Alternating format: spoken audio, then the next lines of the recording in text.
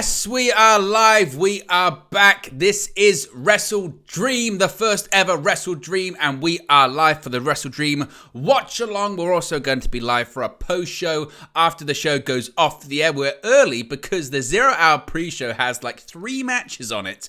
So we're going to be going through all of the matches. In fact, I didn't even have time to run through the card because the first match, which is a mixed person, 8-person tag team match, is just about to get underway. We also just had the opening ceremony for the WrestleDream event as well, as Keith Lee makes his entrance out onto the stage. The opening ceremony, must be said, was interesting, to say the least. A nice tribute to Antonio Inoki, who passed away a year ago today.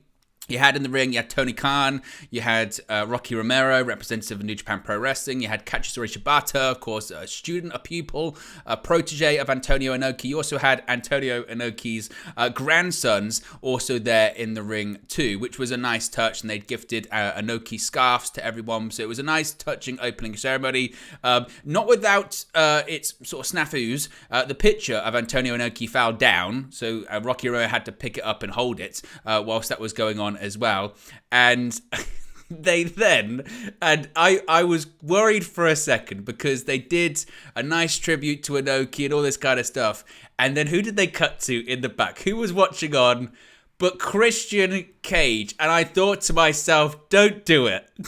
Don't do it, AEW. Don't do it, Christian, because you know Christian's gimmick is basically, if you have someone in your family who is no longer with us, Christian Cage will bring them up and mock you. Whether it's your father, whether it's your uncle in the case of Darby Allin, or again the father of Nick Wayne, or with Jack Perry was his father, and you could just tell he was waiting. He was waiting. So don't be shocked, basically, if by the end of the evening he says something, because I was waiting for him. I thought, don't do it, AEW, don't do it. But that's Christian's gimmick at the moment. Christian is just on another level, isn't he? And of course, he's in the main event of WrestleDream tonight, facing off against Darby Allin for the TNT Championship in a 2 out of 3 falls match, which many have speculated could be the debut of one Adam Copeland into All Elite Wrestling. We'll have to wait and see when it comes to that as well. As I mentioned, we've got this 8-person mixed tag team match happening as well. Starting the match, we have Billie Starkz and Mercedes Martinez. Could be another Mercedes in Monet making her debut tonight. It's possible. Of course, still, I guess, affiliated with Bushiroad and New Japan Pro Wrestling. So, of course, there's a possibility she could show up this evening. If you haven't already, on the way in, be able to click the like button. If you haven't already, be sure to subscribe to bottom right-hand corner too. You can see your comments. We can get your comments up on the screen, as always. Also, super chats and memberships are open. If indeed you wish to send a super chat, obviously we'll read it out, and a membership you get all your added perks, but they appear on the screen as well. For example, if you did a super chat that was, say, let's say £5, something like this would happen. He didn't just say that. Etc, etc, etc. So there you go. That's sort of the housekeeping rules as everyone is filing in here, particularly into the arena and also into the chat. Athena just getting Diamante up on her shoulders. Electric chair, it looks like. No. Oh, catches her. Oh, into a German suplex. High and tight up on the shoulders as well. And a kip up by the Ring of Honor Women's World Champion in Athena. There's been a bit of a tag team storyline going on with the two. A pair of topes under the bottom rope to the outside wasn't completely clean. I think it's a crime, to be honest, that Athena isn't featured more on AEW television, only on Ring of Honor TV. We can see everyone in the chat as well. Triple OG Blast, one of our members, says was laughing at Christian. I was thinking, Christian, don't do it. I was thinking, don't do it all. CMSG 1979 says, you're all talking about Edge, but why not Mercedes Moni? We just did. It's a possibility. She was there at AEW All In. It could be several people showing up tonight. Could be nobody. We'll have to wait and see, certainly. Venny says, hello, Owen. Hello to you, Venny. Are you expecting Edge to show up tonight? Well, I think a lot of people are tuning in tonight, assuming that is going to be the case. We dropped the video earlier. Whoa, what a left hand. Left hand. That was by Shane Taylor to Keith Lee. Keith Lee hits the ropes and goes Oh, that was it. I think he was going for some form of a Hurricane Rana. Didn't really work out there. Oh, and a big boot there to Keith Lee. It might be me. And look at Keith Lee. He just got Lee Moriarty. Oh, and another big right hand to Keith Lee. Of course, Shane Taylor's got that boxing background, and he's just teeing off on Keith Lee. It might be me. Does Keith Lee look a bit thinner, perhaps? I know he's still a big guy, but he looks maybe a bit less muscular, does Keith Lee.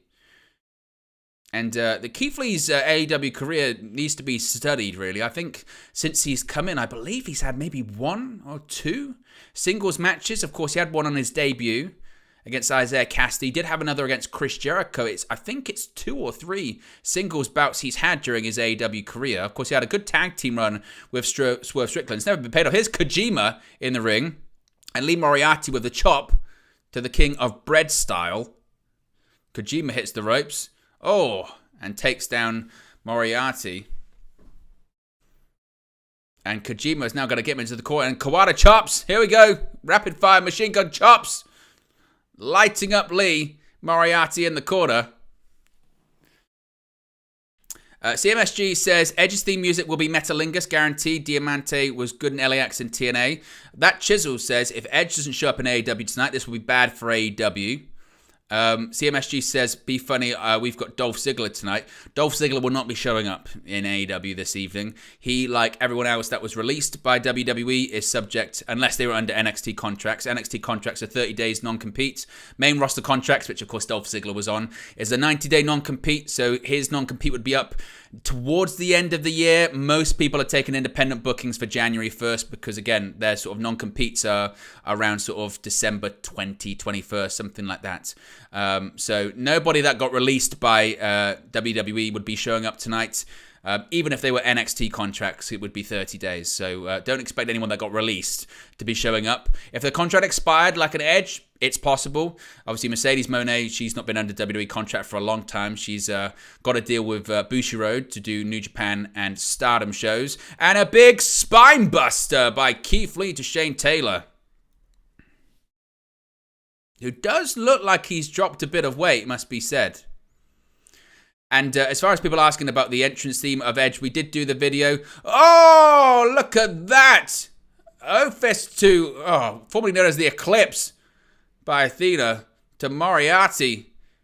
And Keith Lee, bang!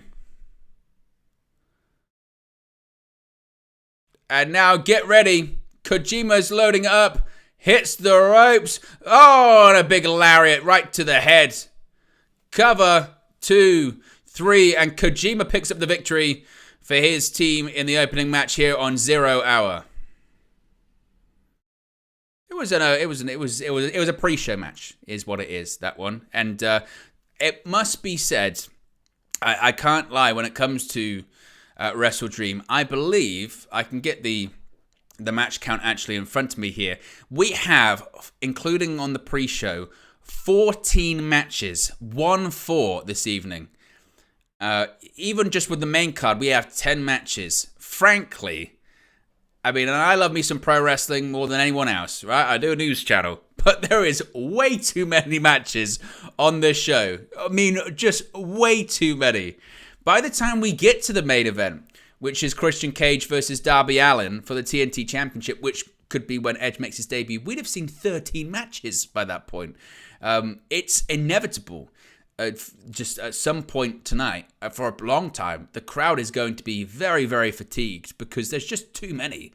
There's just way too many matches. One of the positives that WWE has done under the Triple H creative, whether or not you still believe he's fully in control of creative, is the keeping the PLE match cards short, or at least trying to keep them short, which is, 5 matches, 6 matches, at a push, maybe a 7. Even then, oof.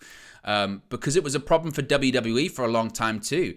Around sort of 2018, 2019, WWE had a massive problem with every show they had like 12, 13 matches. It was just too much, way too much.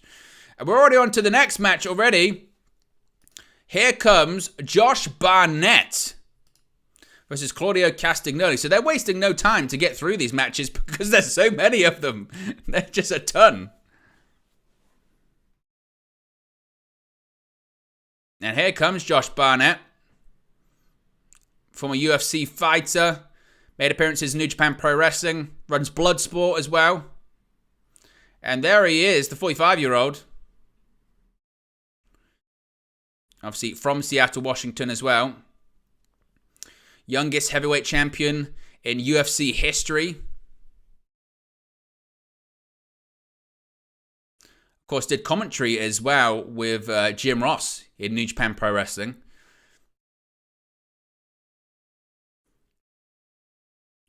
Protege of Inoki as well. This is one where it makes sense for him to be on the show. I just wish we'd have had more build to it being announced like yesterday that Josh Barnett's going to be fighting. Oh, wait a minute, what's this? He's facing Claudio Castagnoli. Oh my! He's being accompanied by Jon Moxley. We didn't expect Moxley to be here. We know he's not cleared. He suffered a concussion at Grand Slam, but he's accompanying Claudio to the ring. And Wild Thing plays out in the Climate Pledge Arena. Look at Mox. You can just tell it's eating him alive that he's not competing. Oh, someone fell over. Someone fell over in front of Moxley. What happened there? Moxley, I don't know if you guys saw this. Moxley and Claudio making their entrance through the crowd. Some woman has reached out to touch Moxley and Claudio, and she's gone flying. What was that? I think even Moxley said to the camera guy, was someone having a bit too many to drink there? Oh my goodness. I hope she's okay. She went flying.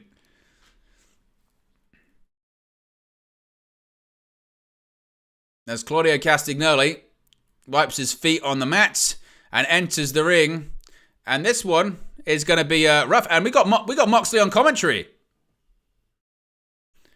What a quartet that is. Nigel McGuinness, Excalibur, Jim Ross, and Jon Moxley at ringside.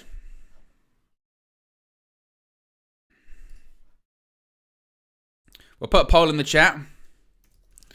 Who leaves Who leaves victorious? Is it Barnett or is it Claudio?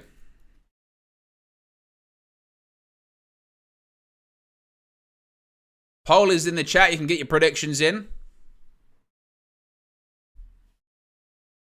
A little leg trip there by Claudio. Oh, look at this. Brilliant transition to the Jujikatami by Josh Barnett. He is a dangerous individual.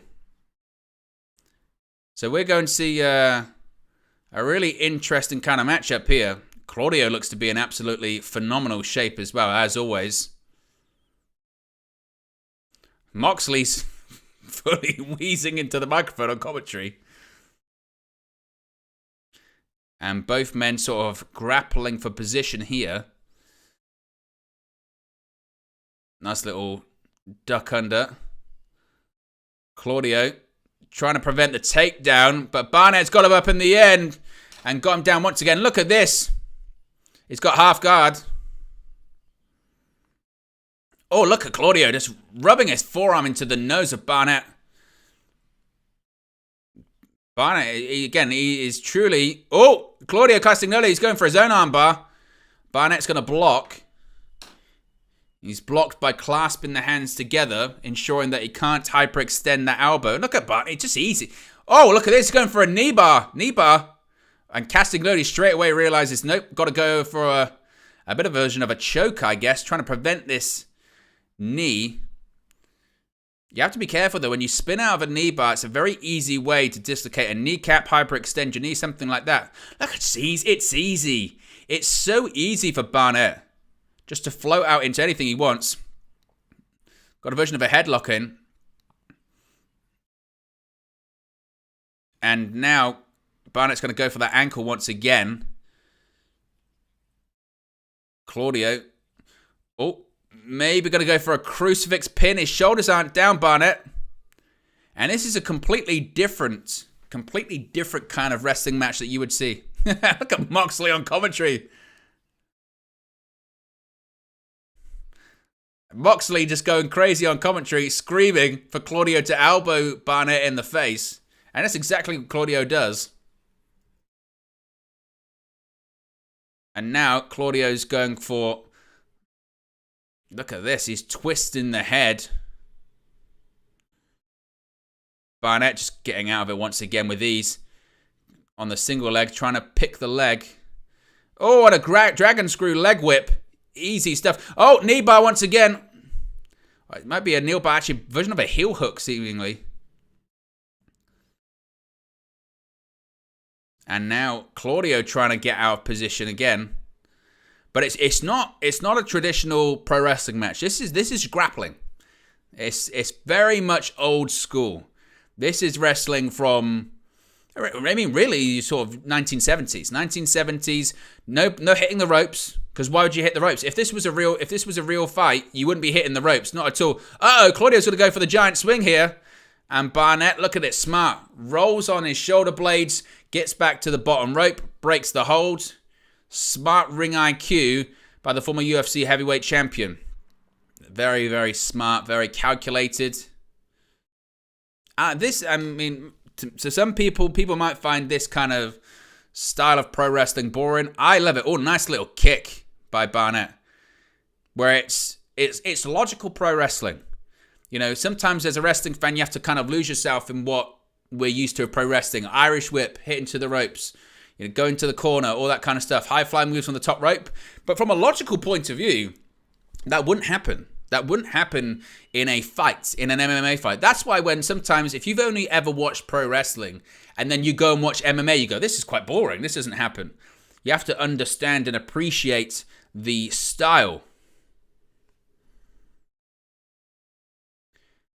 And once again, oh, look at that European uppercut and a couple. Oh, well, goodness me.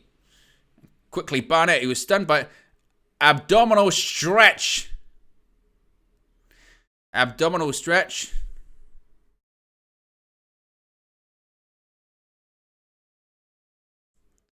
Look at this. He hasn't really got it fully locked in. And that's when you know you've got the crowd in the palm of your hands. When you've got an abdominal stretch locked in and the crowd are popping. And look at that. Castagnoli manages to get out of it.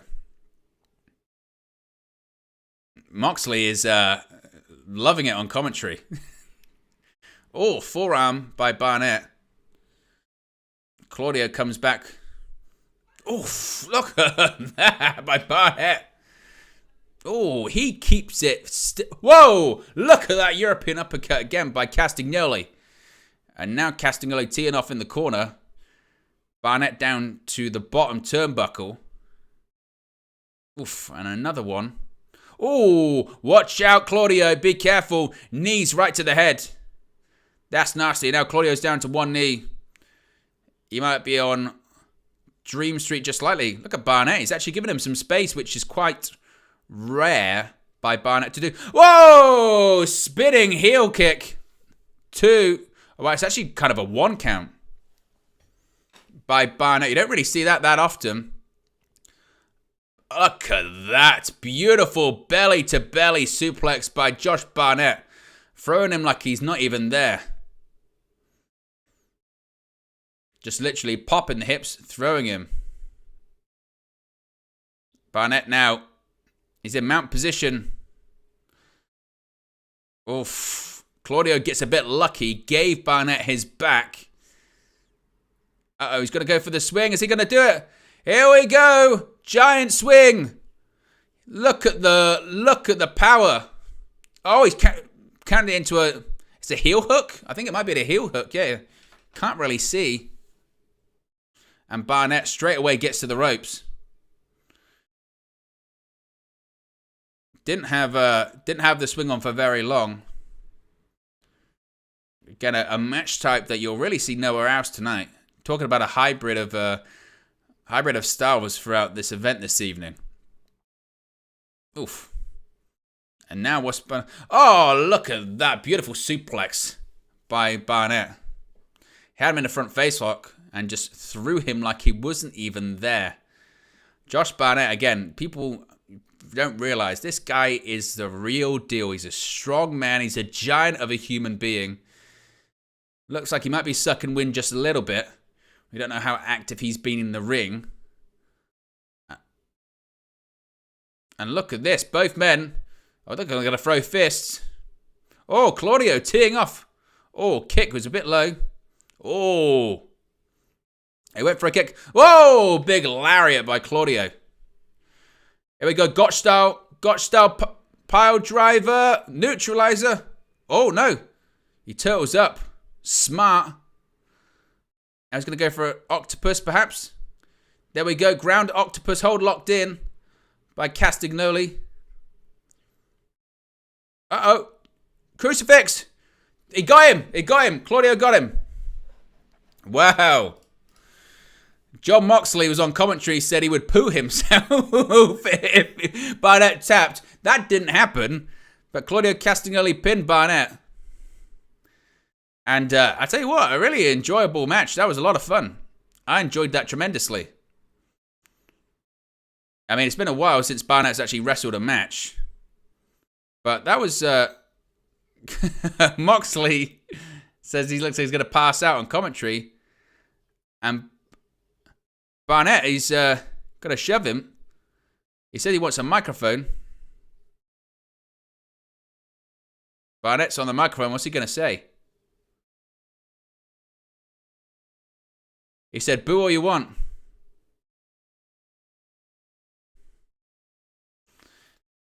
He says he's got something to say. What is he going to say? He said, I heard a lot about you. Training partners.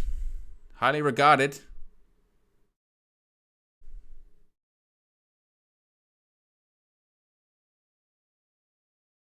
He said every single one of them, what he's heard, they're all right. Correct to the bone. In fact, they don't even understand how great you are.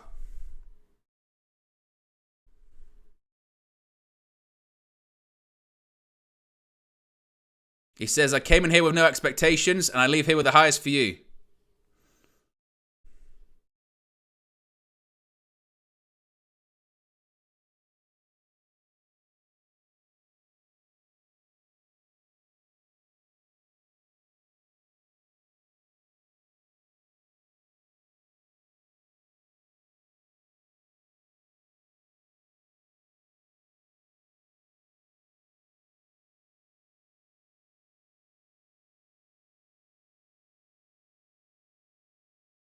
Josh Barnett, heavily full of praise for Claudio Castagnoli, saying Inoki would approve.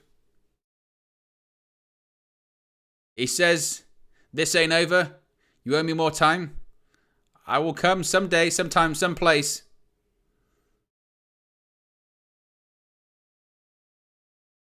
Keep training, keep pushing. Do not sit down after this. Got a long way to go. But he's proud to see where it takes him and shakes his hand. Hell of an endorsement.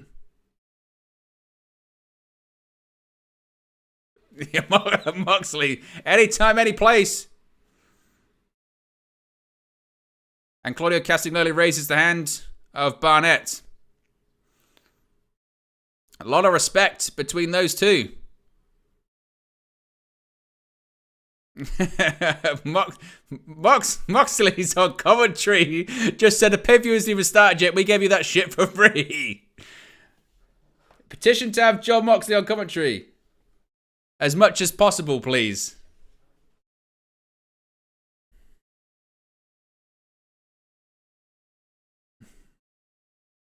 And we're just seeing a promo package for Christian Cage versus Darby Allin. Of course, the main event for WrestleDream this evening as well. If you haven't already, click the like button. Be sure to subscribe to bottom right-hand corner. I believe I should have my sounds as well. Let me take that off. So for instance, if I click this, oh wow, maybe my sound isn't working. That's a disgrace. Does this one work? That son of a bitch! That one works. You know what the reason is? My yeah doesn't work. Like, the sound that everyone likes doesn't work. You know, I've got this one. You bastard! I've got all of those, but the yeah, I've got. Shut up! Shut up! That works. Does this LA Knight one work? With everybody saying, yeah. I got that one, but the actual yeah, unless it's on another one, maybe this one. Yeah. There you go. I've just got to put that into another collection. That was fine. We can just move things around. Well, it's good that I'm doing this when I'm live. You know what I mean? If I prepared, that would be a better thing to do. But we've got the yeah back. Yeah. There we go. Excellent. We're fully prepared for this evening. Just forgot I was live when I was doing all that there.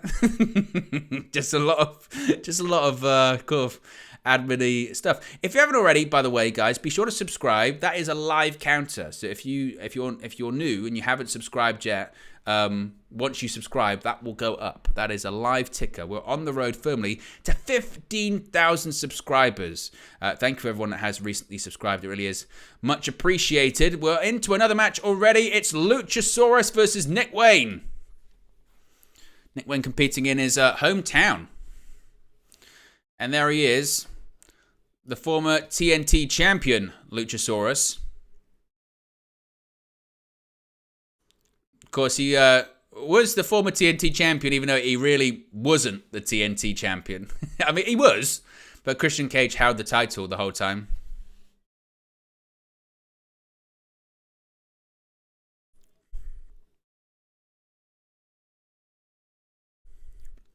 I'm still kind of thinking about, how does... The thing is, Luchasaurus, for a guy his size, he's a decent worker, but the gimmick will only ever get you so far, won't it? And here is Nick Wayne, of course, from Seattle, Washington, in his hometown. 18 years of age, youngest wrestler ever on a pay-per-view show at the age of 18. Still has a way to go, I think, Nick Wayne, it must be said. I think he's been hyped up quite a lot, as a wrestling prodigy. And obviously, look, he's been wrestling since he was, 13, 12, something like that. But I still think there's a long way to go with Nick Wayne. Thankfully, he's got a lot of time. His mother's in the crowd. Talk about a size difference involved here between Luchasaurus and Nick Wayne. This one might be a bit ugly for old Nick.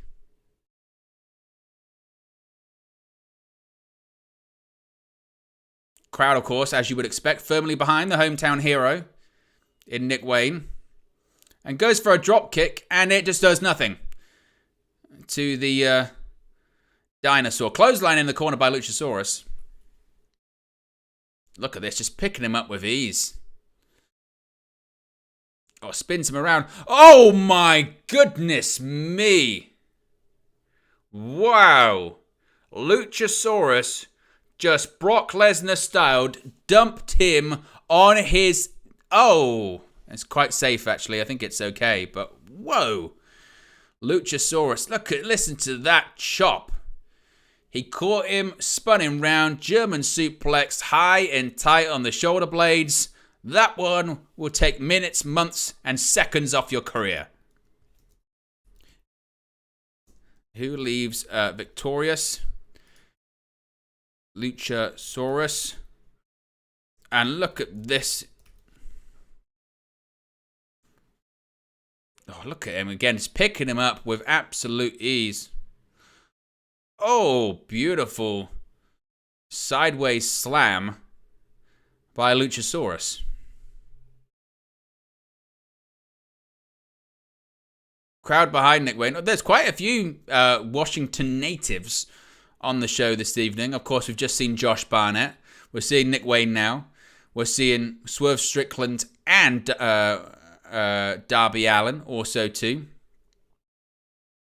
Bryan Danielson, of course, probably the most famous Washington native. It wouldn't be a pre-show without Excalibur reading at 10 million miles a minute. Oh, Luchasaurus goes for a choke slam. Super kick. Didn't get all of it. AK missed him. Another kick by Nick Wayne. Ducks the clothesline attempt. Step up enziguri by Nick Wayne. Still can't get Luchasaurus down to his... Oh! Headbutt by Luchasaurus to the chest. I don't think Luchasaurus has been taken off his feet yet. To be honest, in all of Nick Wayne's matches, his mother gets more TV time than he does. It's not the first time. She's been in the crowd a lot. What's this? Oh my good God. Luchasaurus just chokeslammed Nick Wayne over the top rope onto the barricade. Game over.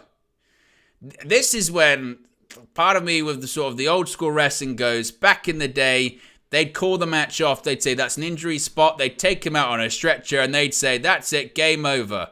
That is a heck of a bump by Nick Wayne. I mean, some of the best matches are the differences in size, of course, and it looks like this is kind of... Look at him, he's calling for his mother. And Nigel McGuinness is just ripping him on commentary going, you're calling to your mum? Crowd chant for Nick. And Luchasaurus, once again... Oh, wow, just threw him face first into the barricade. The referee checking on Nick Wayne. Not the first time he's done it in this match because he's taken some unbelievable bumps. Unbelievable amount of punishment thus far. As the referee starts counting. And once again calling for his mother. Luchasaurus getting back out to the outside. What's he doing here? Oh, look at it. He's just choking. Oh, he's got his teeth. Oh! Oh, is that his teeth? Look at his mother screaming at Luchasaurus. Hey! Nice, folks. Doing the match. And the crowd booing Luchasaurus. He's just doing his job. Just trying to win the match. Nothing wrong with that. Luchasaurus getting up into the corner here. Nick Wayne's in the opposite one and closes him. Oh, Nick Wayne moves out of the way. Nick Wayne's got to do something now. Climbs to the top rope. What's he thinking? Moonsault. Oh, well, just about got him. 2. Oh, that was close. 2 and 3/4. That was. Oh, and another kick. I tell you what, Nick Wayne, he's got to tighten up on some of those kicks. Goes for Wayne's Will. Just gets caught by Luchasaurus. Oh, shot to the back of the head by Luchasaurus. That might do it. 2. And that's it. Game over. Luchasaurus wins with just a shot to the back of the head. I didn't see that one coming. Well, Luchasaurus wins, as he should, most likely, to be honest. As he should. Luchasaurus wins the match. Finish wasn't really... I mean, look, the psychology for the match is sound. It's sound psychology in the sense of what the match should be is Luchasaurus beating the hell out of Nick Wayne. There's a little bit of a comeback. He maybe has a hope spot. Luchasaurus cuts him out, gets the victory. That's what it should be. That's what the match should be, and that's what it was. I don't know. There's some of Nick Wayne's offense just needs to look way more snug for me. His kicks are kind of pulled quite a bit. But Luchasaurus gets the win. A couple of nice bumps and spots, but that was about it.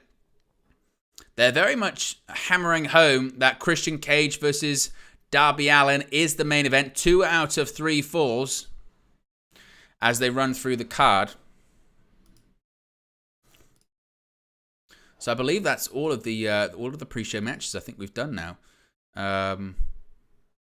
We've got one more. We've got the trios match. We've got the trios title match. That's the final remaining match on the pre-show, and then we'll be getting to the main card, which again is 10 matches.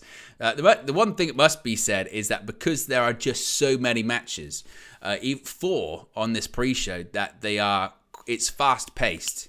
Now I don't know again if this kind of pace is going to continue throughout the show. I don't know if that's again what they're heading towards. We'll have to wait and see as Excalibur is on commentary. Excalibur, Jim Ross, Nigel McGuinness, still on commentary. Of course, that won't be the team for the entirety of the evening. We'll see Tony Schiavone, Taz come in at some point as well.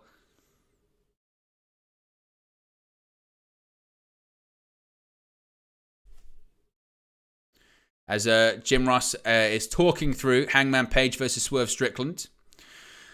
What are people saying in the chat at the moment? Paul M says Luchasaurus deserves a better push. Ed says, I'm hearing rumors the main event might steal the show. If that's a Dolph Ziggler reference, Dolph Ziggler's not going to, like I said earlier on, anyone that was released by WWE, they're not going to be at WrestleDream tonight. Even if they were on an NXT contract, their non-competes are 30 days. Main roster contracts were 90 days. So there's not going to be any release stars on there. You might get stars that their contracts expired, but in the case of Dolph Ziggler, it would be next year. I mean, or by the end of the year at the earliest, but it's around late December. A lot of people's non-competes come up, so Dolph Ziggler will not be there this evening. That's not going to happen. In fact, I mean, his contract was actually due to run into the summer of next year, which would make sense. 2019 signed a 5-year contract. There were rumors he was going to leave around 2019. Signed a long-term deal with the company. Then got released, and now, like everyone else, has the 90-day non-compete clause. So, which is quite strange. I've seen people say, oh, Dolph Ziggler's going to be here tonight, or Shelton Benjamin's going to be here tonight, or whoever, you know. Matt Riddle's going to show up in AEW tonight. That's not going to happen. Now, Adam Copeland, it's been rumoured. Mercedes Moné, she was at AEW All In. And now we've got the Trios Championships on the line. The Acclaimed defending their titles against TMDK.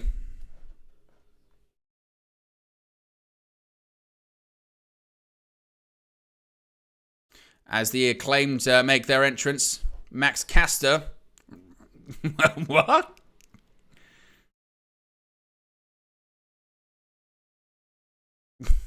He's really doing a lot.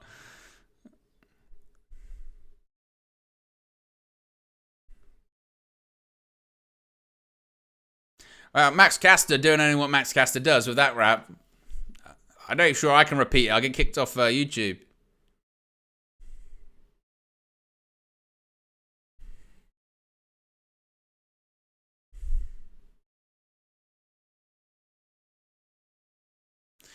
So yeah, the Acclaimed have their own custom championships.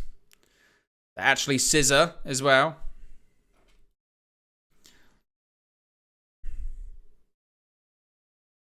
Paul M says, Matt Riddler's in the crowd. I saw him. You know, anything's possible, but I doubt that's probably the case. Either way, he won't, be on the show, certainly. Because again, he's like the other people. He has the non-compete clause. Like I said, you never know. He could be in the crowd, but.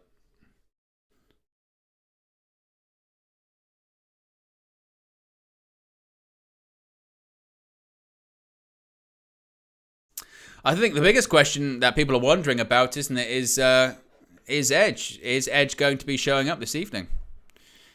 A bit of an update from that, and obviously we can give you this news as we kind of get it. It's kind of the beauty of being live. But Sean Ross Sapp of Fightful Select has just reported in the last couple of minutes that Warner Bros. Discovery contacts that they've spoken to are unaware and in the dark regarding Edge appearing tonight. Now, you could argue, well, what they're going to do, spoil it? They're going to say to Sean Ross Sapp, hey, yeah, we know Edge is coming in. If he is, it's probably most likely the case of if you need to know, you know. If you don't need to know, you're not being told.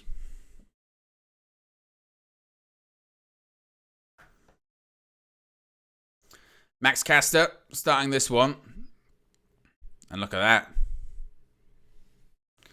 Just thrown into the corner by Bad Dude Tito. Indeed, that is his name. Bad Dude Tito.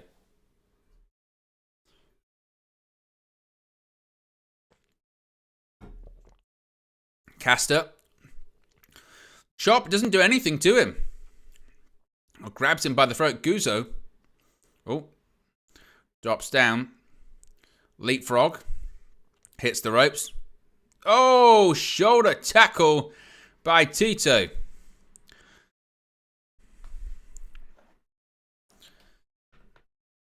And looks like he's kind of struggling a little bit early on.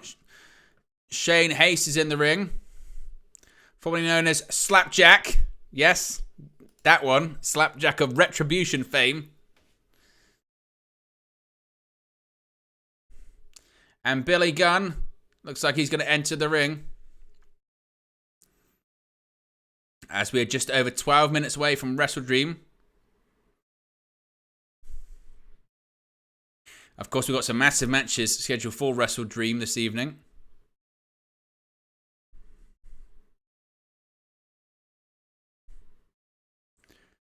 Of course, Billy Gunn would have worked with Shane Haste during his time in NXT. Of course, Billy Gunn was a coach at the time. Going to go for a test of strength. Billy Gunn puts his right hand up.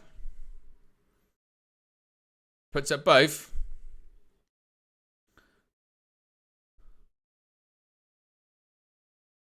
Oh, a kick to the gut. Now he's going to hit the ropes. Billy Gunn. Oh, shoulder tackle, easy. Looks like Billy Gunn might be carrying an injury. He's got his thigh kind of wrapped up here. Hits the rope, jumps over. Goes for a hip toss. He's kind of do it, Shane. It's not really working out for him. Still trying, still not working for him. Scoop slam. Puts his thumbs up in the air. Oh, in comes Anthony Bowens. No tap. Oh, what a right hand. Oh, look at that super kick by Anthony Bowens. Slam by Billy Gunn. Uh-oh. So we're going to get Scissor Me Timbers. Anthony Bowens on the second rope. Second rope. Going to go for that Scissor Me Timbers leg. He's taking his time. Oh, right between the legs. Oh, my. Now it looks like we're going to get a three-way scissor party by all those in the ring. And the crowd going crazy in Seattle.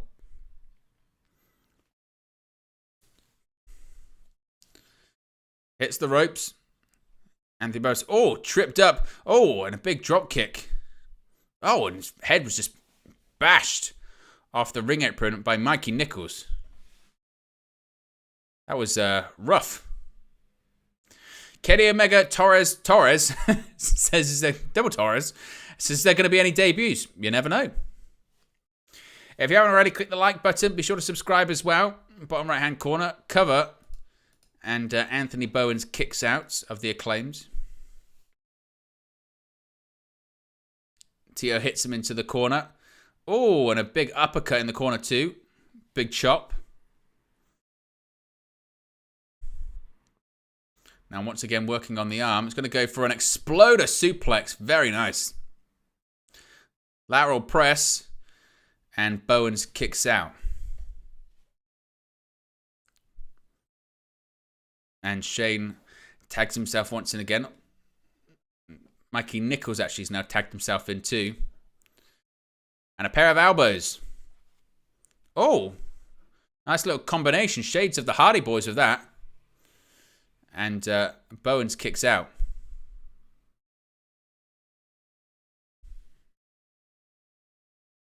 Sharpshooter Wrestling says, I was hoping MJF would defend the Triple B. Yeah, it was surprising, even when, obviously, because he's defending his title in that 2-on-1 handicap match, the Ring of Honor Tag Team titles against the Righteous, who I must be said, I cannot, for the life of me, get the Righteous' theme out of my head. All day I've been doing all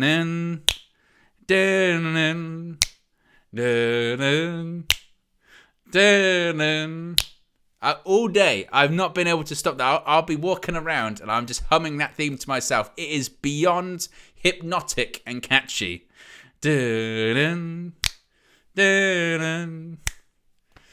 don't care what people say. I like the Righteous. I think their vignettes have been pretty good. And they're a bit different. I know people say they're kind of Wyatt family-esque. They're so close to the Wyatt family that there were rumors, and I think even Dutch has said it himself, about them possibly coming in and being part of the Wyatt Six family late last year. They were pictured in the crowd during an NXT taping as well. Didn't happen, obviously. Ended up going to AEW. But I've really liked their stuff in this. I wasn't, like I said, sold on the match initially. I still kind of feel like if it's a pay-per-view, MJF should be wrestling for the AEW World Championship. But still, I thought it was... I really have liked their vignettes. The last couple of vignettes they've done with the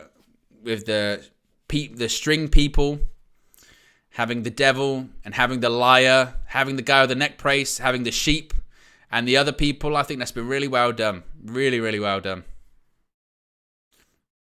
Nicholls and Haste isolating Anthony Bowens in the corner. And Tito, that was nasty. A spine buster. Aubrey Edwards, she's got a bit of a slow count for me. Of course, she's from Washington as well.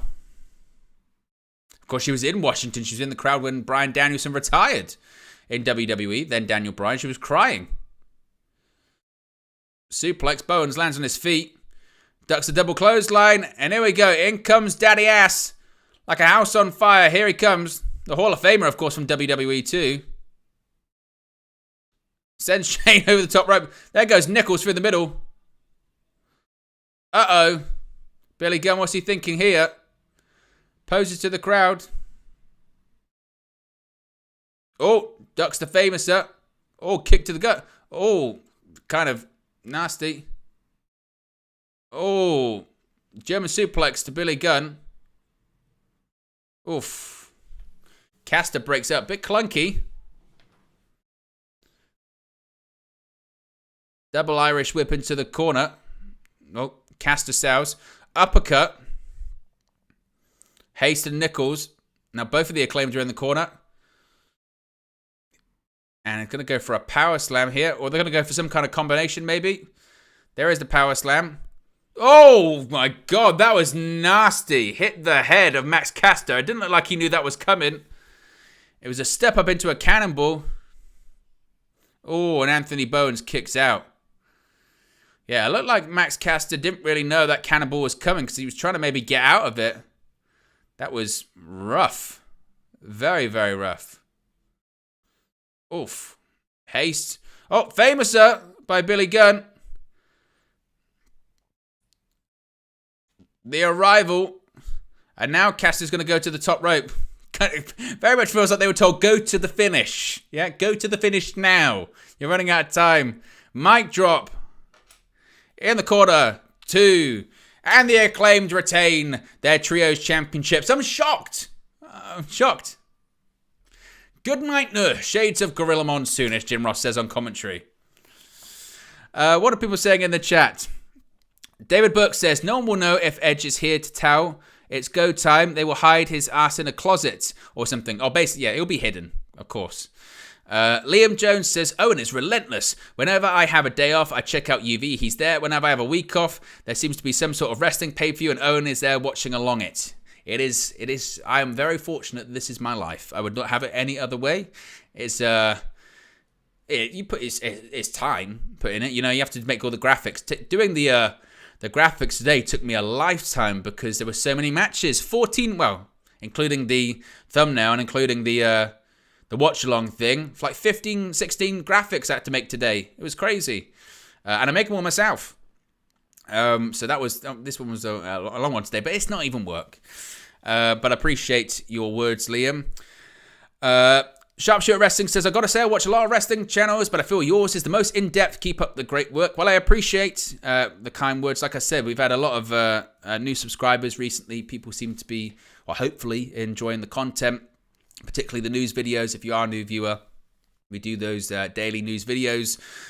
Usually 2 a day, sometimes more if there's breaking news stories. Usually first one's out around 12 p.m. midday UK time, which is around 7 a.m. on the East Coast, around something like that. The other one comes out about 8 p.m. UK time, around 3 p.m. on the East Coast, something like that. And I do my very best when it comes to those news videos, just to try and give you the stories as quickly as possible. Sometimes there's a lot, sometimes there isn't. Try and keep any sort of editorial analysis out of it. I think nowadays people just want to come up with their own opinion, really, don't they? They just want to be given the story. What are your thoughts on it? Move on, you know. And I think that people appreciate that. Certainly, I hope so anyway. So there you go. Local Pundit says, Owen. Hello, Local Pundit. Lil Yo-Yo's in the chat, says, yo, yo, yo. Oh, I thought he was going to do a Max Caster kind of thing. I thought that was that's what he was going to do. The Local Pundit says, what do you use for the graphics? It's all on Photoshop. Oh, yes. You're always learning with Photoshop as well. Absolutely. Always learning with Photoshop. I mean, at this point, I've been using Photoshop for, 7 years? Something like that. And I still am nowhere near an expert with it. Nowhere near. You just get better. You learn stuff.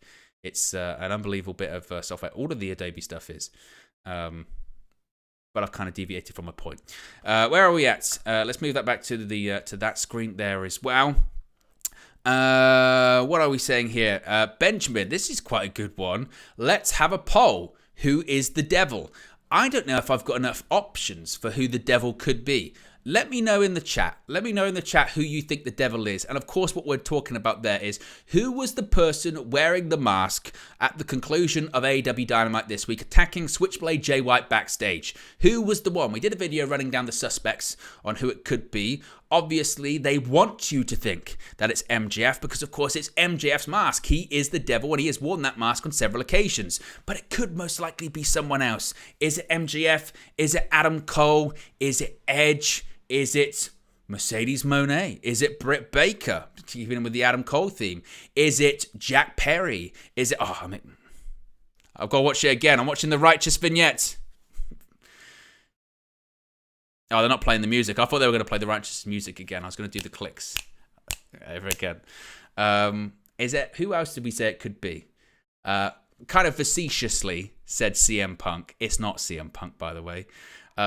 Is it David Finlay? Of course, because Jay White was the person being attacked. Are we overlooking the fact that Jay White, the leader of Bullet Club Gold, could be getting attacked by the true leader of Bullet Club? That being the Bullet Club War Dogs in New Japan Pro Wrestling, David Finlay, the same person that kicked Jay White out of New Japan Pro Wrestling. Yes, Jay White lost to Eddie Kingston in a loser leaves New Japan match, but at the same time, what happened after the match, he was attacked by David Finlay and sent packing. Could it be him as well? Or could it be someone else we don't even know too? Possibly, as people have pointed out, just because that person was there on Dynamite doesn't mean that's the actual person. It could be someone else completely. Maybe that gets revealed later on this evening too. We'll just have to wait and see. Nevertheless, the time is upon us. WrestleDream is just about to start. The pay-per-view proper is just about to kick off. And like you, I am ready. What people are saying in the chat as well. Lil Yo says, Owen, big up Lil Yo-Yo. Supporter from UV over to WN365 as well. Bebe says, I always found out about wrestling news and my notifications from Owen before anyone else. Be good if I could read. Appreciate you. Benjamin West says, Tony Khan is the devil. Could you imagine the heat? I mean, it would be this. It's me, Austin! Oh, son of a bitch! What? It's me, Austin! It was me all along, Austin! It would be that. As WrestleDream is just about to kick off, we've got Pyro going off in the Climate Pledge Arena. Hopefully it's sort of climate friendly. Bryan Danielson will be furious. In Seattle, Washington. 1 year ago today, the late Antonio Inoki passed away. The event, a tribute to him. Lilio says Adam Cole for me. Bebe says I'm lost who the devil is, and I love it. Well, we don't have to wait that long because the match kicking off the show is for the Ring of Honor World Tag Team Championships. Maybe we're going to get our answers pretty early on. Here come the Righteous, my favourite entrance at the moment.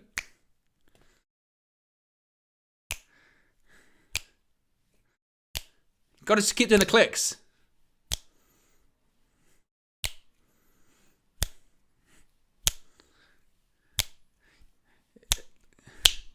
Look at Vincent go. Look at him. He's doing it. And there's Dutch holding the jacket. We're seeing a picture-in-picture graphic. We're seeing the people attack. Jay White backstage. 4 people, and it must be said, the 5th person didn't get physically involved. So it could be Adam Cole. What we do know is there were 4 people attacking Jay White, and then someone dressed as the devil. So who would those 4 people be? It could be the Kingdom, could be Roderick Strong, but who would the other person be as well? We don't know who that other person would be. Who would it be?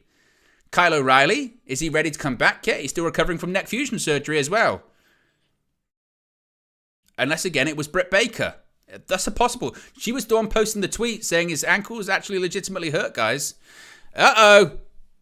Here comes the devil himself. The question is he going to be wearing his mask? But MJF kicking off the show, defending the Ring of Honor World Tag Team Championships in a 2-on-1 handicap match. And there he is, with Triple B around his waist, and both the Ring of Honor Tag Team titles over his shoulders. And he's got the microphone in hand too. Let's get a poll going. Who leaves as ROH Tag Team Champions? I tell you what, the crowd love MJF. My goodness me.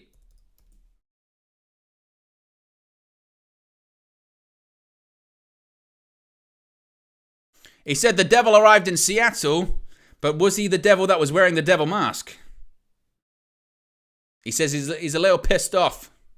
A lot of rumors going around. A lot of BS. He says it's BS that he attacked Jay White. AKA, he's calling Jay White tofu again. Tofu.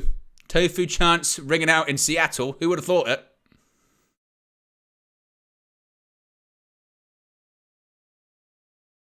So he says that some schmuck went into his locker room and stole his mask.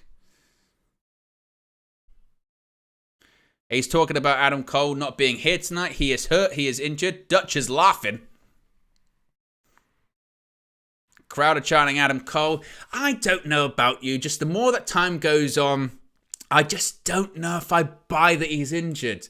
I know I saw Sean Ross Sapp did the report saying, no, he is hurt. There's everyone backstage is saying he is hurt. Backstage, he's being helped around. He went to hospital, that kind of stuff. But we've seen what it's like in AEW. They've got more leaks than the Titanic with, I don't know, lots of leaks. Great analogy, Owen.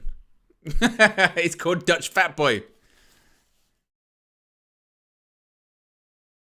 Yeah, MJF says he's picking up Dutch and he's going to hit him with a body slam. Dutch is laughing.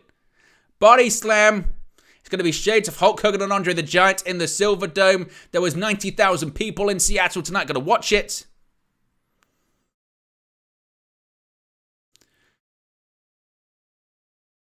They just called Vincent White Boy with dreads.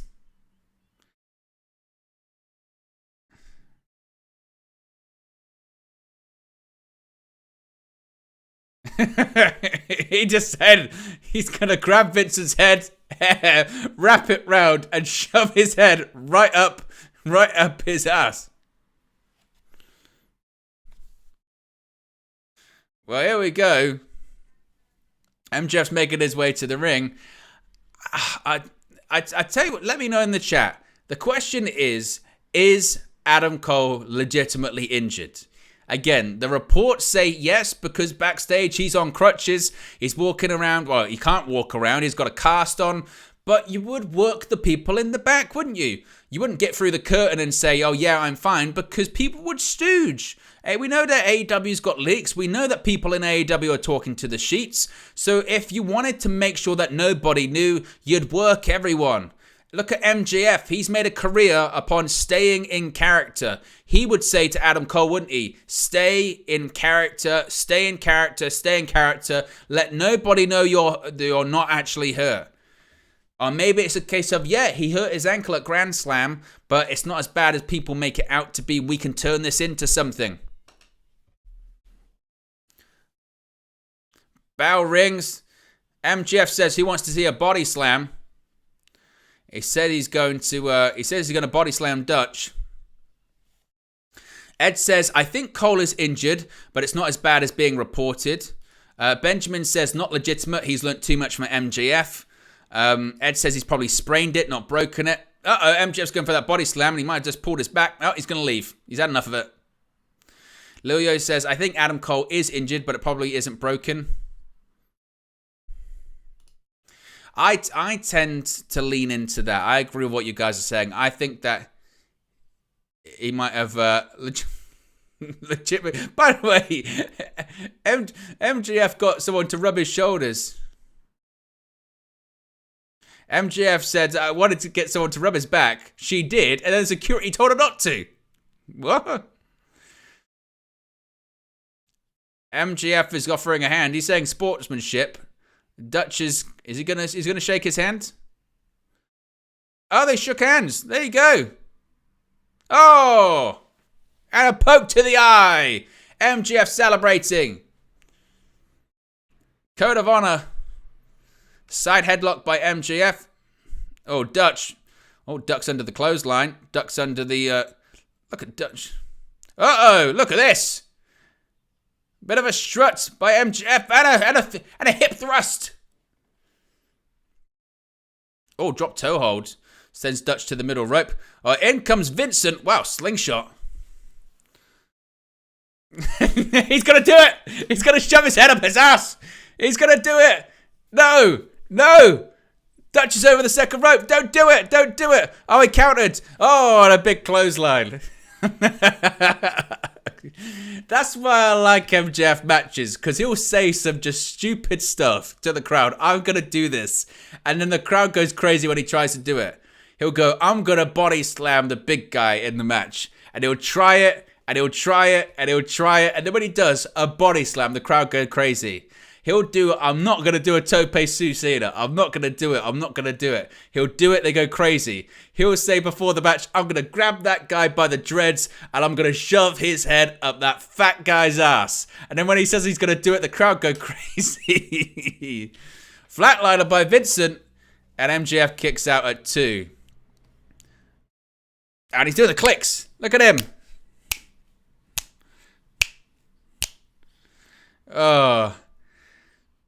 Oh no, Vincent, he's mocking Adam Cole. He says, dig what I'm saying, baby. Bold move, as MJF would say.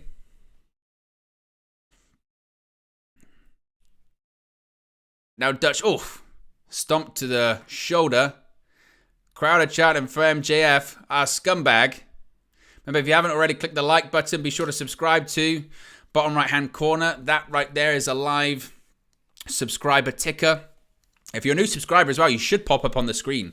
Probably here. I think I placed it around here. Same with Super Chat. Super Chats will come on the screen here as well. It should work. You never know, though. Reverse headlock by Dutch. MJF with the elbows to the gut. There's a lot of... Dutch looks like, with his stomachs, Dutch looks like a guy that, you know, when, like, in a really bad, like, stage play, someone says that they're gonna be a fat person, so they put a pillow under their shirt. That's what Dutch looks like. He's a big man. MJF was looking for a tag, but there's nobody there. He turns around and finds Dutch. Gets him up on his shoulder. Oh, he did it! No! Oh! 2. Oh! 2.5. The Righteous nearly got the victory. MJF went for the body slam. Dutch landed on him. He's still going to try it, though. Oh, wow. What a powerbomb. Oh, look at that. Death bomb above by Vincent. Oh, and MJF kicks out. Rolls that shoulder up. But this is a 2-on-1 handicap, remember. But the Ring of Honor Tag Team titles are on the line. And now in comes Dutch. Oh, look at the boss man slam. Beautiful stuff. Oh, and MJF kicks out once again. Whew. And there we go. It did work. Lil Yo with a super chat. There you go. That's proof the super chats do work. And the sounds will catch me off guard every single time when they do. We'll get Lil Yo super chat up. Oh, and Vincent nearly had the pin. MJF kicked out. Lil Yo-Yo says, I bet MJF could get the finger poke over. He could do anything. He's got the kangaroo kick, double clothesline. He's going to get putting Vincent's head up Dutch's ass over as well. There's nothing he can't do. Uh-oh. Dutch has had enough. Oh, they're going to do what they did on Collision last night. They're going to try and break those ankles. Uh-oh. Vincent, he's got the 2x4. Oh, no, he grabbed him. He grabbed him by the testicles. Look at this. The testicle squeeze. Look at this. Grabbed him right in the groin. And he's, look at him. He's still squeezing. Oh, and he goes down as well. And Bryce Remsburg's looking around going, what? MJF's got wood between his legs. Not in that way. There's a steel chair and there is the testicle squeeze. That is a technical term. The testicle squeeze. Uh-oh, schoolboy roll up. 1, 2. Oh, and Vincent kicks out. Oh, and a bicycle kick by Vincent. Looks like he's recovered well. Got to be careful with swelling down there. Death from above. Oh, and he just sits up MJF and goes back down. Oh. Kind of a spike of adrenaline for the AEW World Champion. Avoided the senton, though. Oh.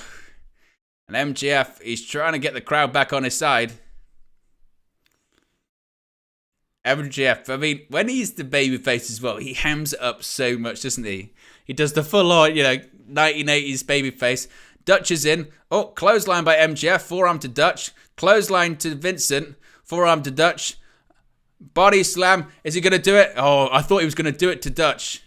Forearms in the corner. Oh, turns him in the corner. Crowd are chanting for the body slam. They want it. 1, 2, 3, 4, 5, 6, 7, 8, 9, 10. Oh, off the top of the turnbuckles. And now, 2, 3, 4, 5, 6, 7, 8, 9. Oh. What's he doing? Oh, he's biting him. He's biting the dreads. MJF doing everything he can. So far. Oof. Dutch just squished his partner. He's going for it. He's saying body slam. It's time. It's time. He's pointing at Dutch. Is this going to be the moment? Is he going to do it? Body slam. Oh, he did it. He did it. He did the body slam. And the Climate Pledge Arena's just come unglued.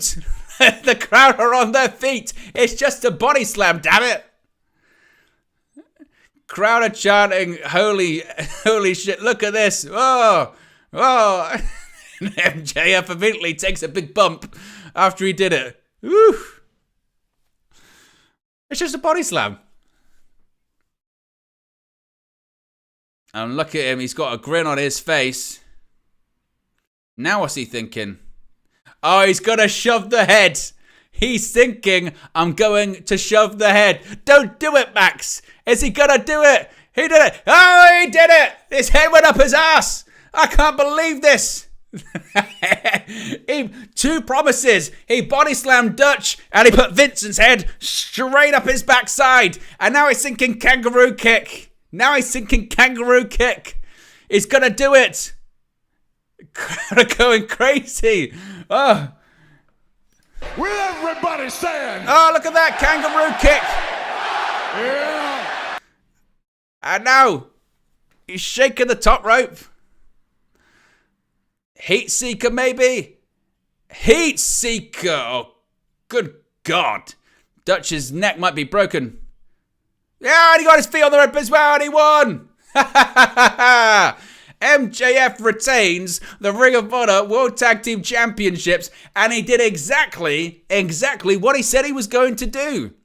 What a babyface. He said, I'm going to body slam Dutch, I'm going to shove Vincent's head up his ass, and I'm going to retain the tag team titles. And he did just that. I mean, get your match ratings in. Rate it out of 5, as always in the chat. 0 to 5, what's your star ratings for that one? Hey, it was a fun opener. You can't argue more than that, can you? It was fun. Is it the perfect technical dream match? No. It's the MJF formula. He's got his own formula as the babyface, and it works. Oh, unbelievable.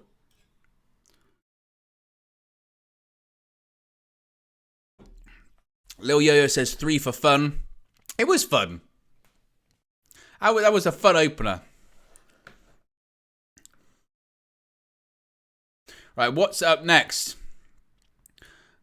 Up next, it's Eddie Kingston defending the Ring of Honor World Championship and the Strong Openweight Championship against Katsuyori Shibata. Oh. So this one's going to be violent. This one's going to be rough.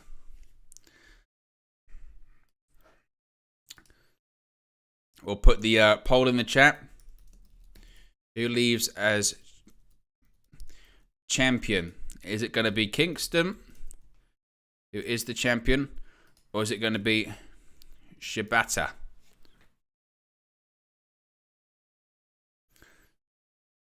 Poll is in the chat. I mean, to be honest, it's still wild that Katsuyori Shibata's even wrestling. I mean, the guy was forced to retire. He was told, you know, you can't take a bump ever again. Had a hematoma on his brain. And here he is wrestling. He is the Ring of Honor Pure Champion. And here he comes. 184 days as the Ring of Honor Pure Champion as well.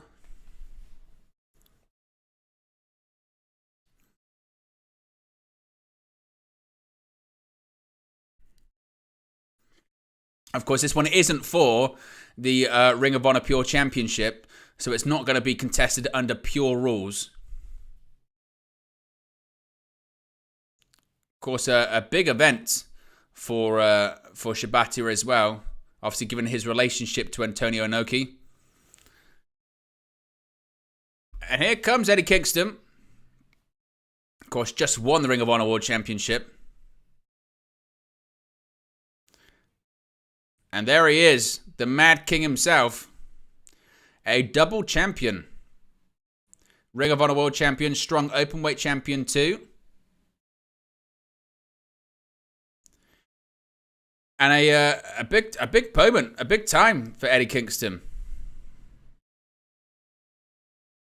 But if you haven't already, click the like button. Be sure to subscribe too, bottom right hand corner.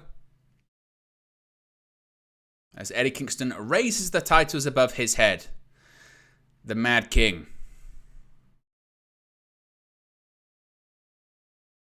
A New Japan official refereeing this one. Of course, there is a New Japan title on the line.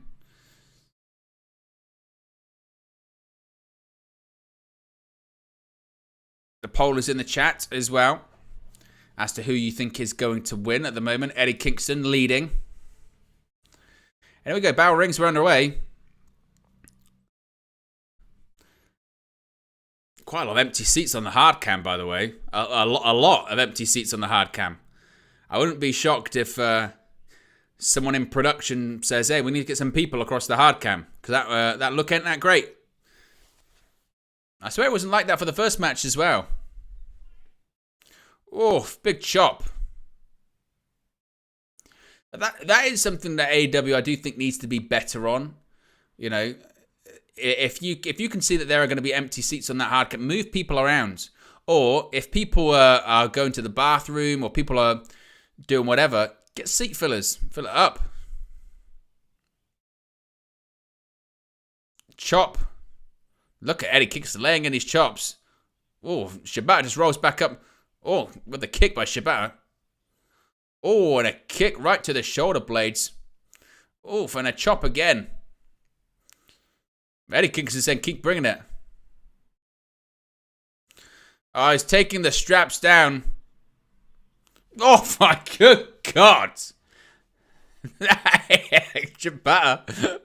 Oh, Eddie Kingston said, give it to me, give it to me there. And he did. He did. And Kingston went, ow. I think that one might have hurt a little bit. Whew.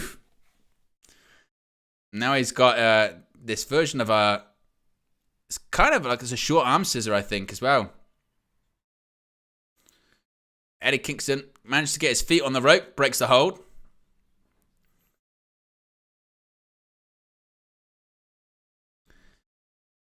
Oh, and a stomp to the shoulder by Shibata as well. Of course, this is match number 2 on the main card. I mean, it's match number 6 overall that we've done so far. Oh, beautiful transition into an ankle lock. Absolutely spectacular by Katsuyori Shibata. That was beautiful. Now, Kingston. Oh, Grapevine's the leg. Well, Eddie might be in a bit of trouble here, actually. Middle of the ring, ankle lock's locked in. Eddie Kingston is nowhere near the ropes. He's got to crawl and get to it, otherwise he's in big, big trouble. Eddie, and manages to get there in the end, just about. He gets there, just about breaks up that hold. And what's he going for here? A figure 4? Why, Eddie's actually blocking it. Because if you don't get your leg across to make the actual 4, and Eddie Kingston's just grabbing the Achilles, preventing him from getting it. Oh, what's this? And I think he's got it. He's got it. Eddie Kingston's now just screaming in the face of Shibata. Oh, and Eddie's in a lot of pain. You know what it is? If you've ever actually had a figure 4 on you, it's one of those moves where actually it hurts. Like, legitimately. If anyone's ever been in a figure 4, I'm telling you, it is rough. It is horrible. It is bone on bone. It hurts. Kingston dragging himself and grabs the bottom rope again. Breaks up the hold.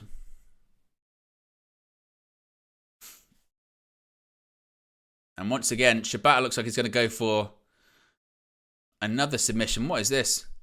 Oh, look at this. Maybe is he going to go for...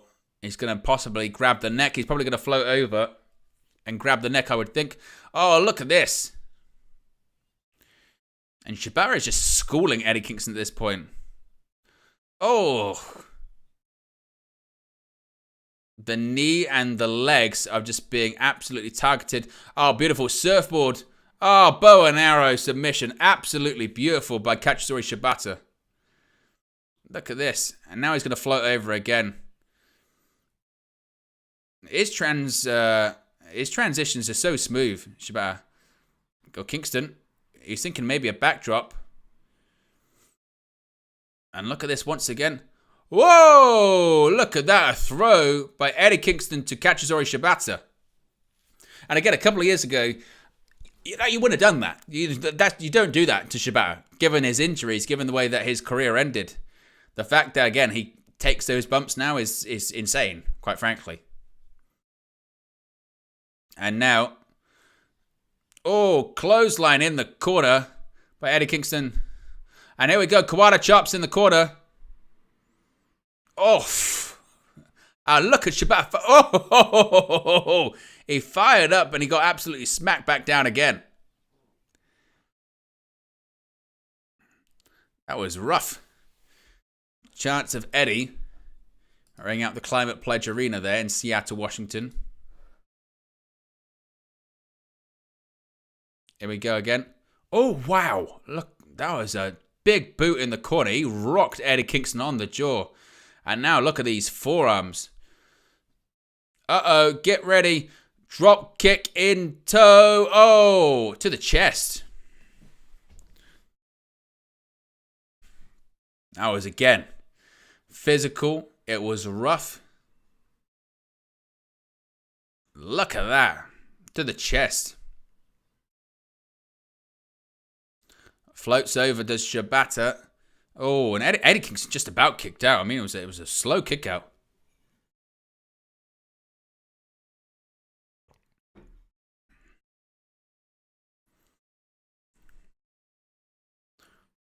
And realistically, Shibata's been the one with all the offense in this match so far.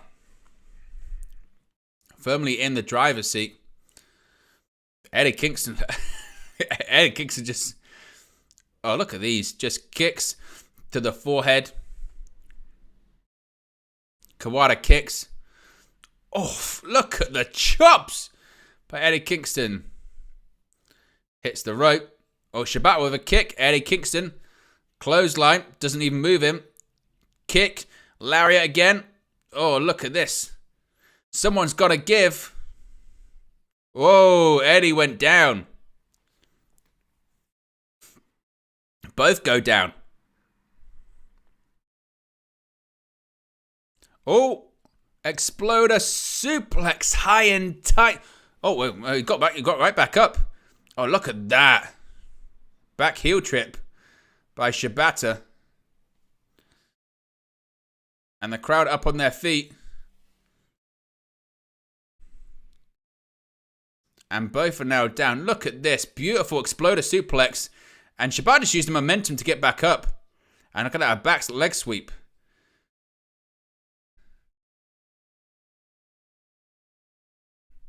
And you can actually see, as well, it's a bit quiet there, Shibata's actually got the wrist of Eddie Kingston. And now he's going to get Eddie back up. And once again, these kicks to the chest. Look at these kicks. Oh. Once again, these kicks by Shibata. Now, Eddie Kingston, he can barely get back to his feet. Of course, he's trying to get an American Triple Crown, as they keep pointing out. Oh, he went for the Hurricane, maybe? Oh, that chop to the chest by Shibata again. Kingston, he's down to both knees.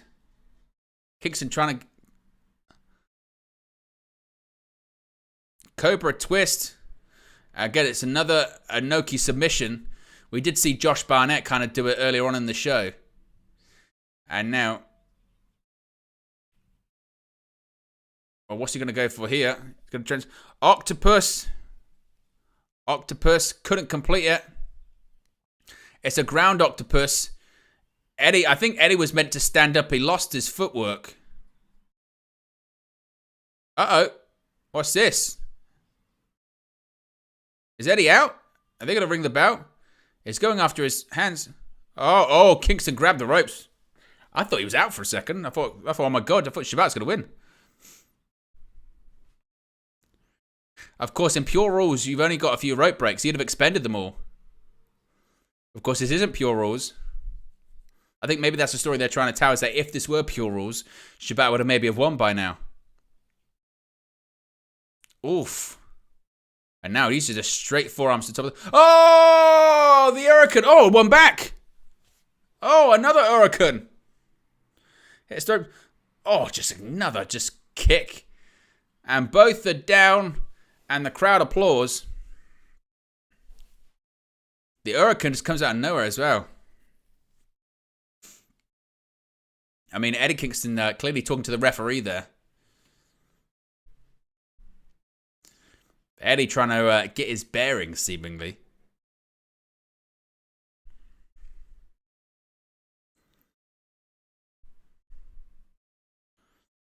And what's this? Oh, right hand. Chop by Eddie Kingston. Oof. Look at these two just... Oh, Eddie's stumbling around like a drunk man. Oh, and another big chop. Listen to the sound. And look at Shibata just...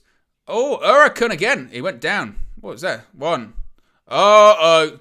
Hurricane and Shibata kicked... I'm glad he kicked out because the Hurricane looked like shit. Uh-oh. Oh, what's that? Northern Lights driver. 1, 2. Oh, and Shibata kicks out. Man, he's going straight for the ropes. He's trying to get back to his feet. Is Shibata. Oh, the Hurricane again. Uh-oh. Power bomb. High and tight. Stacks him. And Eddie Kingston gets the victory. Well, Eddie Kingston retains his titles. He's still the Ring of Honor World Champion. And retains the New Japan Strong Openweight Championship as well.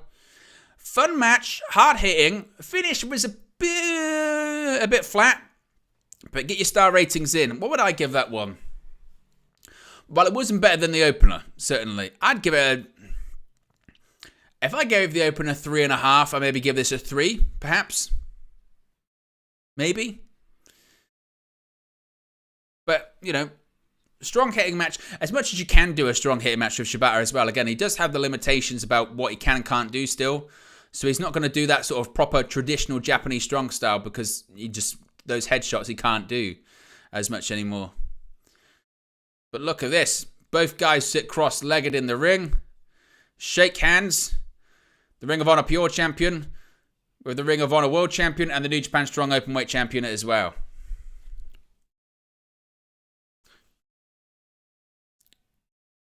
And Shibata raises the hand of Eddie Kingston. And look at Eddie Kingston quickly vacating the ring. And Eddie Kingston. And the music of Katsuyori Shibata plays at the insistence of Eddie Kingston. And again, it makes you just amazed because a couple of years ago it was not possible.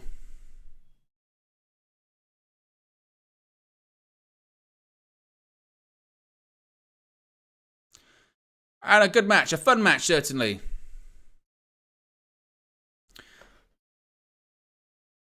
Up next, the TBS title is on the line as Chris Statlander is facing off against Julia Hart. Now, it must be said, actually, I'm quite excited for this one because I watched Collision earlier on today, and the Julia Hart match really impressed me. The matches that I've seen from Julia Hart recently have actually been really good. She's turning into quite the pro wrestler, it must be said too. She's only 21, Julia Hart. She could really be anything she wants to be. I mean, obviously fantastically athletic too. Much more suited to the House of Black than she was to the varsity. What were they called? The varsity athletes, varsity blondes, whatever the team was of Brian Pillman Jr. and Griff Garrison. But her work's got a lot better. So I think this one's going to be pretty good. I still expect Chris Statlander to retain. But Julia Hart, I think, has been absolutely fantastic. Let's put the poll. And this was the other thing that really I took away from when I was watching Collision. Her entrance is brilliant. A House of Black entrance is always pretty good, but Julia Hart's entrance is fantastic. The music is great, the presentation great, and she delivers it in the ring. She has got it. Accompanied, of course, by Brody King, sporting a cast on his hand, of course, because he broke his hand at All In.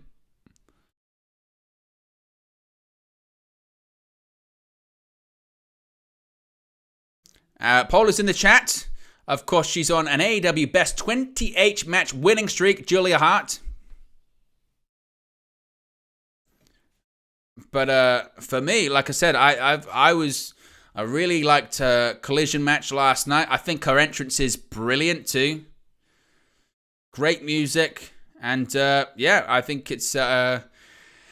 I don't think they'll have Statlander drop the championship because, you know, considering who she beat for it. I mean, they're building her up as the defeater of the undefeated. But part of me says, do it. Put the belt on Julia Hart. Why not? Look at the presentation. Look at the look. And the delivery in the ring too. That's a young name you can build around in AEW for me. An original AEW talent as well, not touched by the WWE system. And here comes Chris Statlander.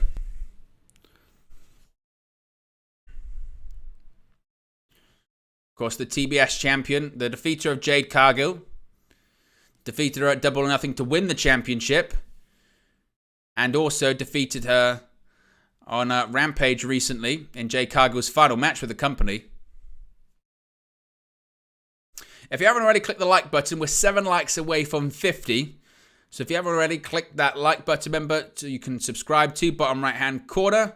Your subscription, if you are new, should come up on the screen. In addition to that, it will add to the counter right here as we're on the road to 15,000 subscribers. Like, for instance there, this is what I mean. You see Chris Statlander's entrance, which is fine, but that Julia Hart entrance just has something about it, doesn't it? It really does. TBS title on the line, though. Referee calls for the bow. And this one is underway. TBS Championship on the line. Julia Hart's first title opportunity.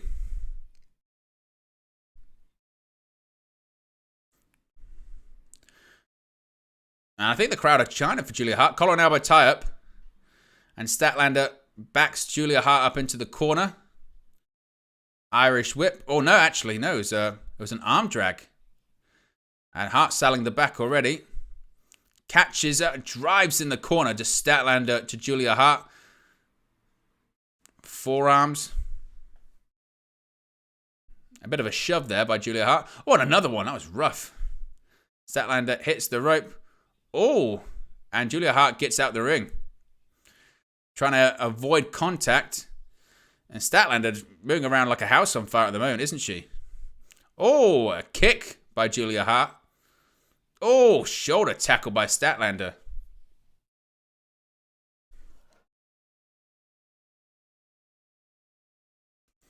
Cover and kicks out to Statlander.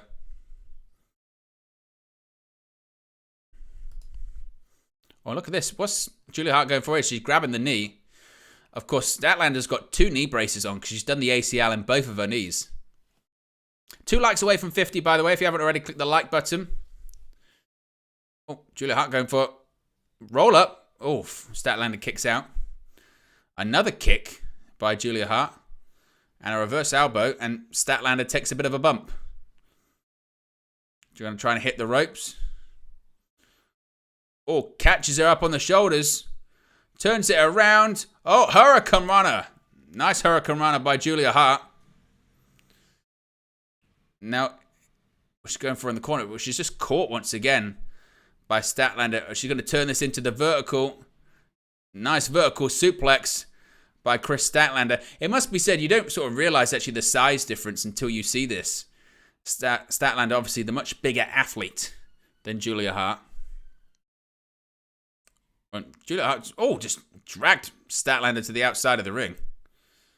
Obviously, Statlander, much more experienced, so she'd be the one calling this match. Oh, gets Julia Hart up on her shoulders. He's thinking about it. Oh, she's going to carry her back in the ring. Look at this. On a pair of surgically repaired knees. Bringing her right back in the ring as Statlander. Oh, Brody King distracts her. Oh. And Julia Hart just pulled Statlander down on the apron. Oof. And Statlander sent into the barricade. Oh, for a second time there as well. Grinning Gremlin says, where is Buddy Murphy? Well, Buddy Murphy, I guess, is somewhere in parts unknown in WWE. Buddy Matthews, I don't know. I think we know that Malachi Black's nursing an injury. He said so. He's got a small calf tear. I think he had a bit of a hyperextended knee, he said too. Buddy Matthews recently was in Australia with Rhea Ripley, but I don't know where he is at the moment, as Julia Hart is just bouncing the back of the head of Chris Statlander into the canvas.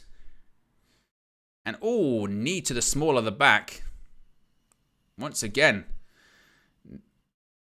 That's a nice camera angle. They've got a great camera angle above the ring. Jerry the King Lawler would call the Wile E. Coyote cam.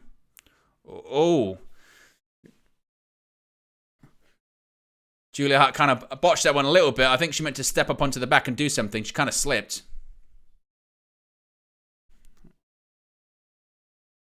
Greta Gremlin says, why only one women's match on the show? Considering there's 14 matches, you would have hoped there would have been more. But for whatever reason, that's not the case.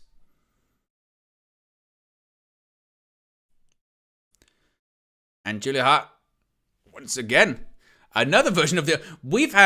How many abdominal stretches have we had? I think we're going to get an Antonio Inoki abdominal stretch in every match. I think we've had one near enough in every match so far. Now Statlander's trying to fight out of it. And does a bit of a judo throw there.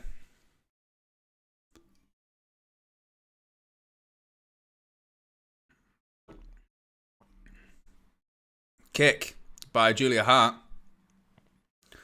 Oh, forearm by Julia Hart. Forearm back by Statlander. Oh, some chops by Julia Hart as well. Oh, nice power slam by Chris Statlander, excuse me.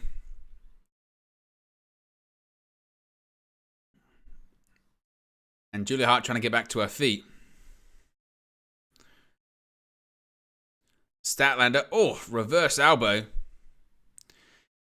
Oh, running knee to the side of the head. Oh, set out. Blue Thunder Bomb, kind of. Oh, and Julia Hart kicks out. I say Blue Thunder Bomb, I went kind of, ish.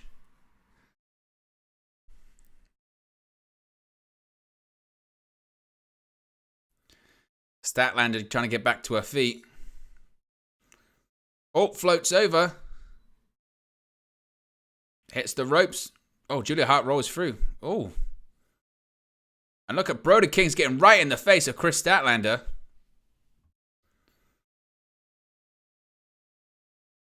Maybe some mind games by Big Bad Brody King. And Julia Hart rolls back in the ring. I reckon we're getting missed, you know. There was a distraction.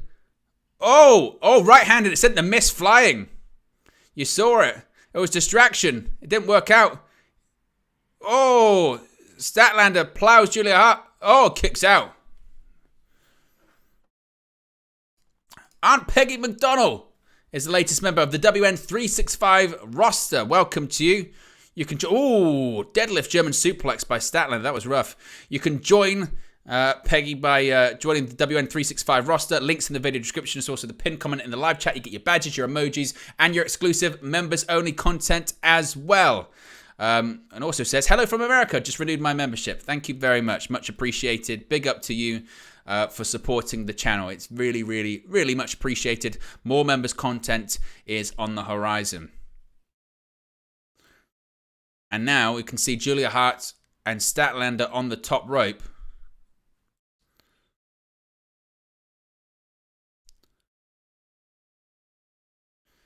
I don't know what they've got planned here. Julia Hart's in... What's she going for here? Whoa! Now, Julia Hart managed to throw her from the top rope. And look at the look on Julia Hart's face. And she shakes her head no. Creepy. Uh-oh! We're getting moonsault time. She's got one of the best moonsaults. Oh, no. Oof. This might be it. Statlander went back. Julia Hart, she's got one of the best moonsaults in the biz. Moonsault! She did it! She did it. This might be it. 1, 2. Oh, just about. Chris Statlander got her foot on the rope. I thought that was it. And Julia Hart, she's screaming. Beautiful moonsault, though. Statlander, but didn't kick out. She got her foot on the rope. It must be pointed out. Crowd are chanting, this is awesome. Crowd are absolutely loving this. What are they going for here? Oh, it's in. Heartless, it's in. Submission, Heartless, it's in. Is Statlander going to tap? Is Statlander going to tap? Oh, rolls her up. Rolls. Reverses. At the shoulders up. Oh, no. She's going to pick her up, perhaps. Look at this. Is she going to try and transition? Oh, look at this. Gets up on the shoulders. Uh-oh. Oh, a tombstone power driver. She's going to do it again.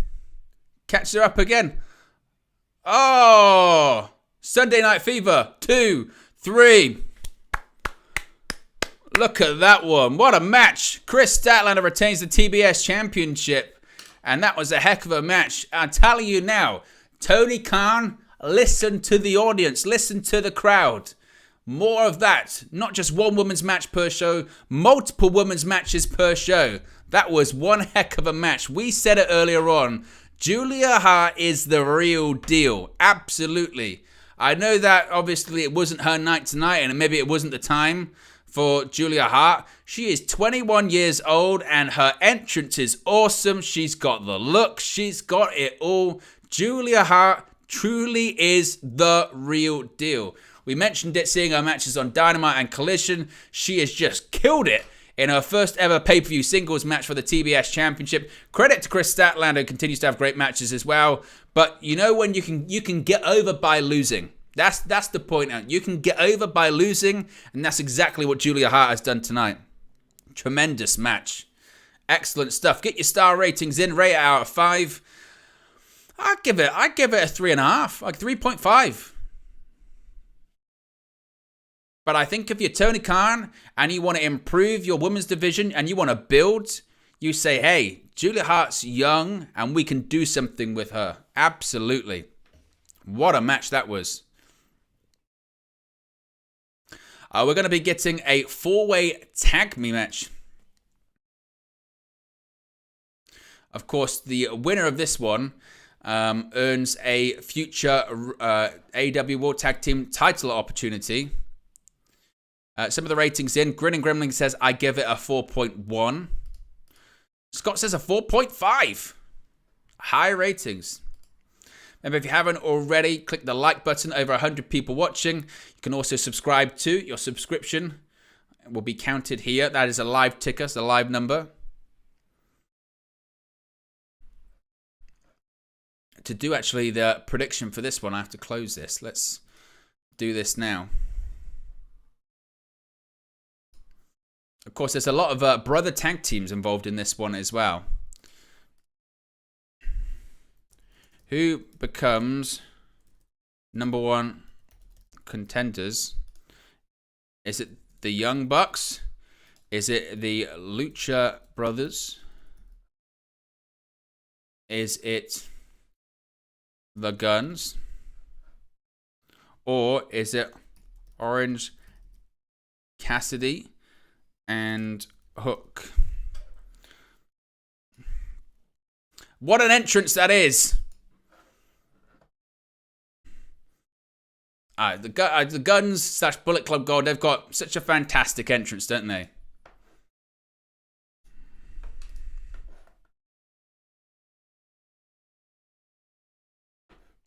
The only frustrating thing is that they don't have the many men all the time.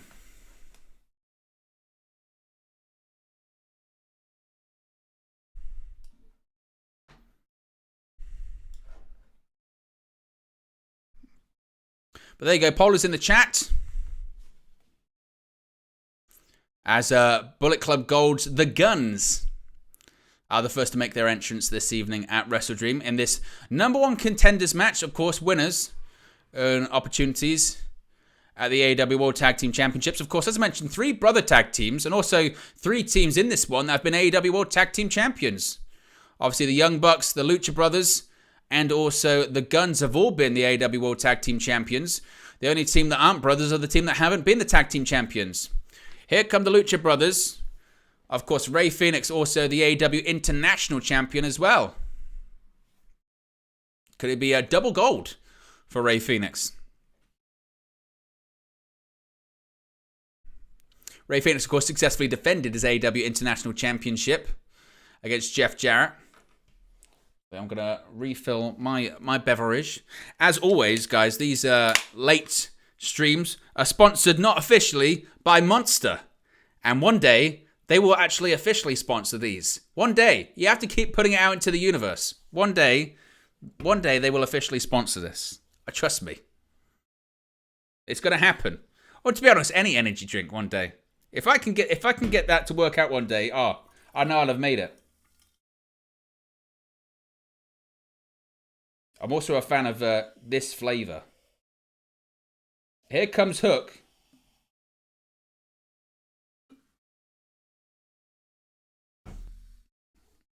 There is Hook. It's this flavor. This is what flavor is this? It says Ultra, but it's this one. I like this flavor.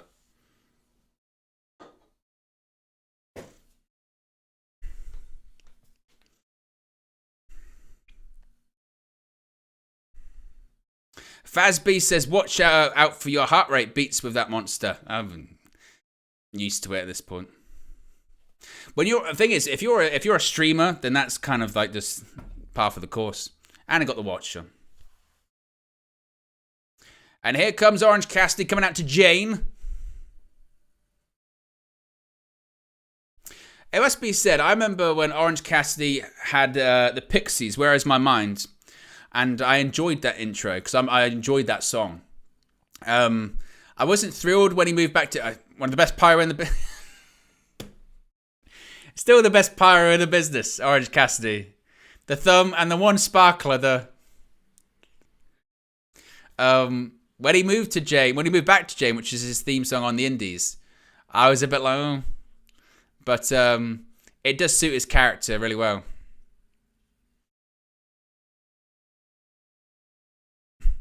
And to be honest, let's be honest here, the most consistent worker in AEW over the past 12 months is Orange Cassidy. Thumbs up to the whole audience there as well. And now we're just waiting on the arrival of the Young Bucks.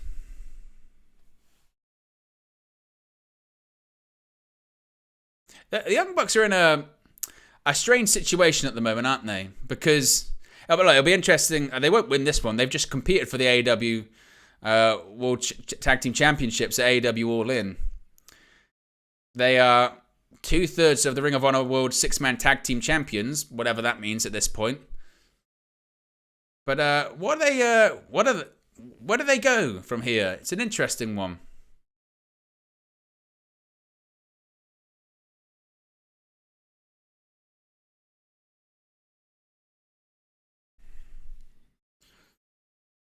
Are they going to be making, regular appearances on Ring of Honor television moving forward? I mean, they should if they hold the championships. Of course, that's on Honor Club every Thursday. As they pose in the ring. Rey Fenix versus Nick Jackson taking place on the anniversary edition of Dynamite on Wednesday. Of course, they faced off in a very early edition of Dynamite, did Rey Fenix and Nick Jackson. Had a very good match as well. Back in, when was that, 2019, I think?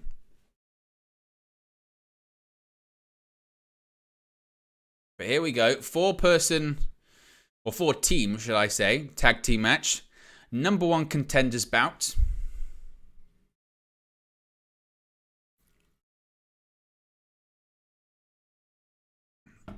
And Paul Turner rings the bell. This one is underway.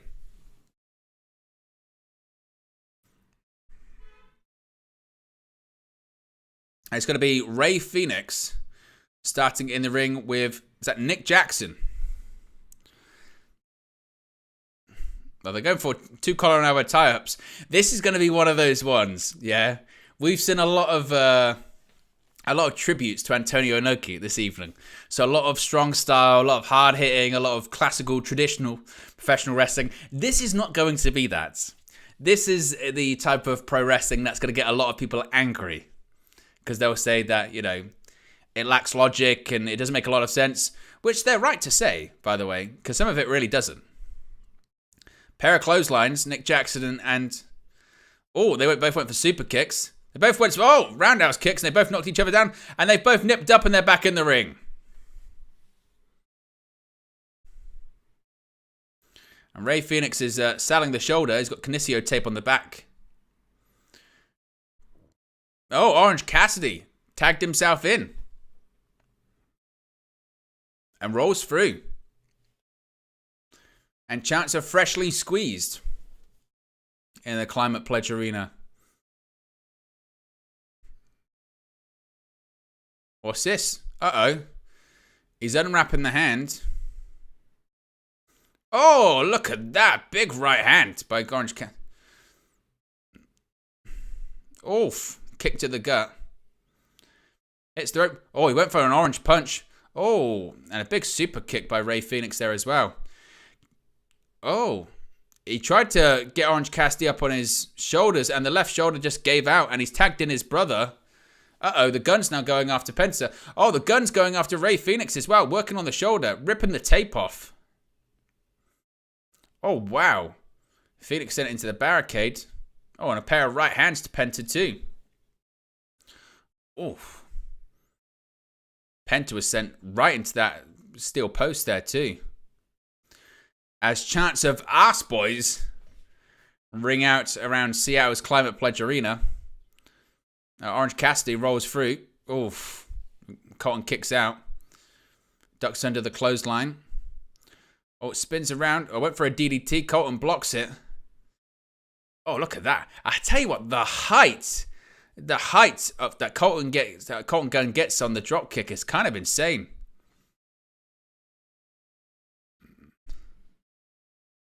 Austin trying to pin his brother. Paul Turner saying no. What? They're trying to pin one another. I'm not sure why he thought that was going to work. Oh, now the Young Bucks attacking the Guns. That was a bit strange. Uh-oh. Oh, the Guns going for a pair of splashes in the corner and a pair of super kicks to the Guns. Orange Cassidy. Oh, lands him on the knee. Oh, backbreaker, neck breaker combination. Lifts him up. Hurricane Runner. Penta sent to the outside.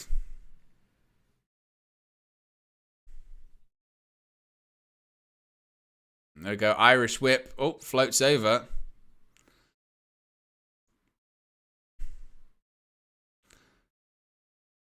Who is the legal man at this point? Matt Jackson's the legal person. I've lost track already. Oh, Colton Gunn's get kicked right to the chest. I'm very confused who's the legal person at this point.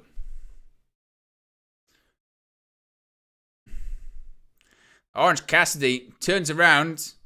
Hook wants in.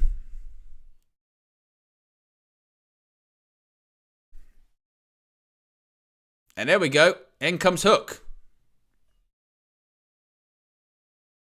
Now Hook's facing off with Matt Jackson.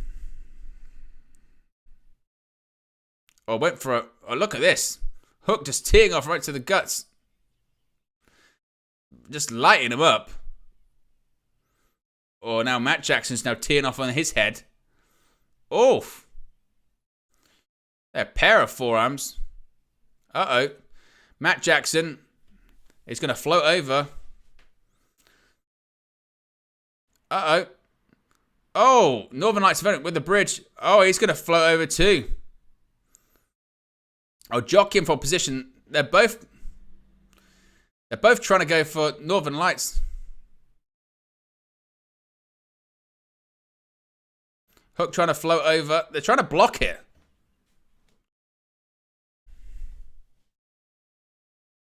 Oh, and a pair of Northern Lights by both of them.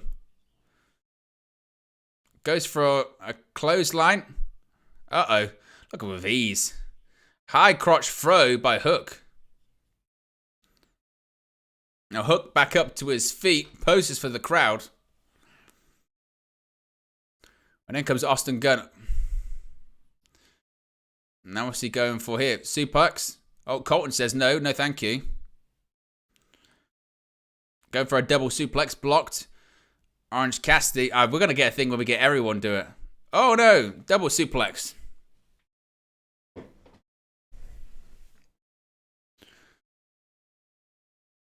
I can't see Ray Phoenix. Oh, Tope Suicida by Orange Cassidy.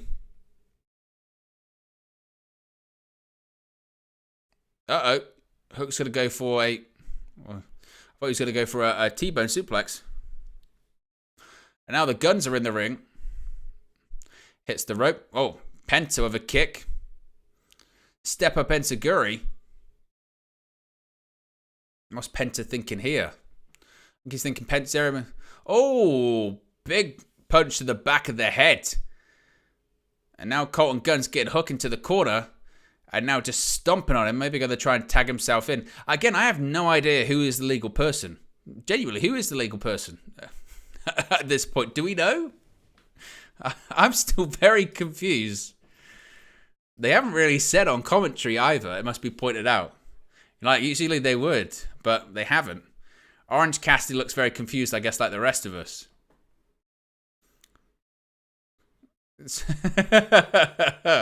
Austin Gunn shouted, "Who's the ass boy now, bitch?" And the crowd told him, "You are." Got to have that rapport with the crowd. Oh, look at that. Big right hand. Cover. Hook kicks out. Now in comes Austin Gunn.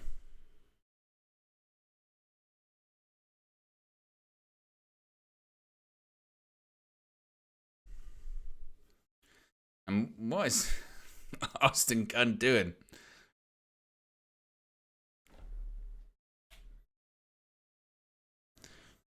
There we go. Oh, big right hand by Colton Gunn cover. Oh, and Hook kicks out. For a while there, I thought Nick Jackson was going to break it up. He didn't. And now, side headlock. Of course, if you are just joining us, you missed a lot of matches. As I mentioned, there's a lot of matches this evening. You missed 4 matches on the pre-show. This is the 4th match of the main show.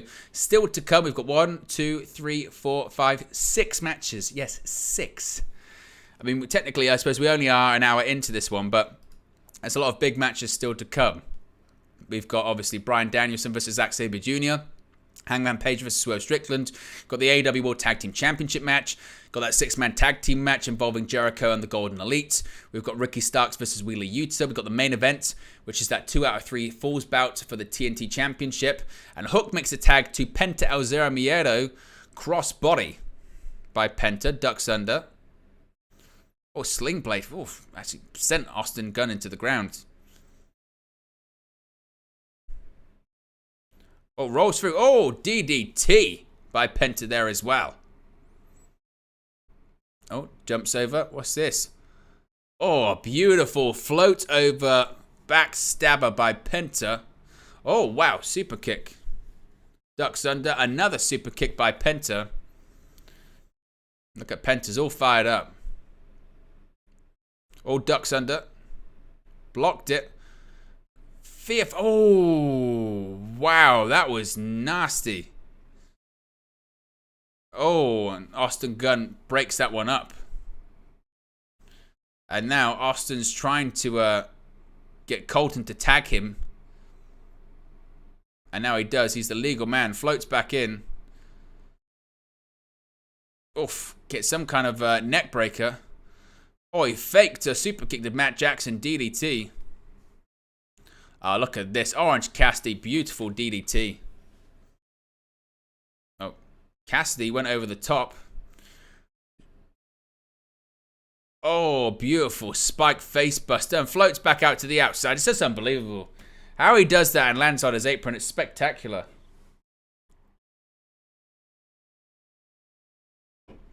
A hook blind tag. Whoa. Penta. Now Hook is the legal man. He might be looking for the submission. I think he maybe is. Here we go. Red rum. It's not fully in. Oof. Austin trying to fight out. Oh, reverse elbow. Oh, wow. Orange punch into red rum. This might be it. He's on the back. And there we go. Nick Jackson tagged himself in. Uh-oh. Oh, he's tapping. He's tapping, but he's not the legal man. Oh, 450 splash. 1, 2. Oh, and Orange Cassidy breaks it up. Wow. Here, it looks like Orange Cassidy might be holding his ankle. Is that? There, no fear, says Penta. Looking for fear factor, maybe. Cassidy is looking for beach break, perhaps. Oof. Kick to the head. Here comes Hook. What's he thinking here? He's got him up in almost like a gory special. Oof. What on earth are they thinking? What on earth is... Oh my god. What? I didn't even know what that was. And a pair of super kick to Hook. And another pair of super kicks to Colton Gunn. Oh, Nick actually kicked his brother. I didn't even know what's going on. Oh, Nick Jackson meant to go for something. He completely botched it. BTE trigger on Penta. 2. And they won. The Young Bucks won. Well. I mean, that one kind of came out of nowhere, I guess. The Young Bucks win. I can't say I saw that outcome coming. I thought if anyone was going to win, I thought it'd be Hook and Orange Cassidy. I thought that was the story they were trying to tell. The Young Bucks have just had an AEW World Tag Team title opportunity. I mean, Matt Jackson looks pissed off. He doesn't look happy. Obviously, I know that, again, Nick botched the finish. Ray Phoenix, I think something's happened with him, with his shoulder. Matt Jackson looks frustrated. That was very, very, very, very, very strange. Ray Phoenix is got to be in bad shape. I mean, we had heard that Ray Phoenix had an injury prior to defending his title on Dynamite on Wednesday, but he was in the match for maybe 2 minutes, tried something, said no, and then he went to the back. So to me, that seems legitimate. The only thing I can think of is that Ray Phoenix was meant to be involved in that one going forward, and it turned into a bit of a cluster. I mean, let's have a look, see if we see anything. What did you think of that one? Let's have a look. Brian Alvarez is saying on Twitter, Bucks won a really fun four-way, as you'd expect. Phoenix must still be in bad shape because he did one spot early and they sent him outside and he was never seen again. That was very, very odd. Very, very strange. Again, if we get any more information on that, we'll see. But that one kind of turned into a bit of a mess towards the end, to be honest with you. So next we have Swerve Strickland versus Hangman Adam Page. Denisha says, Owen, I'm news to your channel. Welcome to you, by the way. Says, did you watch No Mercy yesterday? I did. I saw it today and thought it was excellent. It was really, really good. It reminded me, NXT's found its groove again, hasn't it? I didn't think they could get back to sort of that black and gold era quality, but they found it. It's one of the best programs on television at the moment. Excellent. And had a very takeover feel, didn't it? It was really, really good. Scott says, question marks about that one. Grinning Gremlin says, what was that? Scott says, I wonder if the finish was changed during the match. Fazby says, I hope Phoenix is okay. Grinning Gremlin says, is Ray hurt? Well, it would look like certainly Phoenix is legitimately hurt. As I mentioned, it was reported by Tony Khan, actually, on in the week, that Ray Phoenix had only just been cleared to do his International Championship match against Jeff Jarrett. It looks like he was hoping that his shoulder would be okay. Clearly it wasn't. Did a spot, and then we never saw him again. The finish, to me, doesn't make a ton of sense. I don't see why the Bucks would get another title shot. They just had one against FTR. Unless that's the point, of course, because they didn't shake the young FTR's hand after the match. So maybe they're turning heel? Maybe that's what they're doing. Here's a point. I don't know who the fifth... Of those people, I mean, is this something we haven't really considered here, actually? We're talking about who the devil could be earlier on. Who's the devil? Who's the devil going to be? There were 4 people attacking Jay White backstage. What if the 4 people attacking Jay White was Kenny Omega, Nick Jackson, Matt Jackson, and Hangman Page? Who that would make the devil, I don't know. That would be something to figure out. But is that a possibility? Is that even possible? Or is that completely different off to the side? I don't know. Because again, that just finished doesn't make a ton of sense to me. But here comes Swerve Strickland, the hometown hero. Get ready for Prince Nana's dance.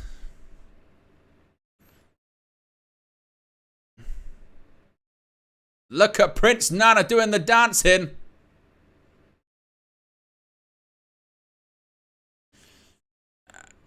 And look at Prince Nana. We'll do the question, who leaves victorious?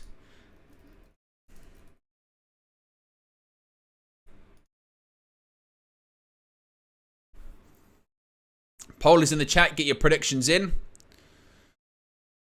I mean, it's got to be considered, you would think, maybe Swerve's biggest pay-per-view match, or Swerve's biggest match in his AEW career. Swerve Strickland against a former AEW World Champion in his hometown,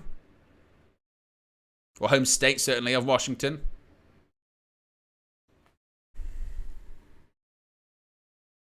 From, again, Tacoma, Washington. Oh, he's got the microphone in his hand.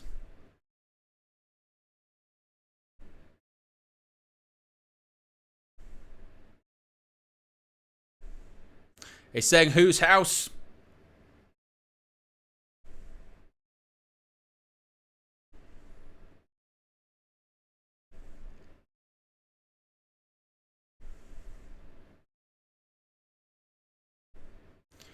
I mean, again, the smart thing and the right thing to do in this instance is Swerve is the hometown star. Hangman Adam Page is fairly bulletproof, former AEW World Champion. Swerve Strickland needs to win this match. Put him on the map. He has something to prove. And he needs to win this match. Easy.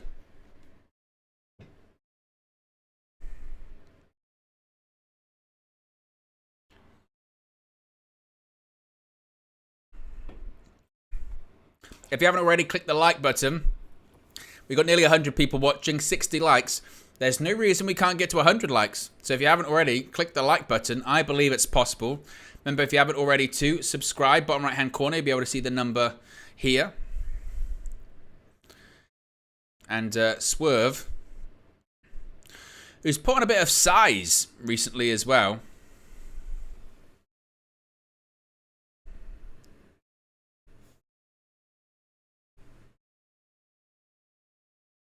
Obviously much bigger than he used to be. Trying to sort of look a bit more like a heavyweight.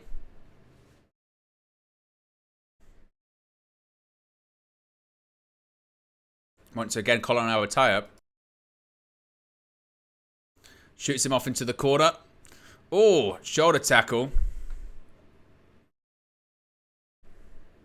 And look at Prince Nana. Loving it. Rolls through. Oh, big boot by Hangman. Wow. That was, oh, that one hurt a little bit. Sends him into the corner. And again, Hangman Page is going to be certainly not the favourite, not the babyface in this one. Home field advantage, certainly. Crowd are chanting Hangman sucks. Again, it's going to be one of those matches, one of those nights for him, certainly. Oof. And listen to the crowd. The crowd are loving this. Oof. And every time he's any bit of offense Hangman's doing, he's getting booed out the building. Oh, look at Hangman. He's standing up in the corner. He says, whose house? He's just getting booed out of the Climax Pledge Arena.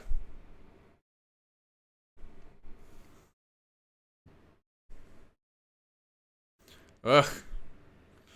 Oh my. I mean, and this is for Swerve Strickland. Again, it's from Tacoma, Washington. The most over guy, well, certainly he's a heel in this instance. So you got Bryan Danielson, you got Darby Allin, both Washington natives. They're going to be unbelievably popular. Oh, look at that. Head scissors by Swerve Strickland. Oh, steps off the bottom rope into the drop kick by Swerve. Look at that. Swerve back up to his feet. Cover. And Hangman kicks out. And Swerve just taking his time with this one. Taking his time. Grabbing him by the nose as well. Again, realistically, when you think of it, it's again one of the biggest matches, if not the biggest match of Swerve's career. Singles pay-per-view match in your home state against a former AEW World Champion. It's a big deal. If you are just joining us, we've still got several matches to go. Bryan Danielson versus Zack Sabre Jr., FTR versus Aussie Open, Jericho and the Golden Elite versus Don Callis family, Ricky Starkz versus Wheeler Yuta, and Darby Allin Christian Cage in the main event for the TNT Championship. So we've still got, count them, 1, 2, 3, 4, 5 matches, 6 including this one, still to go. So plenty of matches still to go so far this evening. But we're entering into the territory of sort of big championship matches or big singles matches as well. Neckbreaker by Swerve. He still actually has the grip. He's going to roll through again.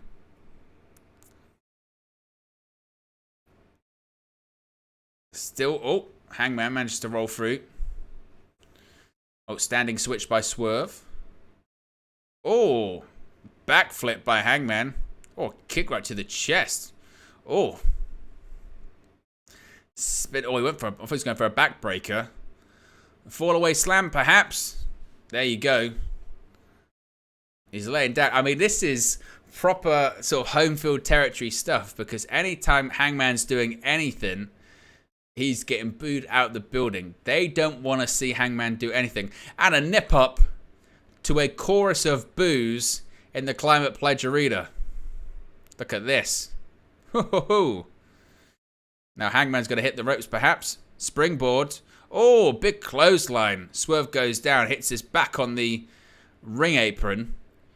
And now what's Hangman thinking? He's going to probably go for... Oof. Goes to the outside. Oh, power bomb. It didn't really get all of it. And look at the strength. Ah, nasty. Power bomb. His back went over the barricade. That was rough. And look at the heat. I think Nigel McGuinness might be right. He says that he thinks Hangman Page may have broke his nose early into this one. Asahi Urihara moonsault by Hangman Page to the outside. Absolutely nails it. And now Swerve's back in the ring. Pop up. Oh, beautiful. Pop up Liger bomb, actually. Oh, Hangman tried to neutralize the arms. Yeah, I think they might be right. Nigel McGuinness mentioned it on commentary. I think Hangman's broke his nose. Hangman keeps checking his nose. There's no blood. There's no blood coming out of it. But I think he's definitely broke his nose. You can tell. Hangman keeps doing this. He keeps going like this. He's checking for blood. There isn't any. But it definitely looks like a break. I think there's definitely something that's gone on with his nose. Tope suicida. But he doesn't look comfortable, Hangman Page. I mean, he might have the most heat out of anyone. Safe to say for when, I guess, Zack Sabre Jr. faces Bryan Danielson later. Well, actually, Christian Cage will have the most heat out of anyone tonight. No doubt about that. And now, it looks like we've really switched roles here. I mean, Hangman Page is he's still firmly being the heel. And Swerve Strickland's fully being the babyface. They have fully switched sort of characters in this one. But Hangman doesn't look comfortable. Hangman Page is fully breathing with his mouth as opposed to his nose. He's sucking air, and that's reminiscent of someone that's got a broken nose and can't breathe. I think Hangman's realizing that I've got to get through this match. I still got to breathe, but at the same time, I've got to get my nose set once I get backstage. Hangman's going to try and throw Swerve back into the ring here. But listen to this crowd reaction. They are all over him. Look, the crowd are flipping him off. And I tell you what, Hangman's being genius about it, because he's saying, look, I didn't even have to do anything. I didn't have to do anything that ridiculous. I'll take my time. I've got the crowd here, right in the palm of my hands. Beautiful jumping clothesline as well. Cover. Swerve kicks out at 2. When you've got the heat like this, you don't even have to do anything. You've already got them right there, right in the palm of your hand. Just do little things. Take your time. Give them a look to the crowd. Do a bit of big impact, maneuvers. Keep times between moves. Don't move too fast. You don't need to. You don't need to do these big moves to get the crowd going. All you've got to do is just take your time. Set back. And that's what he's doing. And Hangman fully in control. Oof. Swerve trying to fight back here. And look at this. Oh, discus for him. Oh, kick to the gut. Oh, and a jumping enziguri by Swerve right to the side of the head. But Hangman straight away. Oh, wow. Look at that. Deadlift German suplex. Oh, nips up. Look at that flatliner. Oh, look at beautiful. Floats over into the top. Oh, brain buster by Swerve. Gets into the cover. Oh, and Hangman kicks out. You can tell that everything that Hangman's doing as well. He's trying to protect his nose as much as possible. Swerve's just unbelievably athletic as well. Look at him just floating around. Flatliner. Grabs the arm. Literally transitions straight into a brainbuster too. Absolutely incredible. The athleticism is off the chart by Swerve Strickland. Gets the 2 count out of it. But excellent stuff. Liam Jones says, would it not be the thing to back the guy who's been hurt? Not in this case, because Swerve Strickland's from Washington, and they're in Seattle, Washington. You always want your hometown guy to win. Ducks under. Oh, look at that. Almost like a cradle backbreaker by Swerve Strickland. Who, as I mentioned, they've switched roles. I mean, Swerve's the babyface, Hangman's the heel. And now Swerve's going to go to the top rope. Oh, Hangman cuts him off at the top. And now he's going for the damaged hand and once again getting the heat. Gotta be vicious, gotta be nasty. Not heelish tactics, but do things that aren't popular. That's the clever thing. Chop by Hangman on the top. Hangman Page tights remind me of Shawn Michaels at Survivor Series 2002. Crowd still chanting for Swerve. And look at these, look at those just shots right to the chin. Hangman's hanging on. He's hanging on for dear life. Double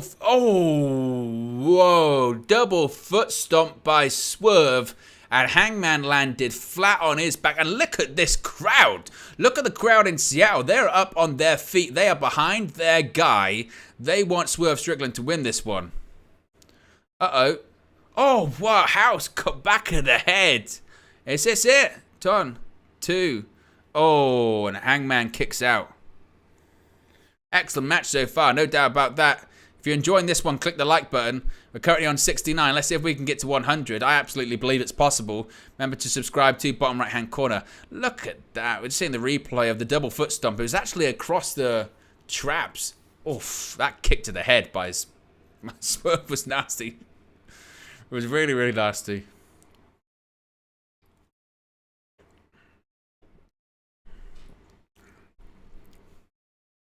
Prince Nana's just screaming at him, step on his face.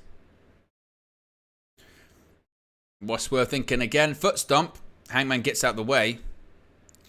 And now it's Hangman going to go for Deadeye. He's getting up with Deadeye. If he gets Deadeye on the apron, that might be it. No, manages to fight out of it just about. Oh, that was really, really nasty. Swerve just pulled Hangman down onto actually the little bit of metal. It might have been on the pad of the turnbuckle. Or maybe on the metal. That was nice. Uh-oh. They're on the steel steps. He's thinking pile driver. No, we're in dangerous territory here. There's not a lot of room. Not a lot of room at all. Oh, hand once again. Now I see you thinking Deadeye. Be careful. Deadeye! Oh my good God. Deadeye on the steps. And Deadeye might have led to death for Swerve Strickland in terms of winning this contest. My, oh my. Swerve's on the outside. His eyes are closed. Hangman Adam Page, he's still in trouble. He can't breathe out his nose. He's sucking wind, certainly. Take a look at this. Oh. Right on the steel steps. The crowd chanting F you cowboy. Again, don't doubt who's the babyface and who's the heel in this one. Don't doubt it at all. Swerve's crawling. And now Hangman is trying. What I have really enjoyed about this one is the pacing. I've really enjoyed the pace of this so far. They've been smart with the pace. Uh-oh. Buckshot time. This might be time for game over. No more messing around. Oh, kick right to the jaw. Hangman Page, he's finding that distance. Here we go. Swerve's in trouble. Oh, once again, Swerve making sure to close that distance. Ensure they can't. You've got to have the distance. As long as you cut the distance. Oh, he goes for the boot again. This time Swerve blocks it. Oh, slap to the face. Oh, wow. And look at this. Trading off the boos and the yeahs. Oh, he's biting the hand again. Still biting. It keeps going after the hand. Look at him, biting the thumb. Nefarious, devilish tactics from the supposed babyface here. And now Hangman Page, he's got the distance. Here we go. Game over. Buckshot. Oh, drop toe hold. What's he going for here? He's going to go for a submission, perhaps. He's trying to wrench back on the arm. Is he going to tap? Is he going to try to snap that arm? He's going to try and pop out that shoulder. Oh, good God. Oh, this is... No. Oh, good God. He might have just snapped his shoulder out of socket. The buckshot lariat just was neutralized. The ammo was just removed. And Doc Sampson's run over because I think Hangman Adam Page's shoulder and his elbow just popped out of socket. We've got medics at ringside. But I think, again, no ammo for Hangman. Watch out, watch out, watch out. Swerve's going to the top rope. He don't care about the medics. Foot stomp. Oh, good God. The Swerve stomp on Hangman Adam Page on the actual ring apron. That was nasty. Not only does he not have a nose, he doesn't have a shoulder anymore. And now he doesn't have a chest. It's just been caved in by the Washington native. Oh, my goodness me. He's going to the top rope. Hangman's still down. What's he thinking here? 450 across the arm once again. No box shot anymore. Cover. 2. Oh, he kicked out again. Uh-oh. Now he's going to go for it. He's going for a cross arm breaker. It's in. Cross arm breaker. Has he got it? Hangman Adam Page is trying to prevent. He's trying to lift the hands, alleviate the pressure. But I'm not sure he can link his hands. I'm not sure if he's got the full extension. He might have it nearly now. Hangman is trying to try and reach his feet for the... Did he touch? Did he touch? He did. And Paul Turner saying you've got to break that hold. Good Lord. And now you've got a situation where Hangman's worked over the hand of Swerve throughout this one. But Swerve's just worked on a couple of body parts. He's broke his nose. It's clear to see. He's now neutralized the buckshot lariat because he's hurt the elbow by just...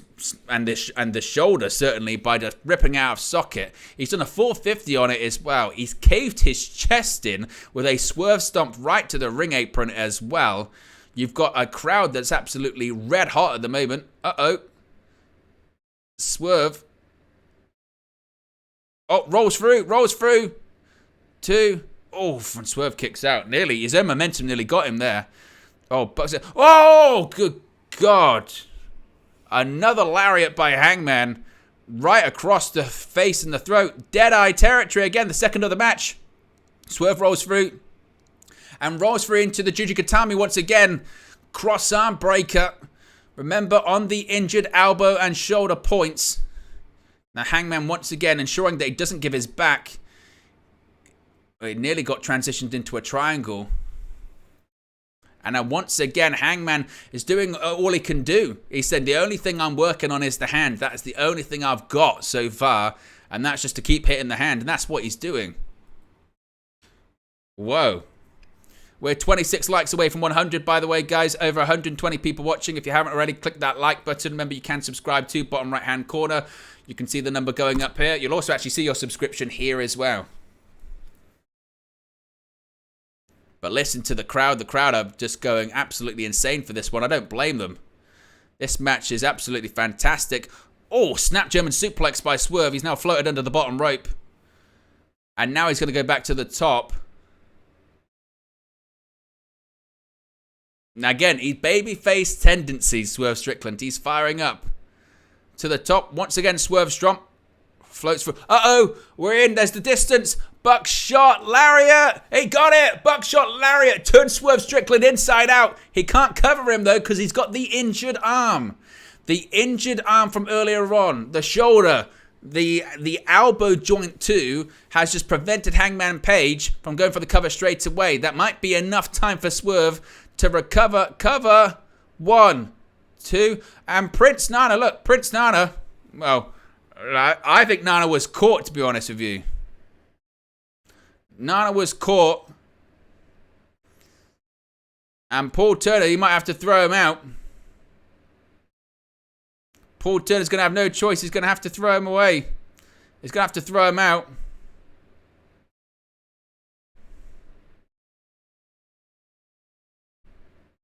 And Prince Nana. And Paul Turner's throwing him out. He had to. And there you go. Prince Nana's being thrown out. Prince Nana.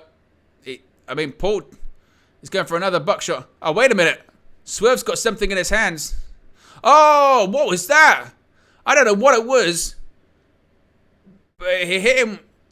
It hit him with Prince Nana's crown.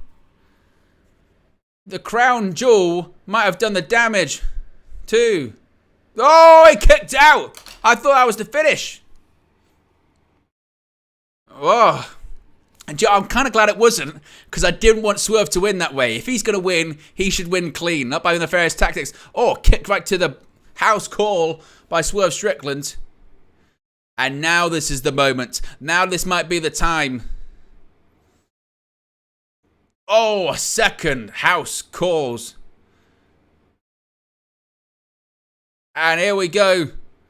This is going to be the exclamation point he's looking for. GML driver. 1, 2, 3. And Swerve Strickland wins the biggest match of his career. He has just pinned Hangman Adam Page 1, 2, 3 in the middle of the ring. And Prince Nana dances, and I think Swerve Strickland will be inside as well, because good God almighty, they just stole the show. Call the Washington Sheriff. Oh, unbelievable. Incredible.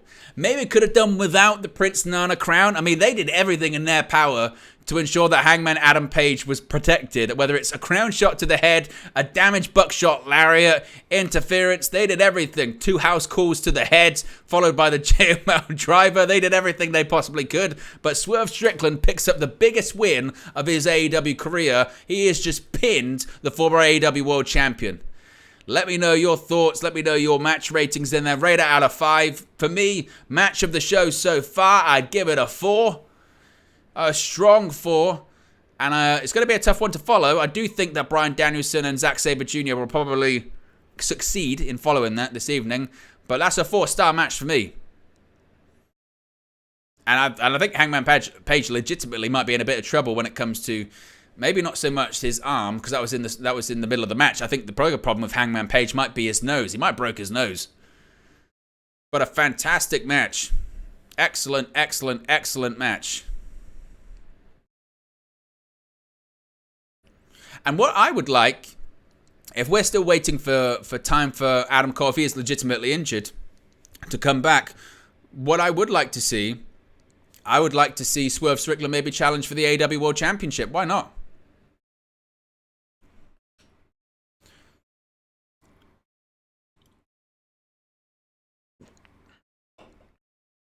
The question is, again, what's next for Swerve Strickland after the biggest win of his career? No doubt about that.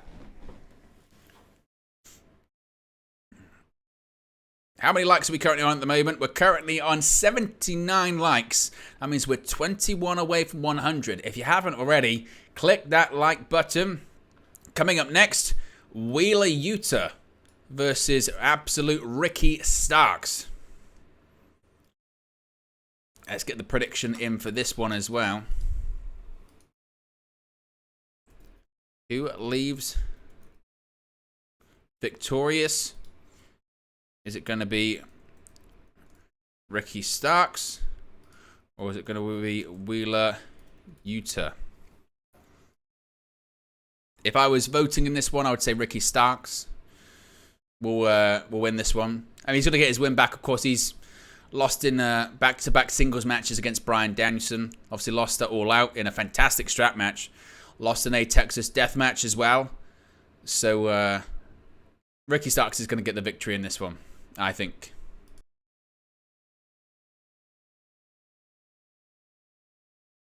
But a fantastic match nevertheless, certainly as well. Excellent stuff. And here comes Wheeler Yuta.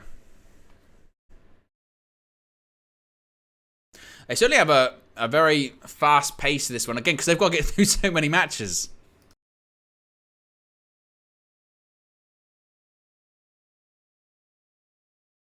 Because, yeah, they've got to get through so many of these matches this evening. So they've got to keep up this like just frenetic pace. As I mentioned, we've got this match. We've still got 4 matches. Jon Moxley back on commentary as well.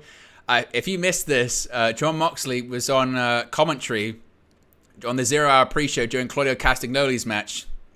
And it was brilliant. Moxley being on commentary early on was hilarious. Basically, Moxley did commentary by himself on that pre-show match between Castagnoli and Josh Barnett. Jim Ross back on commentary as well. Here comes Absolute Ricky Starkz, the king of collision himself, the winner of the 2023 Owen Hart Cup on the men's side of thing, of course. The question is he going to be accompanied by Big Bill? Doesn't look like he is. Going to be running solo tonight, I think. No company for Ricky Starkz tonight. I thought we might get some Big Bill involvement. I mean, what is really going to be really, really interesting with Absolute Ricky Starkz, as we see the pyro go off for Starkz, is by all accounts, there's strong interest from WWE in him.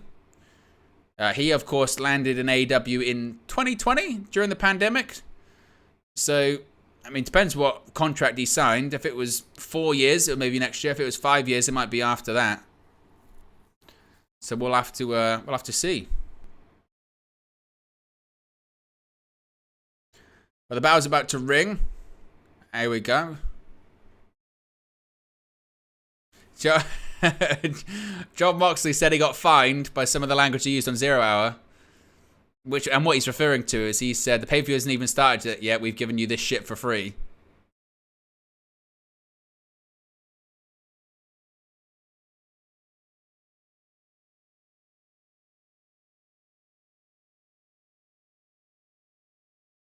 And Wheeler Utah's using the armbar there. I'm just double checking to see if we have any more news updates to give you. I don't think we do in particular just yet. As I was waiting to see if we had any update on, in particular, Rey Fenix. A bit of an interesting one is a bit of news when it comes to Rick Knox. Now, Rick Knox did referee a match on the 0 Hour pre-show. Sean Ross Sapp of Fightful Select is suggesting that those that Fightful have spoken to in AEW are saying that Rick Knox not being booked on Dynamite last week was not an accident, but didn't confirm the extent of that. Moxley swears again. Moxley swears again. He just shouted, make him pay for that shit.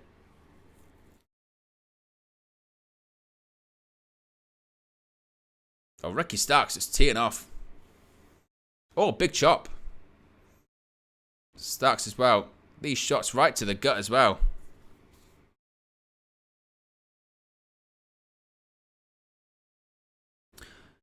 A couple of other things as well, just to probably point out too. For people asking why Phoenix needed to be cleared this week, he was banged up on the same spot Moxley was at Grand Slam, and it looks like, again, that's part of the issue why he was pulled from that match earlier on. And they've also said that they've heard the Young Bucks versus FTR discussed for Full Gear as well, which is quite interesting too. Of course, if we get any more updates on that, we'll let you know. Oh, kick right to the leg by Ricky Starkz there. We are 16 likes away, by the way, from 100, so if you haven't already, click that like button. Grinning Gremlin says, is Moxley cleared yet? He is not cleared yet, otherwise he would be wrestling this evening. He is still recovering from his concussion he suffered at on the Grand Slam edition of Dynamite in Arthur Ashe Stadium.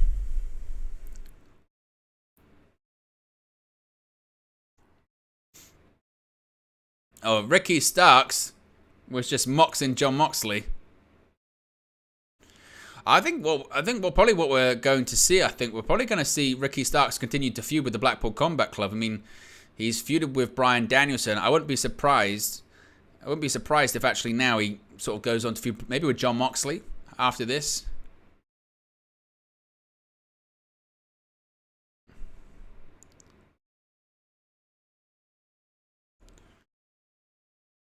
Now Moxley's putting over Wheeler Yuta on commentary at the moment. Oh, big chop by Ricky Starkz as well. And now he's going to go for the he's going to go on the ropes.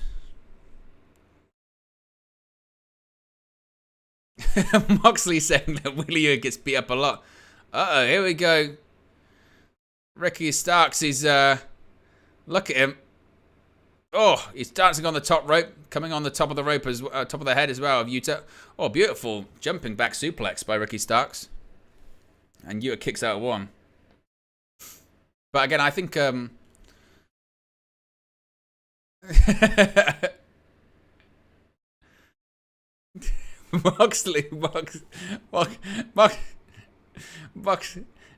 Moxley grabbing his microphone said, "Make him pay for that shit, Yuta." Cover. Oof. Oh, he's going for a crucifix pin. Oh, and Starkz just about kicks out. Oh, beautiful belly to belly. I tell you what, Moxley on commentary is tremendous. It really is. Now Ricky Starkz once again posing.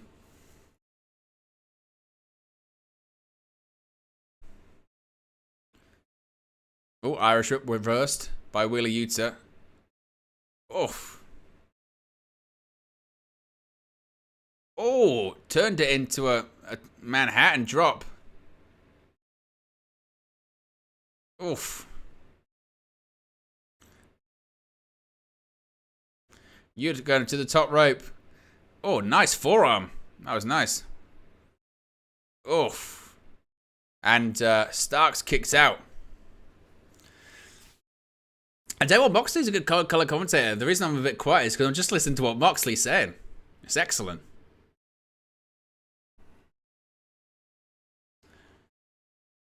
Both back up onto their feet. Starkz this time with a forearm.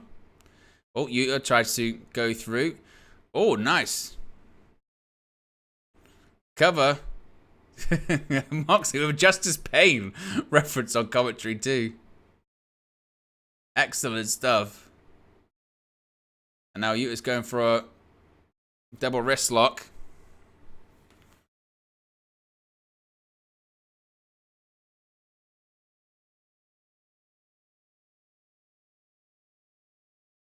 And here we go. I wondered where he was. There's Big Bill. As Jon Moxley says, moral support for Ricky Starkz.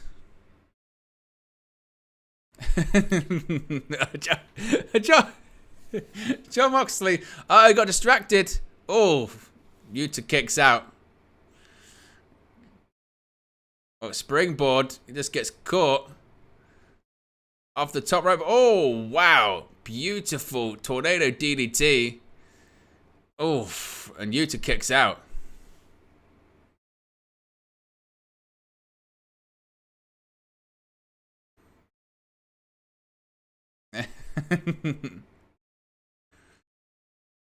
And Ross Ricky Starkz going for here. Gonna get him up on the shoulder. Going for Rochambeau, perhaps Euler. Arm drag. Uh-oh. Pop up. Power pop. Oh. Somehow, Starkz kind of spiked his own neck doing that. That was crazy. That was rough. By Ricky Starkz. Big Bill still watching on from ringside. Now he's going to trap the arm once again. Uh-oh, he's going to take the elbow down. There you go. Oof.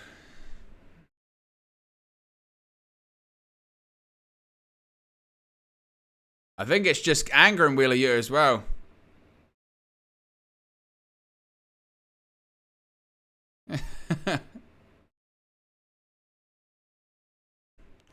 Oh, and Willie Yuta now trying to fight back a little bit. Yuta still trying to fight back. Hits the rope. Oh, what a clothesline by Ricky Starkz. Woo-hoo-hoo. And Starkz, I think he's going to go to the top rope, perhaps. Look at this. Oh, wow.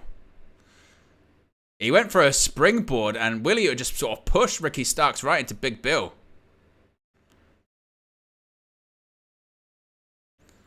Floats over. Uh-oh. Watch out. Chokeslam. Oof. Oof. Yuta sends Big Bill into the corner.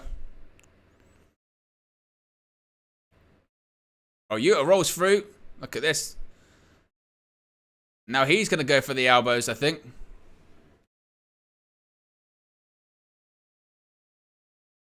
I think Big Bill's lucky he didn't actually pop out his arm. Look at this. Oh, seat back. Oof. Ricky Starkz just about kicks out. And now Willie Yuta is trying to fire up. This one's kind of struggled to get going so far. I think the crowd is still sort of coming down from Swerve and Hangman's match. German suplex attempt. Oh, comes back in. Starkz. Oh, big spear by Ricky Starkz. What's it going for here? Rochambeau. That was going to be it. 1, 2, 3. Ricky Starkz gets the victory. And look at the look he's given Jon Moxley. Ricky Starkz just absolutely shot daggers through Jon Moxley at ringside. Moxley.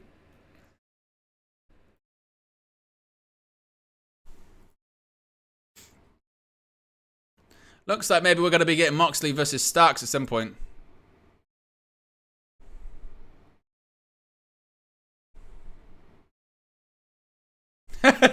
Moxley.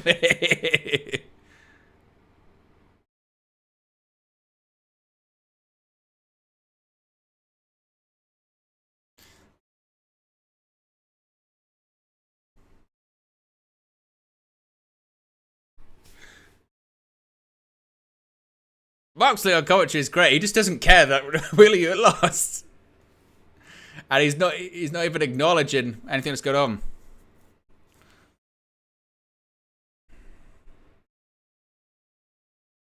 But here we go next. This is the one that many people have come for.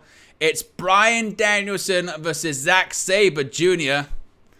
This one is going to be very, very special indeed. And by all accounts, Moxley and Jim Ross are staying on commentary for this one. Right, we'll get the poll in the chat once in again. Who leaves victorious? Is it Bryan Danielson, or is it Zack Sabre Jr.? I don't know what I'm more excited for, this match or the fact that Jon Moxley's sticking around on commentary for it. But as I mentioned, we still got some big matches to come. Obviously, this is one of the biggest. We've got Bryan Danielson versus Zack Sabre Jr. After that, we've got the Tag Team Championship match, that big 6-person tag team match. And of course, the main event, that 2 out of 3 falls match for the AEW TNT Championship 2. And here comes Zack Sabre Jr.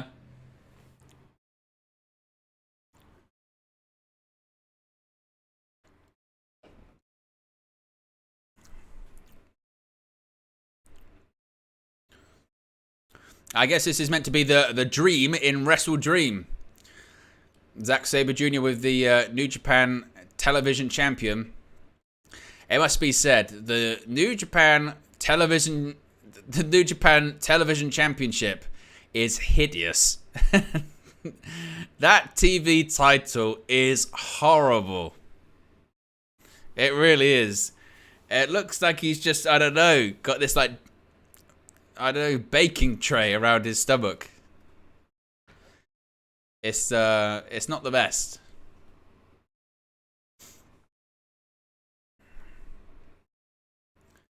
My question is Bryan Danielson going to come out to Final Countdown? I hope so. But this is a match they wanted to do at Forbidden Door last year. Of course, they couldn't. Bryan Danielson was injured. So they had to wait this year. It was Danielson versus Kazuchika Okada. And now we've got this match here at WrestleDream.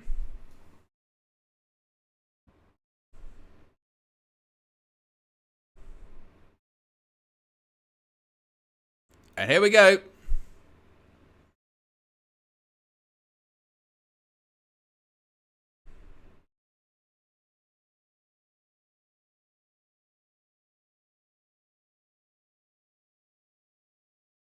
And there he is, the American Dragon himself, in his hometown of Seattle, Washington. He's wearing his Seattle Seahawks attire as well. Bryan Danielson, fully recovered from his broken arm earlier this year. Broke his arm against Kazuchika Okada, easy for me to say.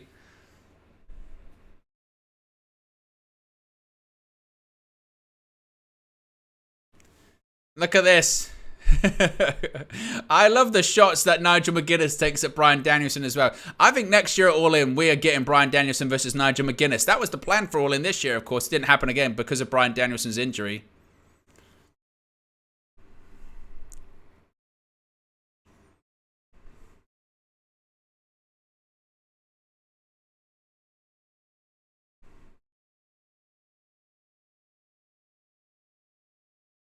They're now talking about Jimmy Hendrix on commentary. The bell rings. We are underway. This is a dream match.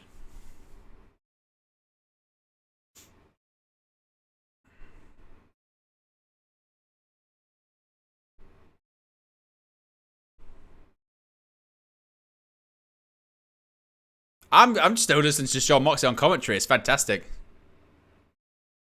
Here we go.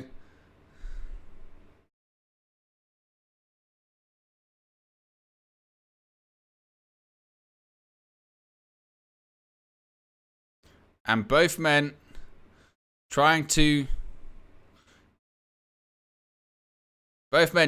find a start here.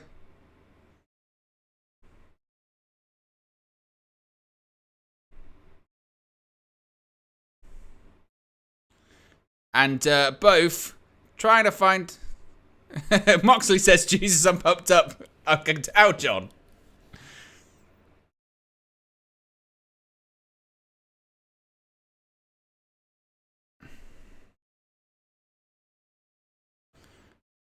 And here we go. Zack Sabre Jr. is trying to... He's got behind Danielson. Oof.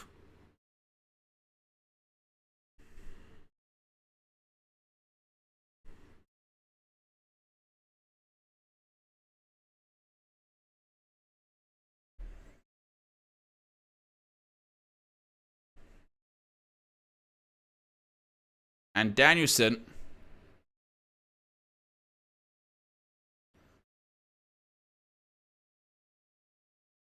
Nigel McGuinness says, take a breath, John. Basically says, stop talking so much. Oof.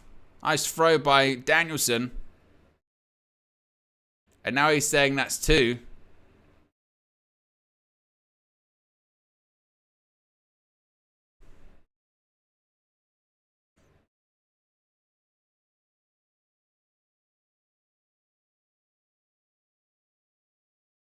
Oof.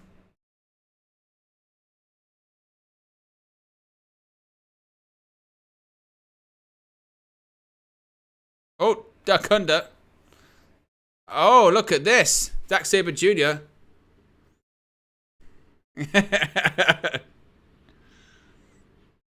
Both another octopus hold. There you go.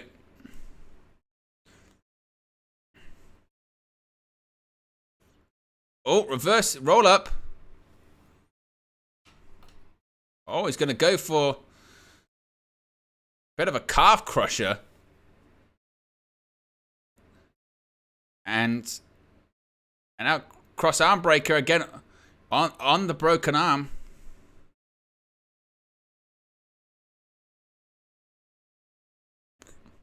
Indian Deathlock by Bryan Danielson. Already shaking away on his arm. And again, this one is going to be a slow burn. If you're expecting sort of fast pace from the beginning, you're not going to get that in this one. They're certainly going to take their times a lot. But again, I still say Jon Moxley. Jon Moxley is the star of the show, by the way. Him on commentary is tremendous.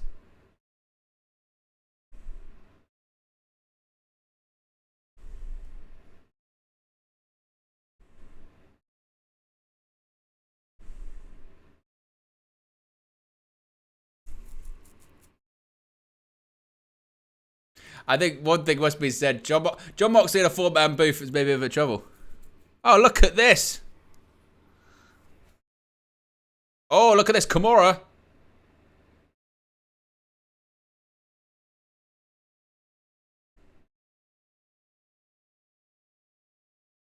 Look at that. Fantastic start to this one by Danielson and Zack Sabre Jr. Nigel McGuinness. Nigel McGuinness is such a Bryan Danielson hater, isn't he?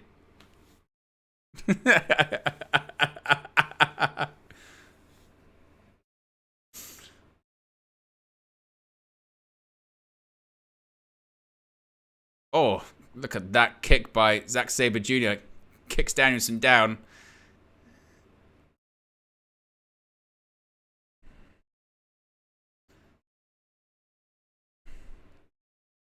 Ah. And now, Zack Sabre Jr., he was going for the nose. Now he's going to go for maybe a surfboard.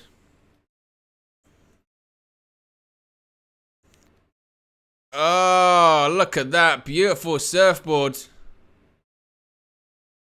Oh, Danielson, look, he's floating. He manages to free himself out.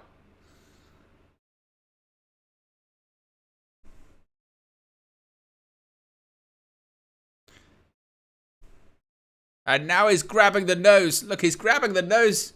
Is Danielson.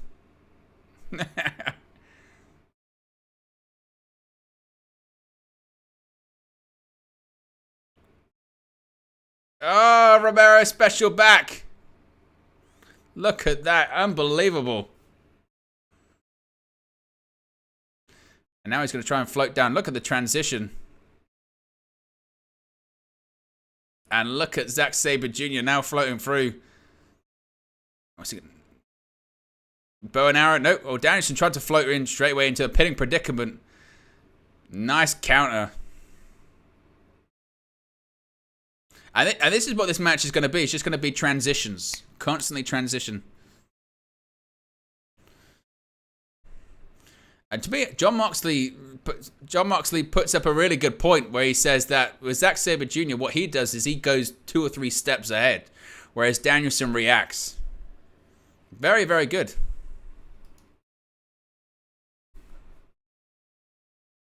Said Jon Moxley's just tremendous on commentary. He really is. Can he replace Jericho on Rampage?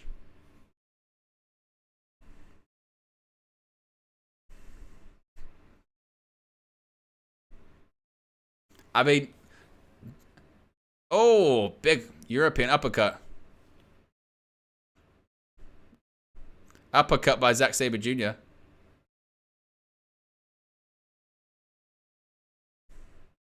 Oof.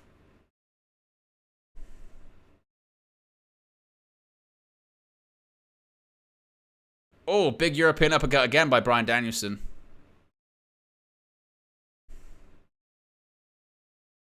Oof. Another again.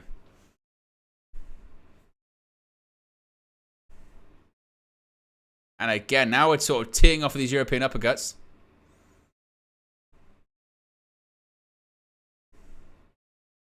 Oh, and he did. Oh, and straight away he goes after it. Look at Nigel McGuinness going crazy on commentary. Look at that. It's great psychology. Bryan Danielson was using the left uppercuts, left go. Oh, stamps on the right. So smart. He literally was doing left European uppercuts, left European uppercuts, and Zack Sabre Jr. said, use your right arm, knowing he has the rod in his right arm, and it hurt. Oof.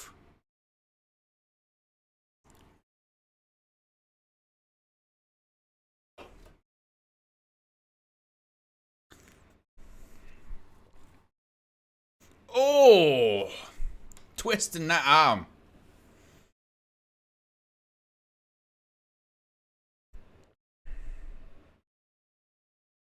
Oof.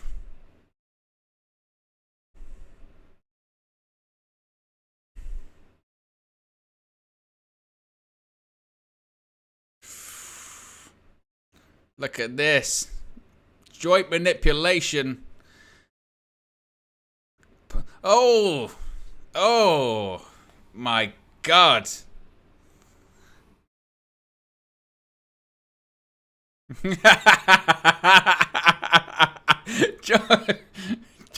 John Moxley just shouting, bitch.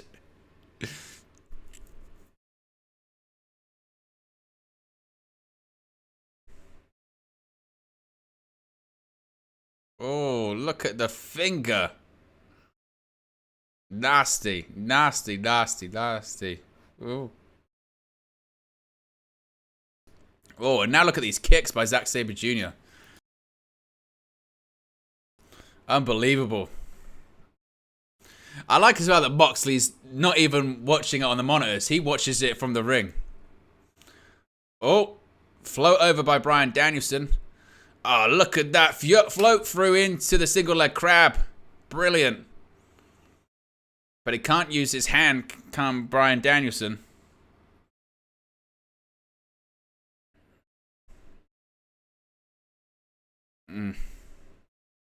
Oh, stomps the knees. Stomp the knees did Bryan Danielson. Danielson still favoring the arm. Oh, now kicks to the hamstring.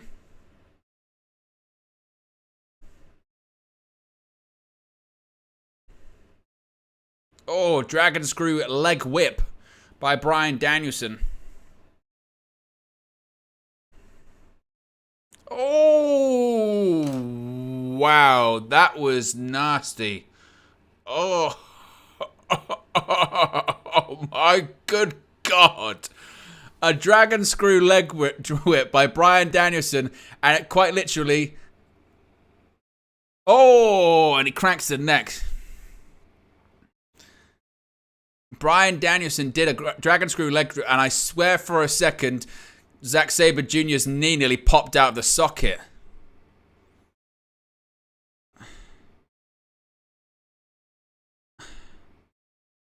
Oh, that was awful.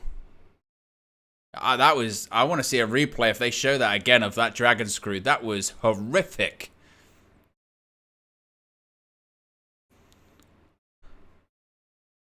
Oh, and now kicks right to the ribs. That hurts. Oof. And now kicking to the leg.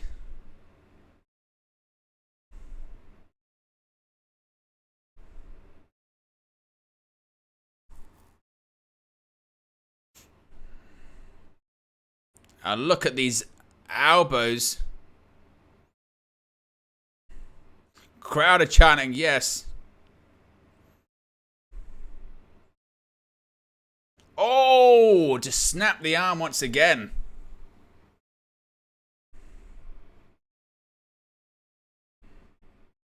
Oh, now he's bending the arm once again.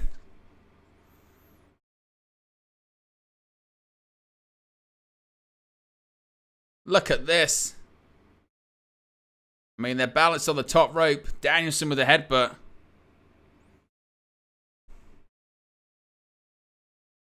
Headbutts.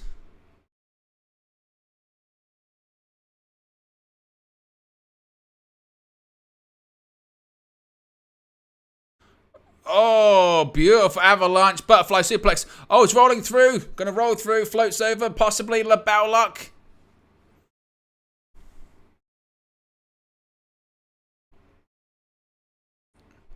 Oh, triangle. Oh, manages to float through. He's gonna transition again. Look at this.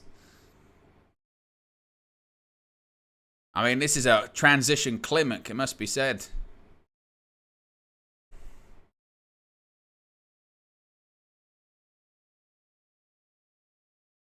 Oh, what's this? Look at this. Single leg crab with an arm captured as well. Unbelievable. He can't reach his foot out. He gets it. He breaks it up, getting his foot on the bottom rope.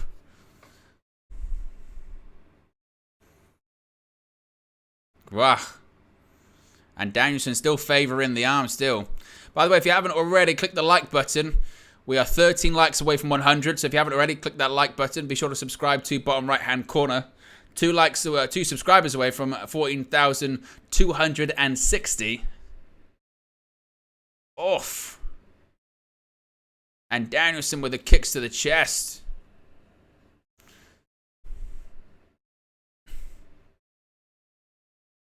Oh, ducks under. Oh, whoa, what a kick straight to the head. The intensity building.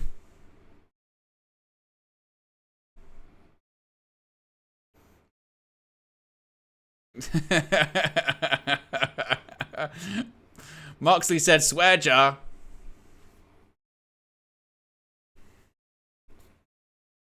The stomps to the head.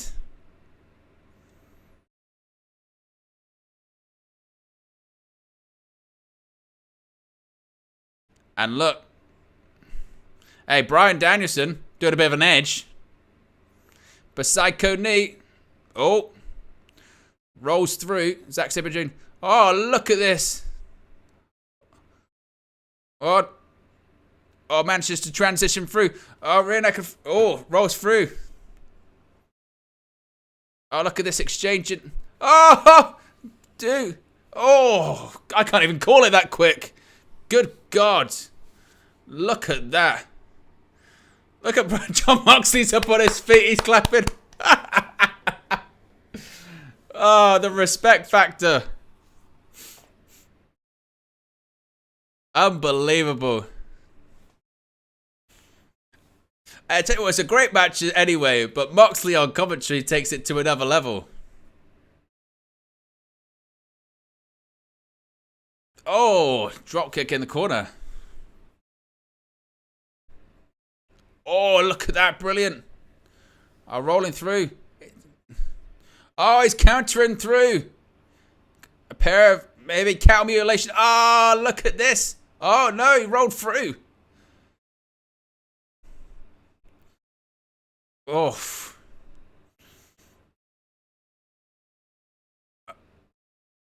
Counter. Maybe Uber Plata. Oh. Oh.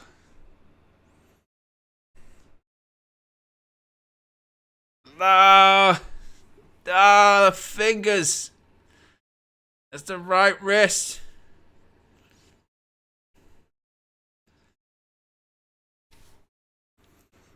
Oh, once again. Look at this. And now, look, I think they've both got almost knee bars on each other. Who knew John Moxley was like the Joe Rogan of AEW? Unbelievable. Oh.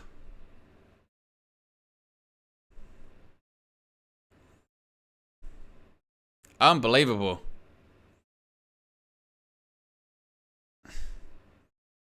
Look at them. They're both. Oh, he just spat in the face. Oh. And look at him. Oh! Oh, he might have knocked Zack Sabre Jr. out. Or a slap to the face.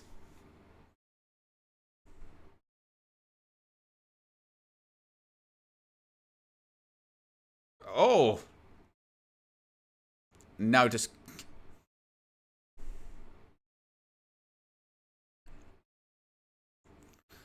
And look... Good.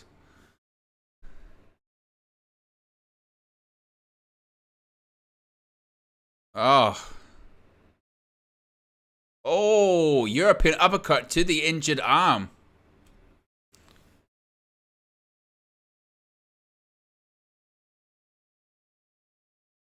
Oh, and another uppercut right to the arm. Oh, and a kick. Oof.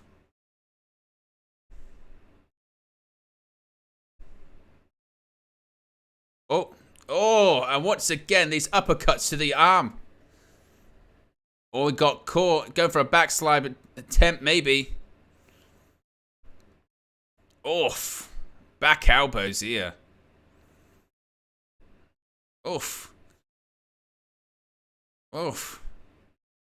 Oh, another reverse elbow. They're both just trying to do these elbows. They're trying to get position.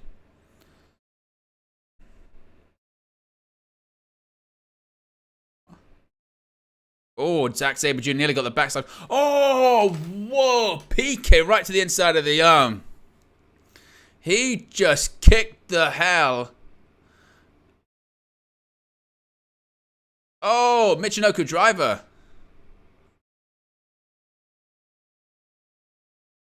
Plata, perhaps. Oh. Look at Nigel McGuinness on commentary. He's screaming. Oh, Nigel's losing his mind on commentary. Oh, look at this. Look at Nigel.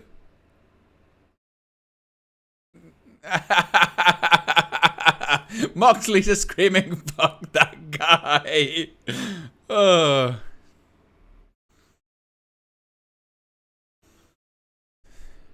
You've got Nigel saying, retire, give up, think you're quids. You've got Moxley standing up going, F that guy.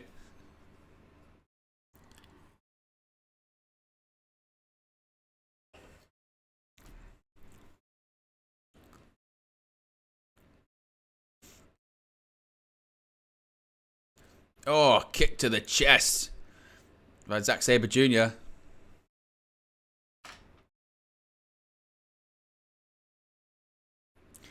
Petition to get Jon Moxley on commentary for big matches. The Nigel McGuinness, Jon Moxley color commentary, or just commentary team in general, would be sensational.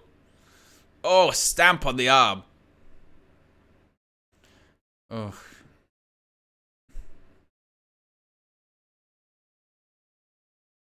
Oof. Oh, what a kick. Oof.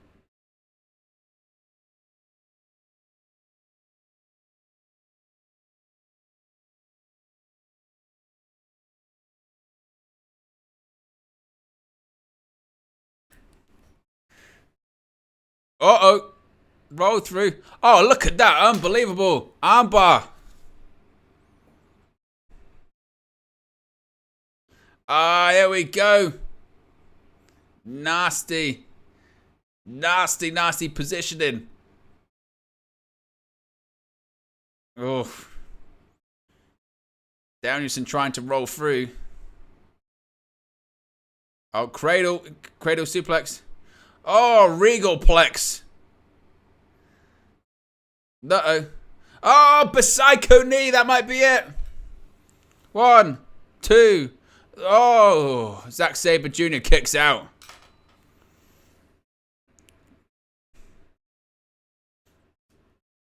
And now Danielson trying to fire up. Crowd getting to their feet. This has been just an absolute technical wrestling masterclass. Oh, another Psycho knee. That's going to be it. 1, 2, 3. Bryan Danielson gets the victory. What a war. What a match. No near falls. Jon Moxley with his foot up on the table. He's leaning back. He just went, holy shit. That's gotta be a meme. Oh, you can just know, that's gonna be in everything, isn't it? So something great happens or something shocking happens when Adam Copeland arrives in AEW later on this night. Holy shit! Look at Jon Moxley celebrating on commentary. Oh wow, what a match! Get your ratings in.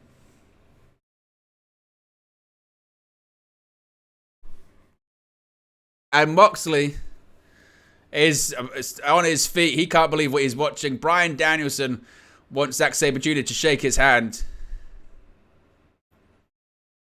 Is he going to shake his hand? Are we going to get it? Oh, Zack Sabre Jr. is walking away. Unbelievable.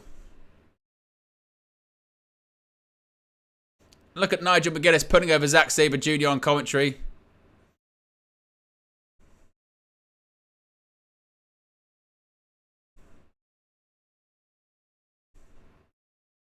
Danielson gets his arm raised.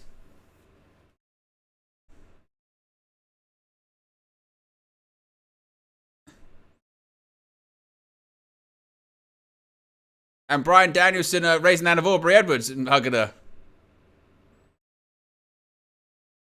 Look, there's Demetrius Johnson. Mighty Mouse in the crowd.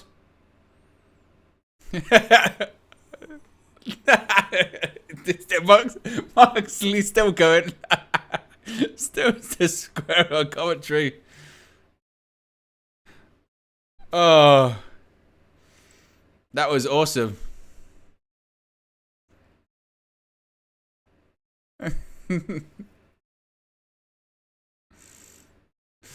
Jon Moxley thought that match was booked for Dynamite. He was like, oh, that's great.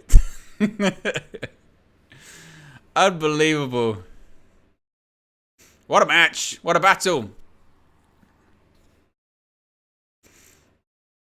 Bryan Danielson says he loves being in Seattle. He didn't just say that. Triple OG Blast with the $5 super chat with Booker T arriving on the screen when it happens as well.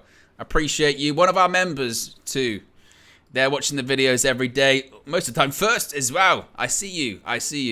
Appreciate the $5 super chat, and also again, it's proved once if you do it, it appears on the screen. Next match is the 6-person tag team match.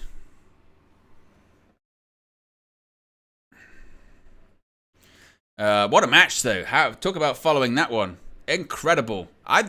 It's very difficult with dream matches, isn't it? Because a lot of the time, unfortunately, dream matches sometimes tend to not live up to what people want them to.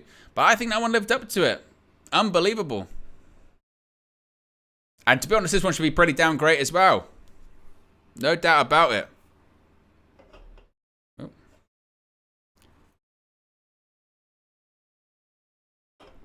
As Don Callis, the mastermind and manipulator, involved in this too.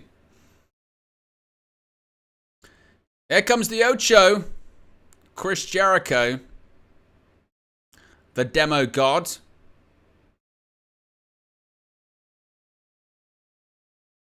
I'll put the poll in the chat. Who leaves victorious? Is it going to be Jericho, Omega, and Ibushi? Oh.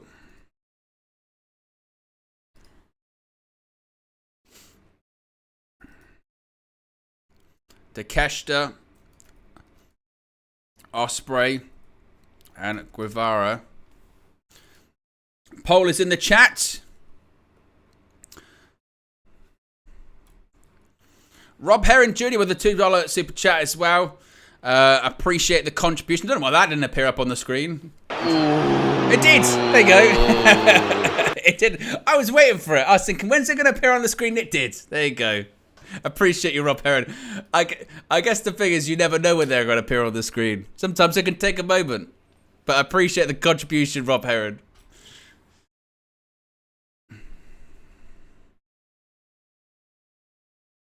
Jericho wearing the purple.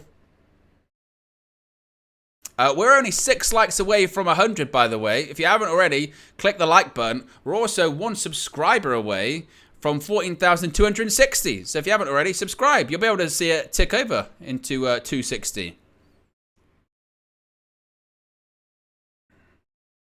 And here comes the best bout machine. There's a big Winnipeg influence in this one. Of course, Jericho, Omega, and Don Callis all from Winnipeg.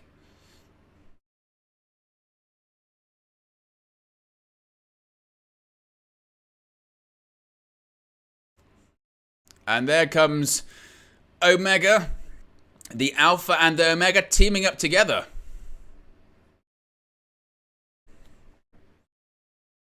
Omega looks to be in great shape.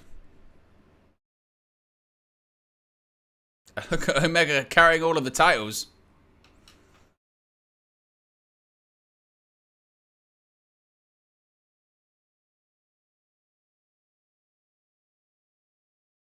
A little sneeze there, bless me.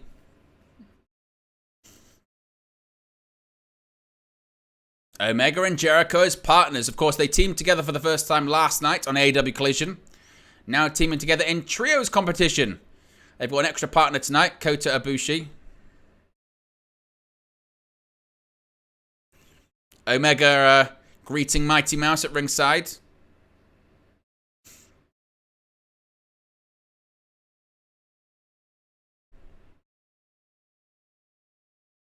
And look at Jericho, seeming happy to be in the ring with Omega. Teaming with him. And here comes their tag team partner. For the 3rd time in AEW, Kota Ibushi. Of course, wrestled in Blood and Guts, wrestled at All In. And now he's going to be wrestling at WrestleDream. I hope we see a better Kota Ibushi, because the Ibushi we saw at Blood and Guts was still not the best version of Kota Ibushi.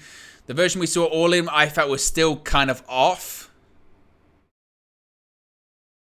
But I'm hoping we see a better version of Kota Ibushi, because he still hasn't looked the same. I mean, really, just ever since coming back from the shoulder surgery. Well, he didn't have surgery. Shoulder injury, excuse me.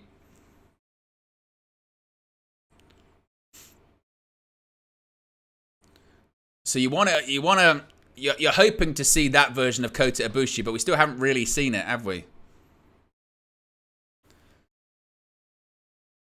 Of course, prior to wrestling in that Blood and Guts match, he had what, 1 match since November 2021.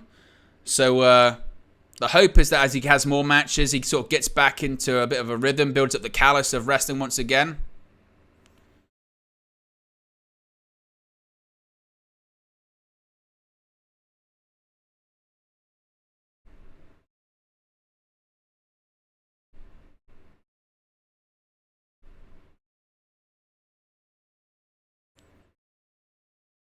And here comes the Don Callis family with look at the painting of the Last Supper. The Don Callis entrance music is just horrible. It's one note.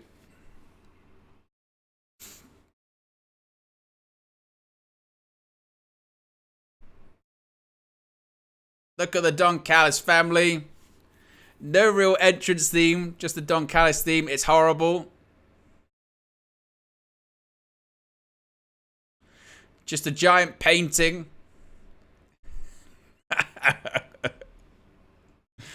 Oh, honestly. We're 1 like away from 100, by the way. Only that's it. 1 like. That's all we need. If you haven't already, click the like button and be sure to subscribe too. What a team that is. Ospreay, Guevara, Konosuke Takeshita. Crowd are chanting F you, Callis.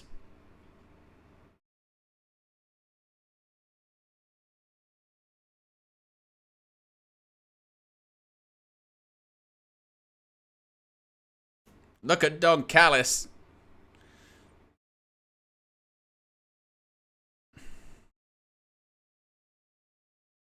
It wouldn't be a Don Callis moment or segment without them screaming F you at Don Callis. So who's gonna start this one? Of course, after this one, we've only got 2 matches left. We've got the AEW Tag Team title match still to come, as well as the main event, that 2 out of 3 falls match for the TNT Championship.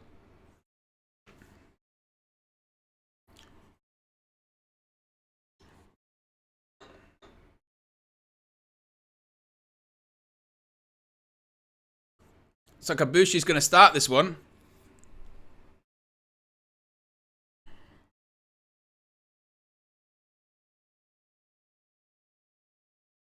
Kenny Omega seemingly is going to start this one.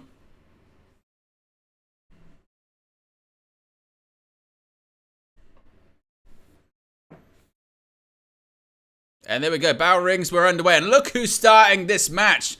Kenny Omega and Will Ospreay. Of course, had arguably the match of the year at Forbidden Door. Of course, kicked off the year with a match of the year candidate as well. Ospreay versus Omega at Wrestle Kingdom. They're currently tied at 1 apiece.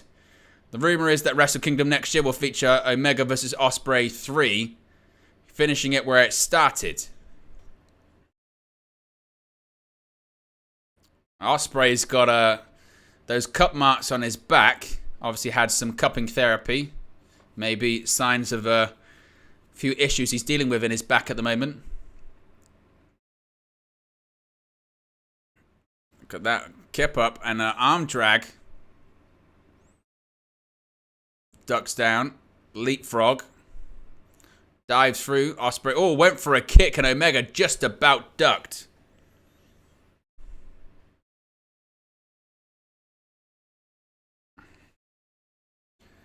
Well, then comes Sammy Guevara tagging himself in.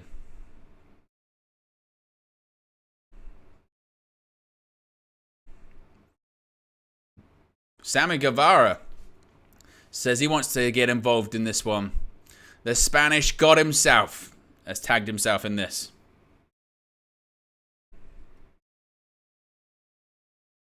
Oh, ducks under. And Guevara, look at that.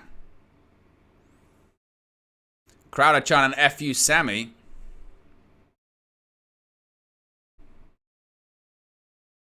And look at Jericho's just enjoying the chance. Look at it, he's loving it.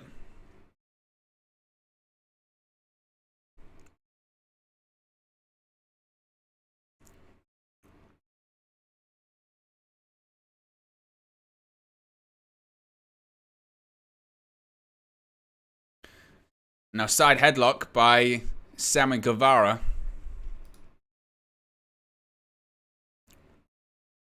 Now Omega side headlock of his own. Throws Omega into the ropes. Shoulder tackle. Jump over the top. Oh, leapfrog. Oh, goes for a backflip. Oh, and a drop kick. Right to the gut, actually, by Sammy Guevara.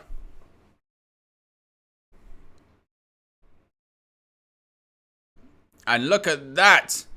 Pair of middle fingers. Oh. And now Omega landing the right hands on Guevara. Oh, a right hand just sends Sammy Guevara right down to the mat.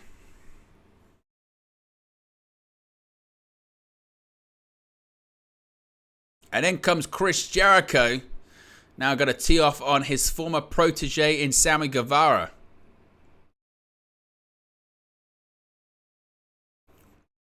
And once again, gives him the middle finger and he's out of here.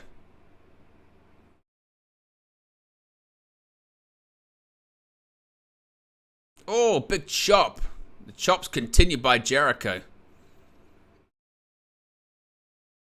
Oh, it bounces him off there. Oh, and another big chop. Of course, Jericho faced Ospreay.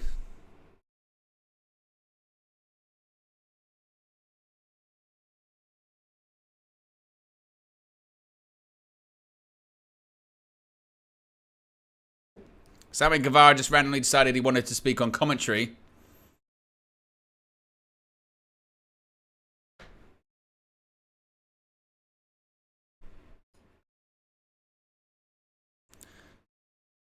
Sammy Guevara was talking on commentary there.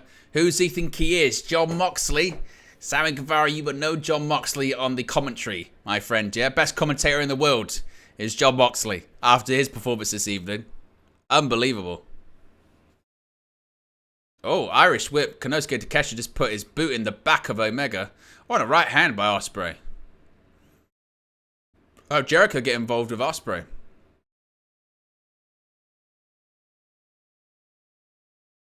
Uh-oh, now everyone's in the ring.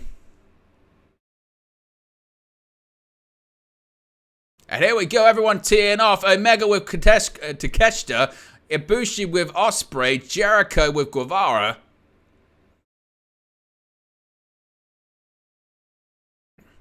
Looks like we're going to get a bunch of dives.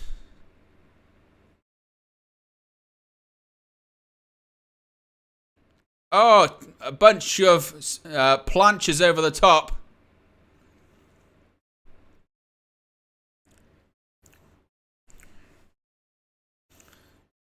And now, again, Ibushi with Ospreay, Omega with Takeshita. Ibushi's high-fiving people at ringside. Oh. Irish whip. Oh, what on earth was that? Handspring just jumping kick to the head of Kenny Omega by Will Ospreay. That was incredible.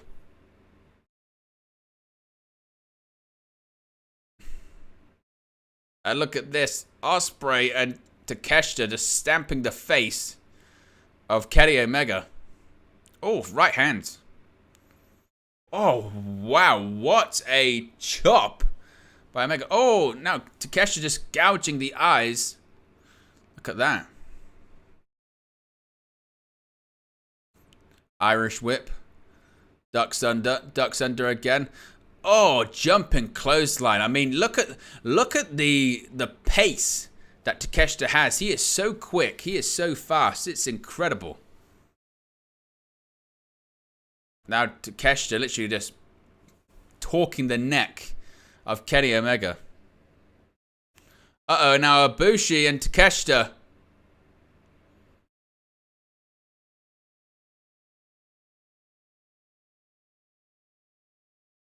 They're teasing something there.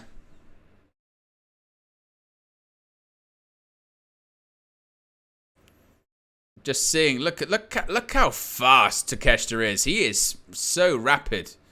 Former decathlete, you can tell. So athletic. Forearm by Ospreay to Omega. And another one, big forearm.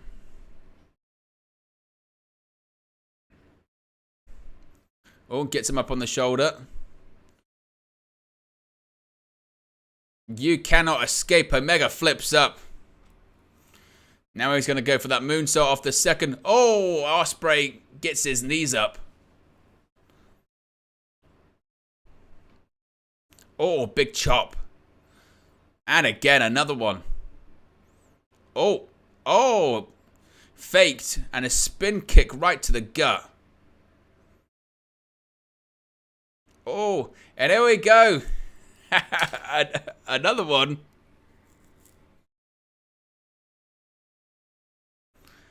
Another octopus. We've seen it almost in every match so far, I think. It's almost become a bit of a running thing tonight, hasn't it? Oh, look at that. A lot of leverage. Ospreay to Guevara to Takeshita to Don Callis.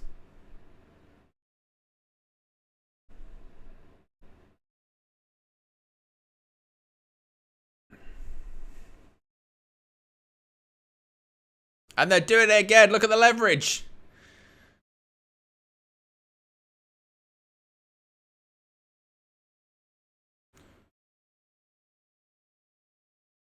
Oh!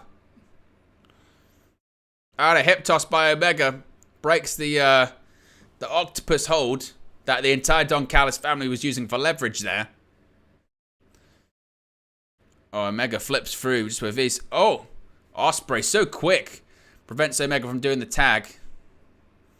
Oh, reverse elbow to Jericho. Oh, a right hand. Oh, a big back body drop.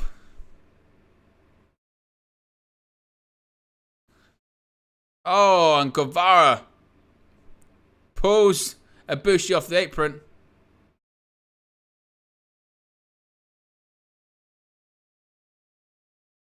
Oh, Blue Thunder bomb. Beautiful. Oh, and Omega kicks out.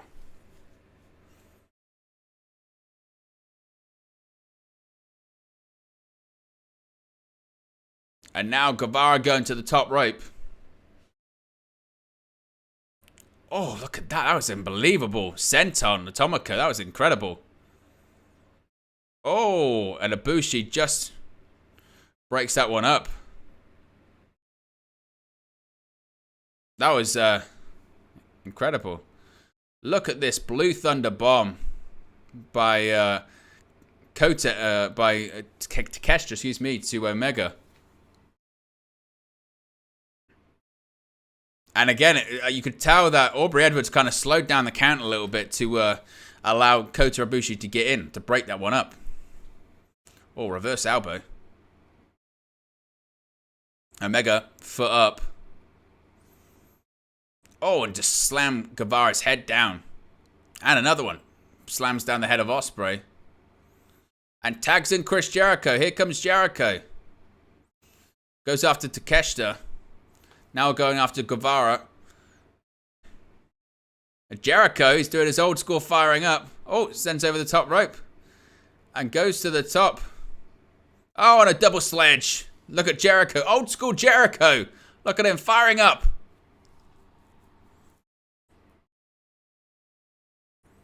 And a bulldog. I think he's going to go for a lion salt, perhaps. No. Alexander. And now he's going... now he's going for a double or stretch. We've got so many tonight.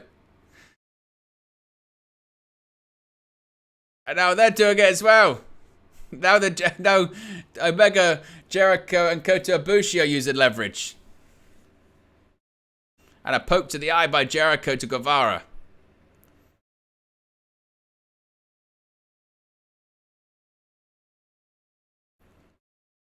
And then comes Kota Ibushi. Oh.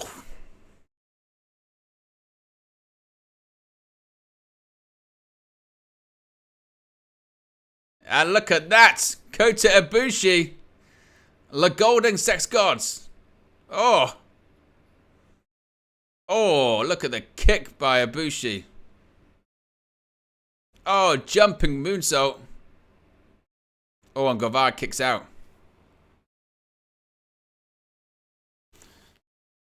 Tags in Omega.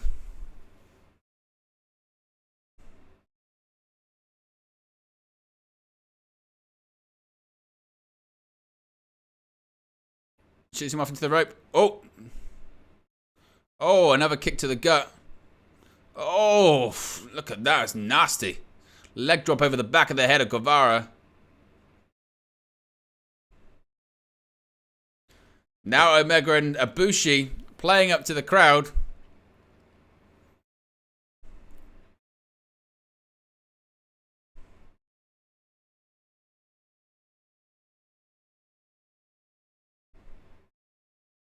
Oh, and a pair of moonsaults to the outside. Oh, and Jericho with a lion salt of his own as well. Beautiful. Oh, and Guevara kicks out. That was nice. Yeah, the synchronized moonsault to the outside by the Golden Lovers. And then also Jericho the lion salt too. A trifecta of moonsaults. Look at this.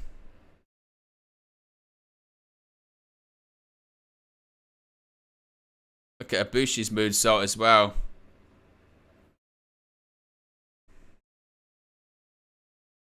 What are they thinking there? Oh, look at that. Powerbomb into a German. And now Jericho's going to go for a lion tamer. Uh-oh, but Takeshita. Oh, a German suplex of his own to Chris Jericho. Snapdragon, perhaps? No.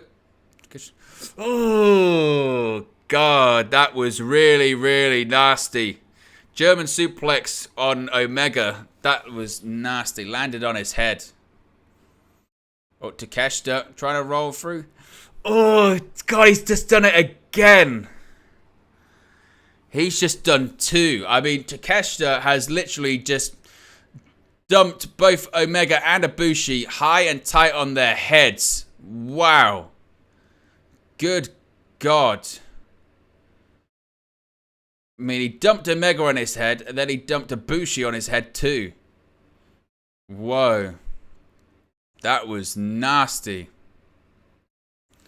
Oh, a bit of miscommunication. I'm just trying to check on Omega and Ibushi. Good God.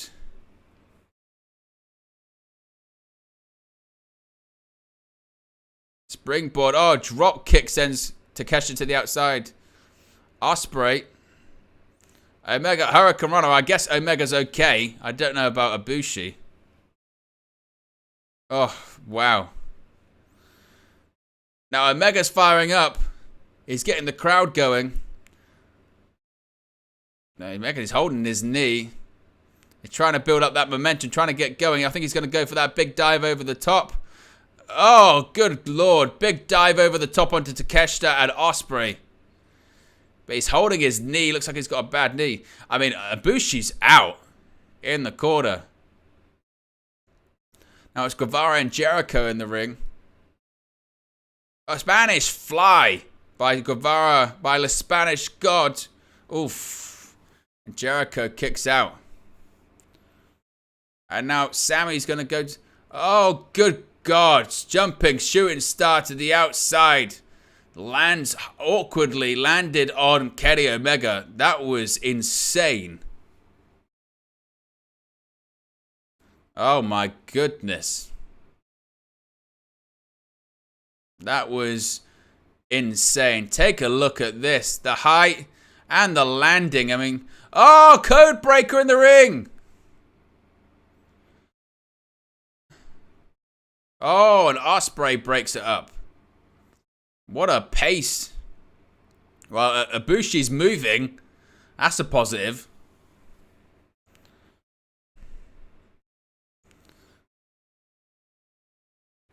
Ibushi. He's on the outside. Ospreay and Omega now teeing off inside the ring. Right square, slap bang in the middle. Oh, Kawada kicks. Oh, wow. Ducks under, snap, dragon, suplex. Oh, just turned Ospreay inside out. Oh, what was that? He went for a cut. He didn't get it at all. That was nasty. I don't think he got. He didn't get all the way across the ring. Uh-oh. Liger bomb by Ospreay to Ibushi. Oh, a Kenosuke to Takeshita with a knee to his head. Oh, a pair of boots in the corner to Jericho. Man, I don't know if Ibushi knows where he is at this moment. He's taken two giant blows to the head. Oh, and a code breaker by Guevara to Jericho. One. Oh, isn't it? Jericho doesn't even kick out at one. He's furious. He's pissed off. Jericho's firing up. He's Jerichoing up. Look at this. Look at him. He's just chopping everyone in sight. Oh, the Don Callis family is just too much.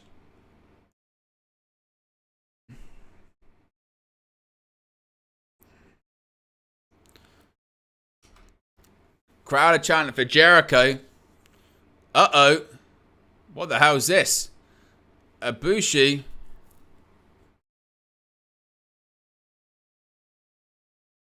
Uh-oh. This isn't good. He's got that blank look on his face. Oh my God. He just knocked out Will Ospreay.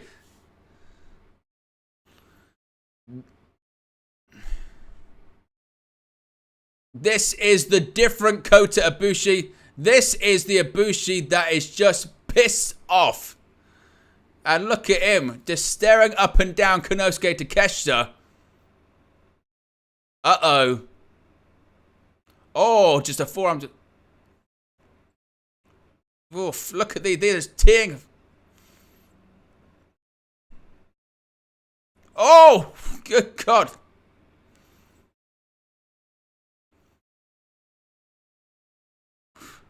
Stumbles. Oh, God. A lariat nearly landed on his head. Ibushi with a lariat of his own.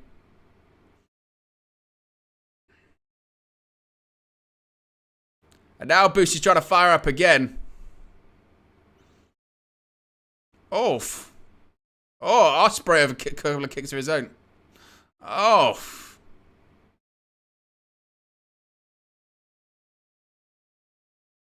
Uh-oh. Guevara. Oh. Oh, big boot by Jericho. This one is just completely broken down. I have no idea who on earth is legal at this point. This has got completely crazy. Oh, super kick.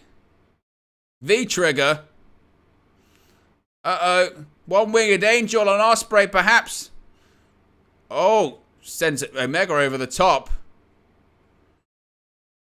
And now Ospreay. Oh, Phoenix. Oh, I can't even describe what Will Ospreay has just done. Inside and out. Uh-oh. Scored by the roll-up. It's got the tights. Oh, it kicks out. Oh, right to the eyes. Oh, boot in the corner. Oh, Judas effect to Ospreay. Oh, super kick.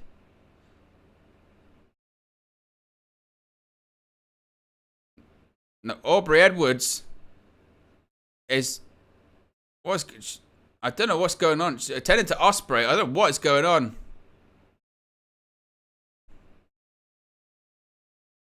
What is going on? He's like holding on.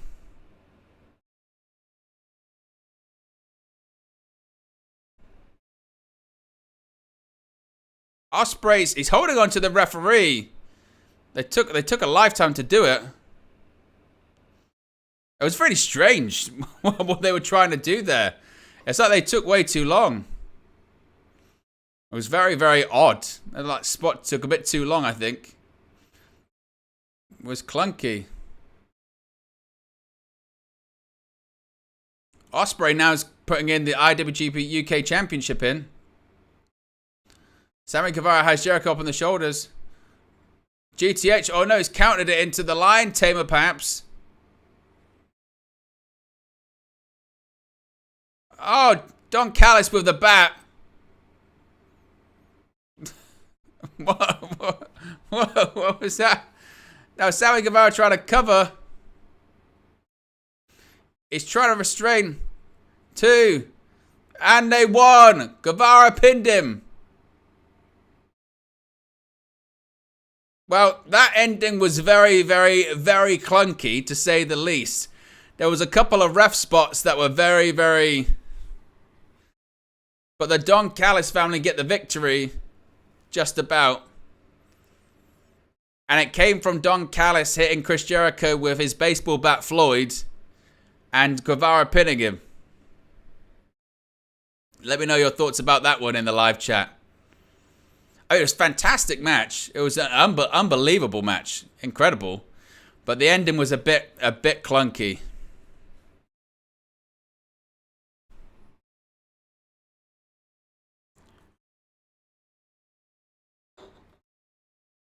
Well, coming up next, we have the AEW World Tag Team Championships on the line. FTR defending against Aussie Open. Again, we're not stopping anytime soon.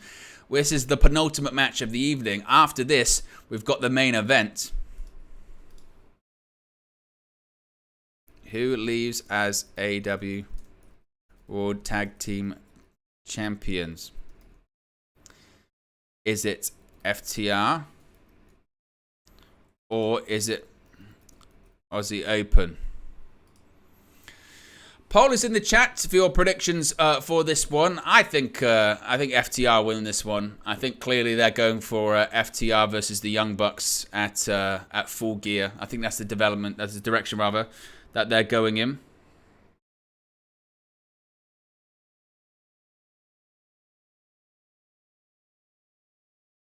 Of course, they had the match, as they mentioned, 1 year ago at New Japan's Royal Quest, and they're going to have it again.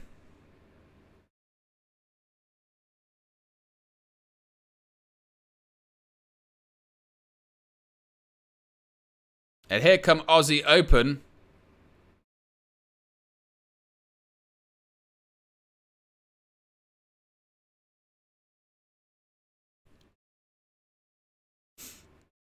Aussie Open making their entrance at the moment.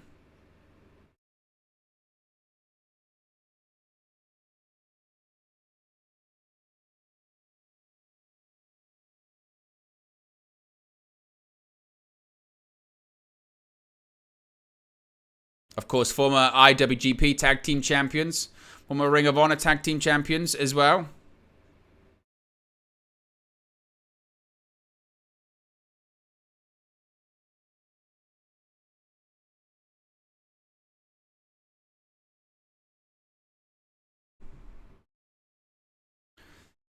Obviously, as I mentioned, this is the penultimate match of the evening. Here come FTR. Well, Aussie Open didn't get that much of an entrance. Maybe you get the impression that they might be a bit short for time. They're speeding this one up a bit, aren't they?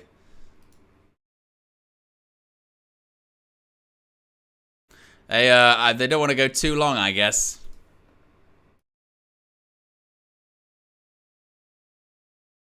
Because Aussie Open had the shortest entrance ever. And then suddenly FTR coming out.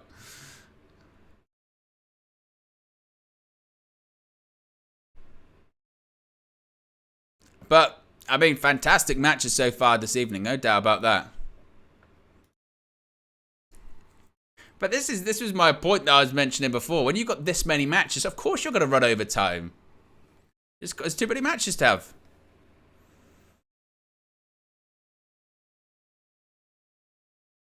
I would assume it's probably something along the lines of they probably have to be off the air or probably have to be out by midnight. They probably haven't hard out. So because of that, they're like, because this match will go 20 minutes maybe. So I think their hope would be that, it's like, quarter past the hour, maybe this one finishes. Then they've got 45 minutes plus entrances for the main event.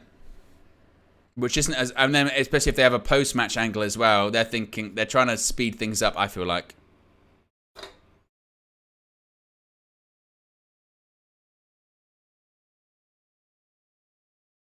But the bell rings, we're going to be underway very shortly. The AEW, as I mentioned, World Tag Team titles on the line.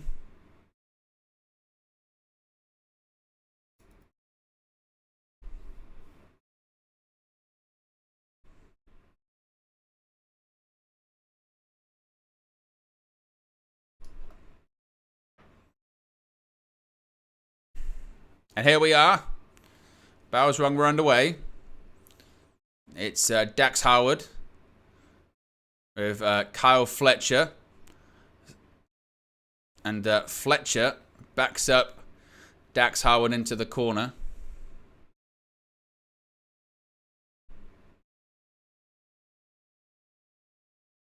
Oh, beautiful top wrist lock.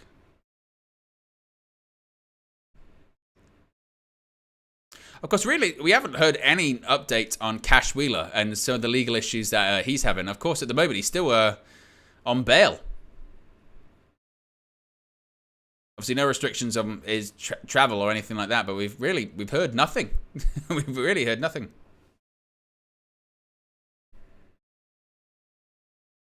Hits the ropes. Oh, big shoulder tackle sends Dax Harwood into the ground.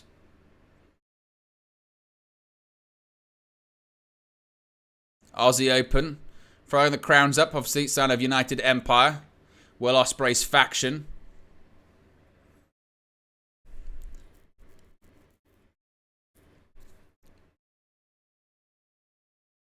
Colin elbow type once again. And another wrist lock. Harwood floats over. Look at that once again. Side headlock. Sends Harwood. Oh, nearly tripped. Oh, shoulder tackle. Again, Harwood nearly actually tripped over.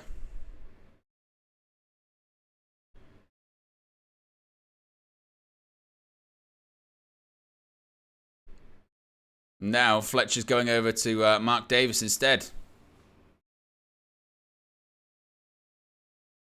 There's Cash Wheeler now in the ring.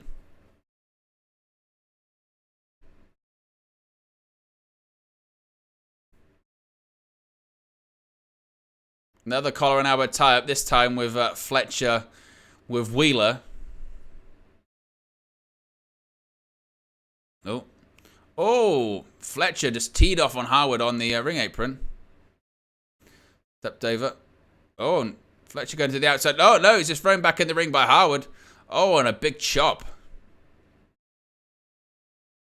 Oh, Manhattan drop. And a big uppercut. Oh, big back body drop. Nasty.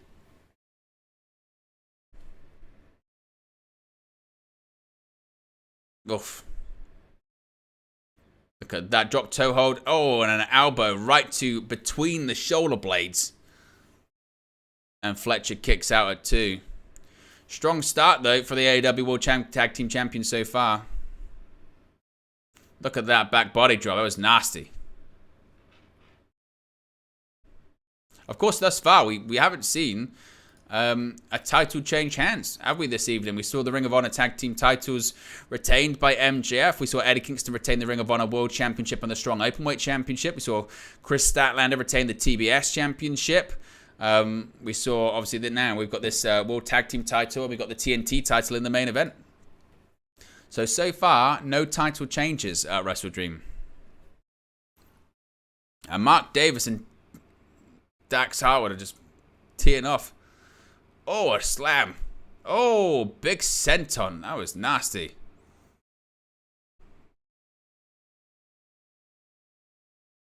And look at that. Mark Davis just kicked at Cash Wheeler.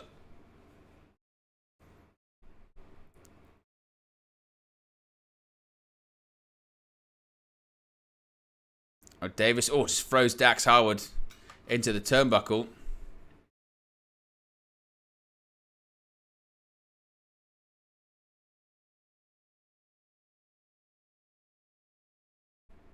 Oof. Oh, chop. Oh, another one. Oh, big chop once again. And another big chop. Snap suplex. Floats over and drops the leg across the bridge of the nose.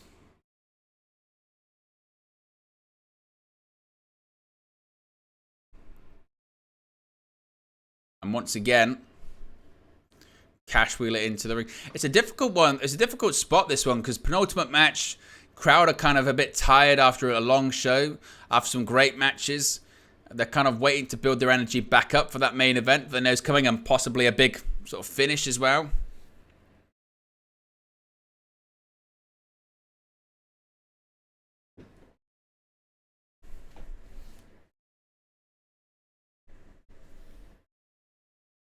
Oh, and Aussie Open just collide FTR in the middle of the ring.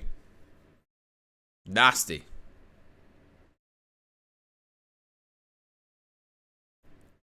And now, Fletcher. Oh, and once again just collides FTR on the outside of the ring.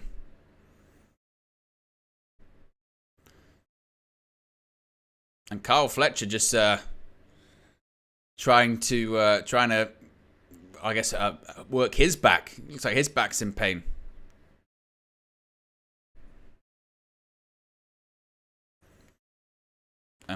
Doesn't even get a 1 count.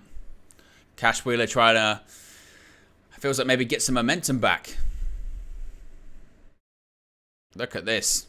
Oh, that was rough. Crowd chant for FTR. chops. Oh. Oh, and a senton again as well. Oh, another one. And Mark Davis, the powerhouse certainly of the Aussie Open Tag Team. And a big forearm. Paul Turner giving the count to Aussie Open in the corner. Kyle Fletcher tags himself in. What a stomp right to the shoulder.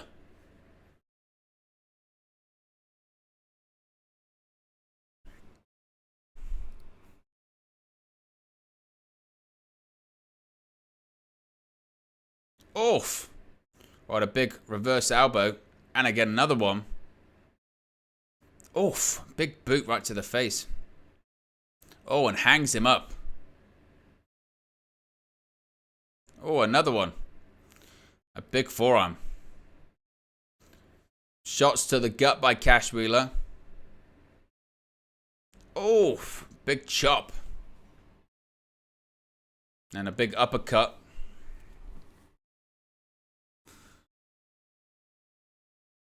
It's going for here. Slingshot. Oh, that was a really nasty landing for Kyle Fletcher. And now they're waiting for Cash to crawl to the corner.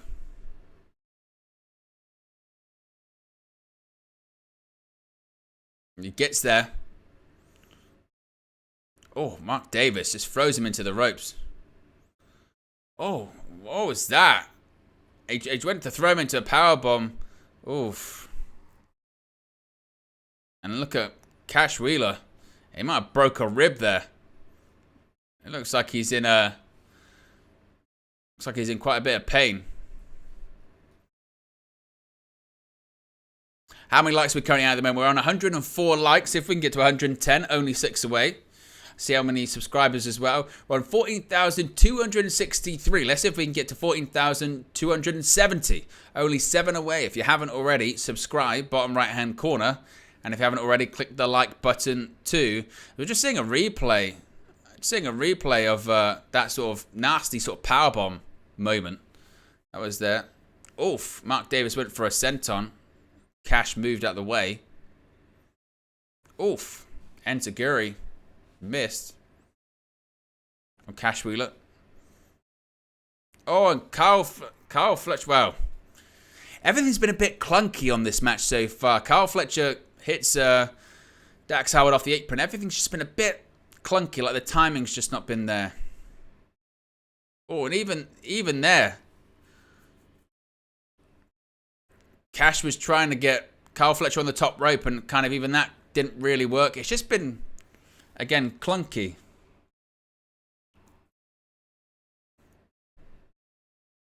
Oh, back suplex from the top rope by Cash Wheeler to Fletcher.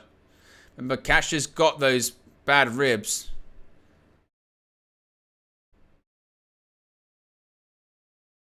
You can tell that Paul Turner was checking on him there as well. I think Cash legitimately has maybe broken ribs, something like that. Because Paul Turner was definitely checking on him. Oh, God. Shit, definitely. I mean, again, if he's got broken ribs, he just took another brainbuster. Flat back bumps. Horrible. Really, really rough stuff.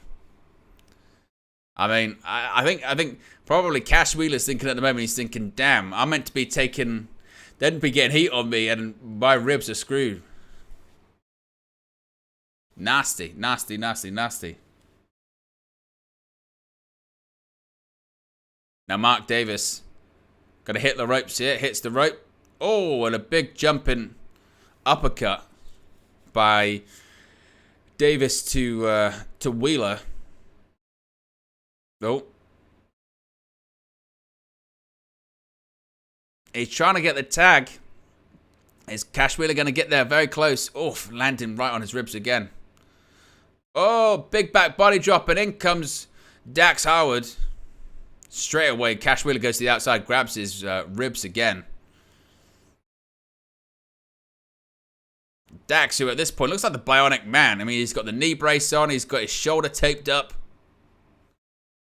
Oof, another clothesline.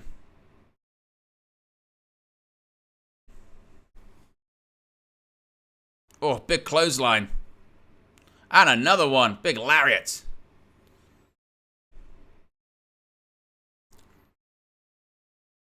Right hand. Oh, chops. Uppercuts. Now it's Fletcher and Harwood are the legals. Oh, ducks under. Oh, clothesline. Dax says no, and a big clothesline back to him. Harwood once again reverses. Or reverses it through again too. Oof. And Mark Davis says, no, you can't do it to me. Look at him, he's going to fire up. Says, no, you can't do it to me again. Oh, kick to the face. Oh, and a big lariat works that time.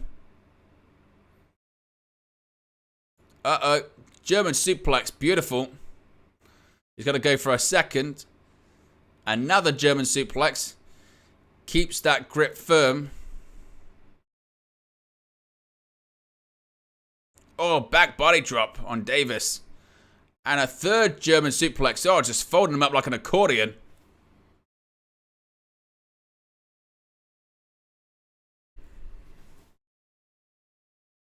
Now Harwood.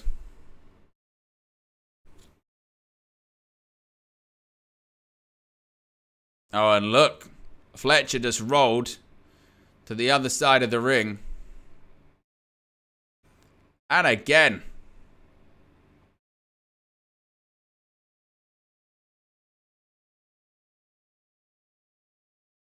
Looks like he's going to try it one more. Oh, he went for that diving headbutt, missed.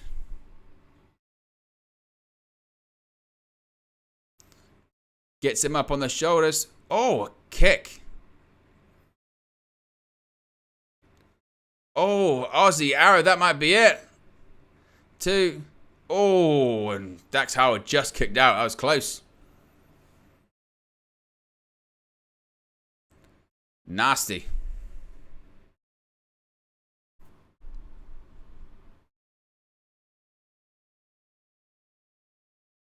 Look at that. Bang. Well, we've got a 2-on-1 situation. Oh, there's Cash Wheeler. Pulls Mark Davis out from the ring. Roll up. Oh, kick out.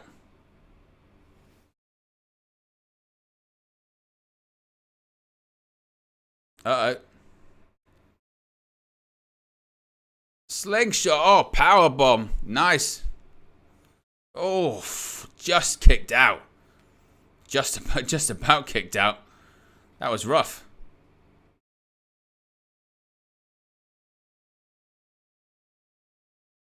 Take a look at this. Whoa. And again, just about kicked out.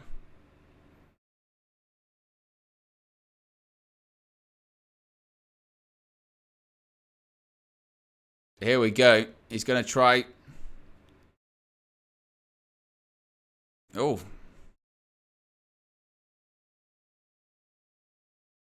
Uh-oh.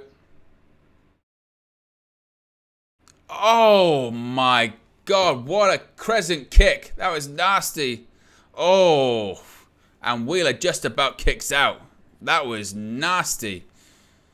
Straight kick right to the face of Cash Wheeler. Wow. That was really, really nasty. Really nasty. Wow. My goodness.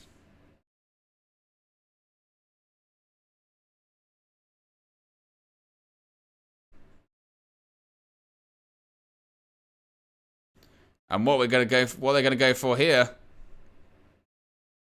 Uh-oh.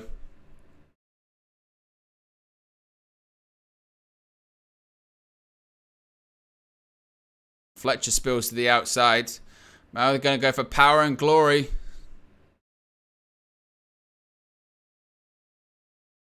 Power, glory. Oh, on the ribs again. Oh, Fletcher crossbody and they just kind of landed in a pile.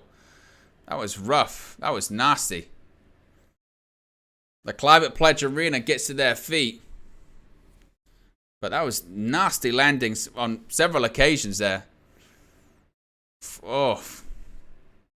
Mark Davis grabbed the wrist right away. Looks like he might have a broken wrist. That's how you break a wrist, I'm telling you. Very, very nasty. And now, both teams are in the ring.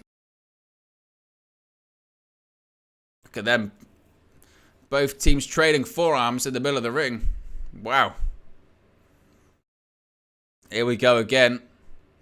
Oh, a pair of clotheslines sandwiching FTR.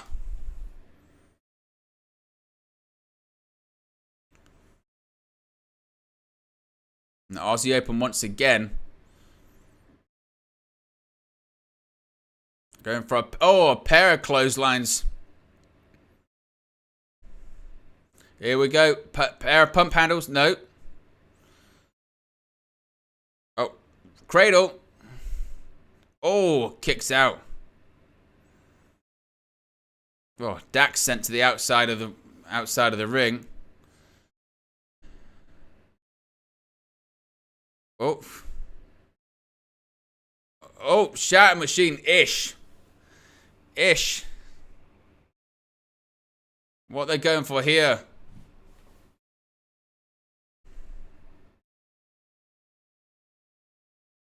Coriolis, is this going to be it?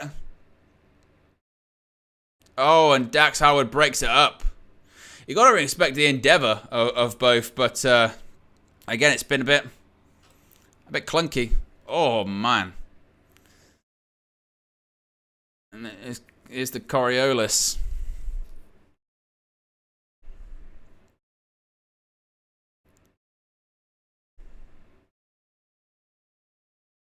Crowd chart, this is awesome. Oh, a pair of boots right to the face of Dax Harwood.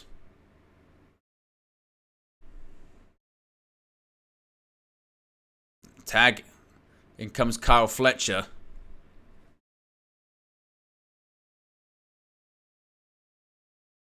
Now what they're heading for here.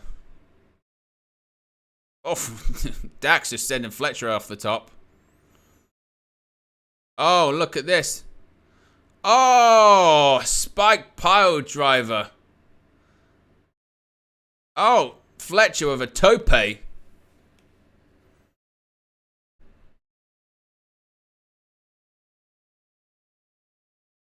Oh, Fletcher. Oh, jumping right hand by Cash Wheeler to Fletcher.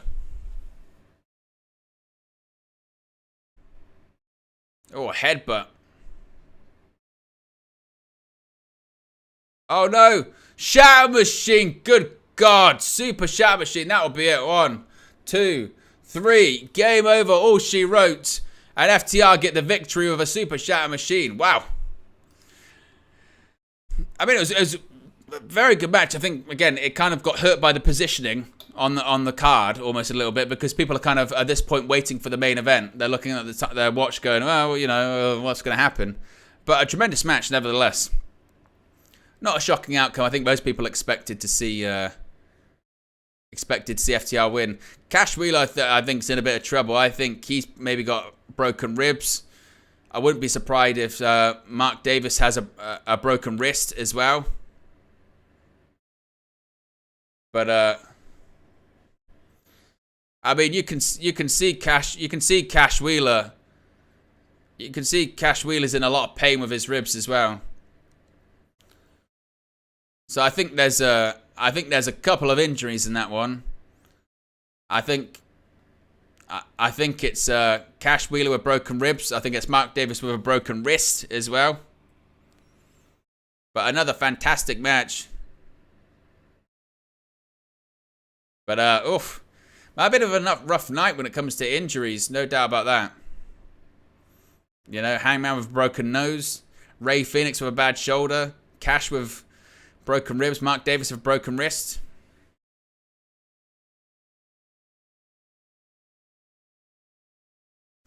And now it's time for the main event. Are we going to get what people think we're going to get? That's the question. Because it must be said, as of right now, I'm not seeing any new era. I'm not seeing any new era at the moment. So this is the time.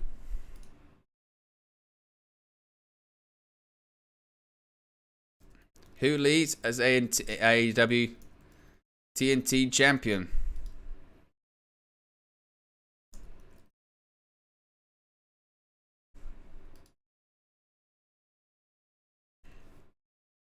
What I think what people kind of are forgetting, I think what people are forgetting when it comes to this whole Edge thing, if indeed it happens, why are we assuming that Edge would come to AEW to help Christian Cage? Because what we could see, and I think actually is what is a realistic scenario, is that maybe it's a case of Edge isn't coming into AEW for a super long period of time. Maybe Edge's only reason for coming into AEW is, I just want to have my last match against Christian. You know, I'm only really interested in coming in to have one match. That's the only. I'm interested in coming in, having a match against Christian, whenever it be, Full Gear, maybe I don't know, something later next year. I don't know, but that's my only interest. So, why are we assuming that Edge wouldn't come in?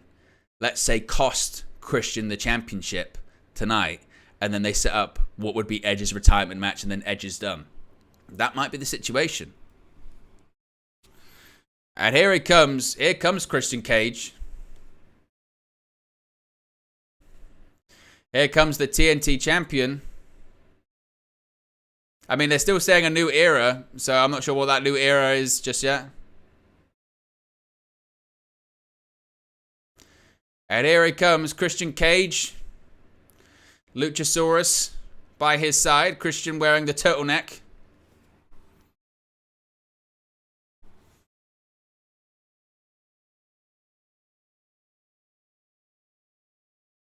Christian Cage sending Luchasaurus to the back.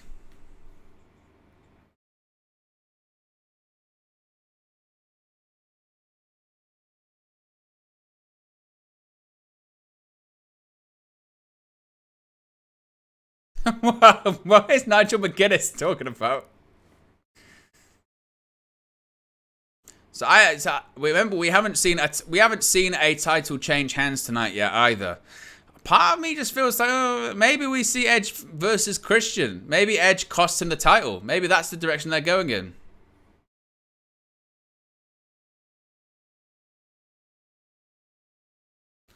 And here comes Darby.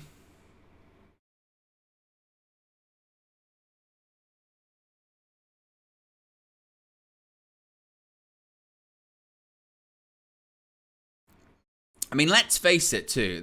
This is the other part of it.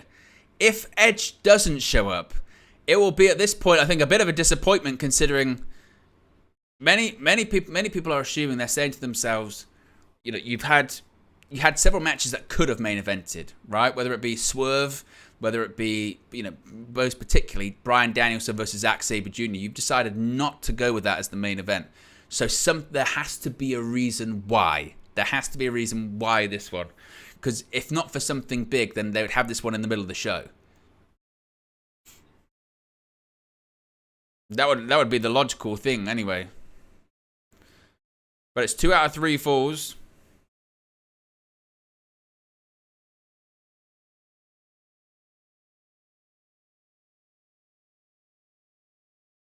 But let's go.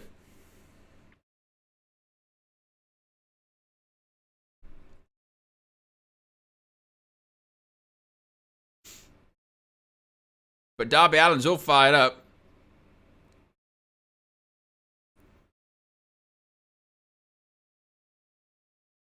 Darby, look at him.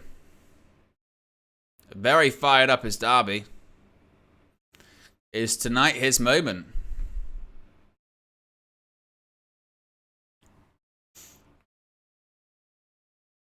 We're 1 like away from 110 likes. So if you haven't already, click the like button. 6 subscribers away from 14,270. So if you haven't already, be sure to subscribe to bottom right-hand corner.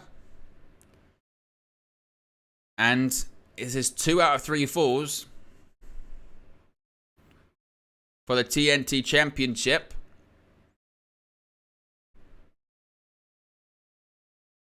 Again, the question is this going to be the moment?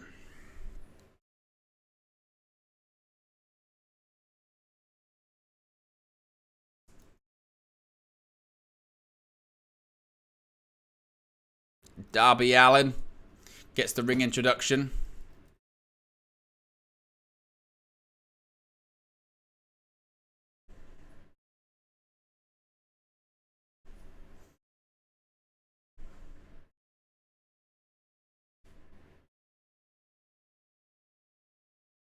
Christian Cage.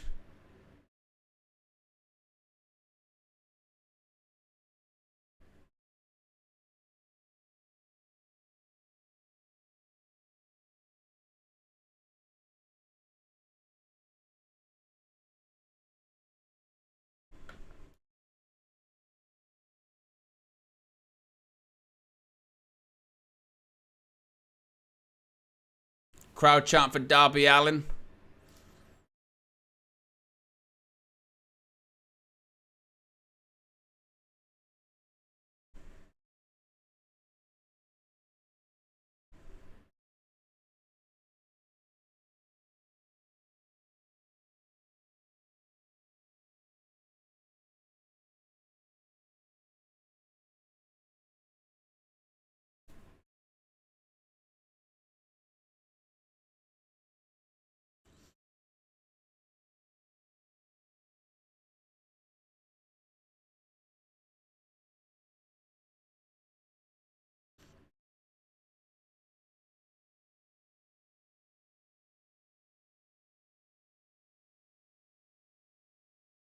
And here we go.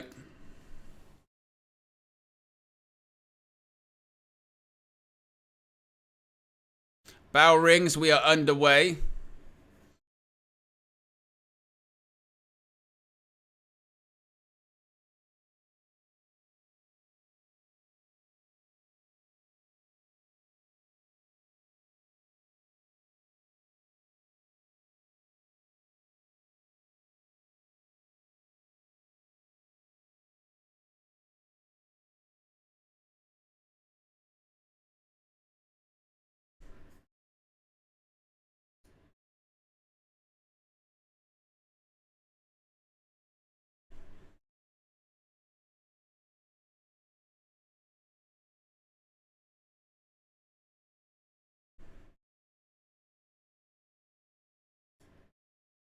Clean break to start this one.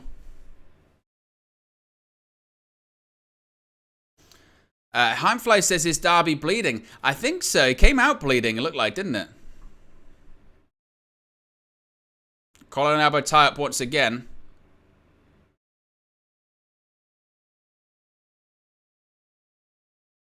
Darby backs up Christian in the corner. Oh, covers up. Flinching.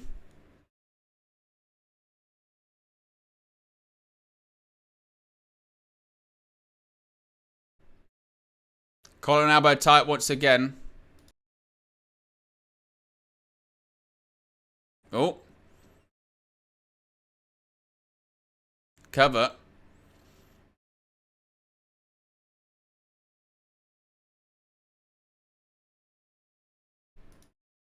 And now Christian gets right back to the ropes once again.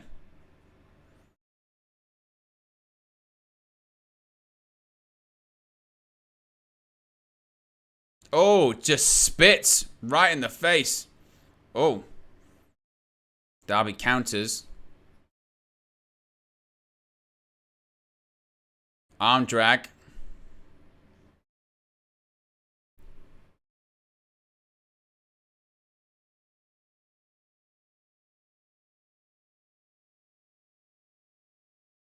Oof.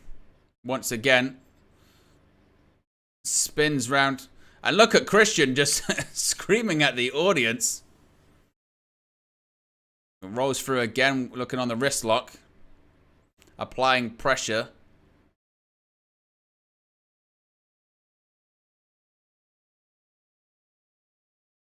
Oh, look at that. Side headlock. That was beautiful. Beautiful by Darby Allin. And again, tremendous.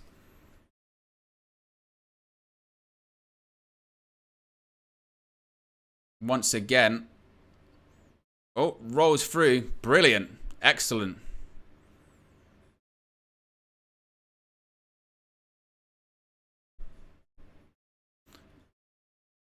A slap to the back of Darby Allin. Oh, slap to the gut. Another slap to the gut. Oh, big reverse elbow. That was beautiful. Oh, stamp to the head. Oof. Oh. Big chop to the chest. And again. Another big chop to the chest. And now right hands by Christian Cage as well.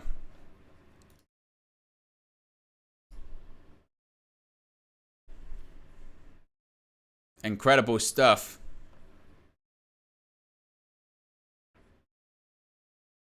Christian Cage working on the physique.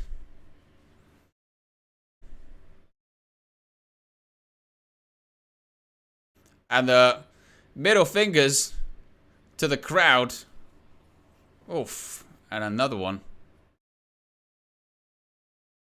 Oof. Sunset Flip tried it. Caught him though. Gonna go for kill switch perhaps. No. Oh, he pulled the turtleneck over his head. And cuts him over. There you go. That's the first fall. First fall, and it was by the turtleneck.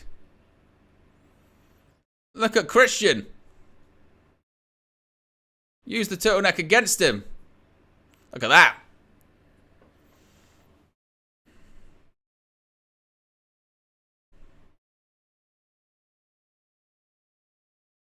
Unbelievable. Use the turtleneck over his head, then use the jackknife cover. Excellent. Smart stuff.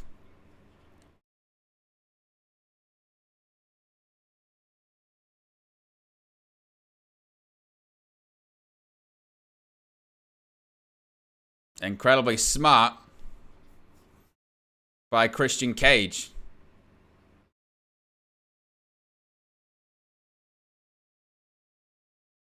Look at Christian Cage with the wry smile.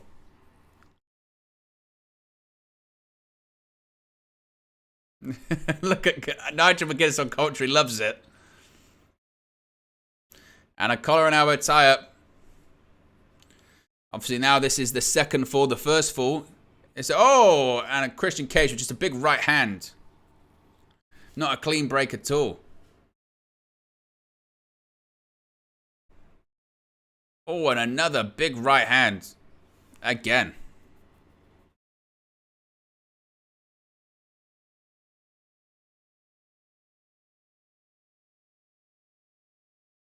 Oh.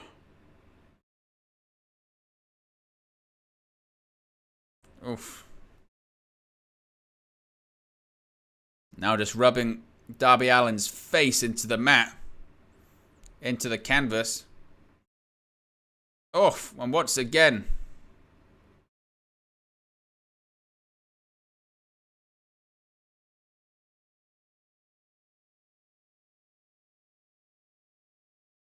Look at that. Christian Cage.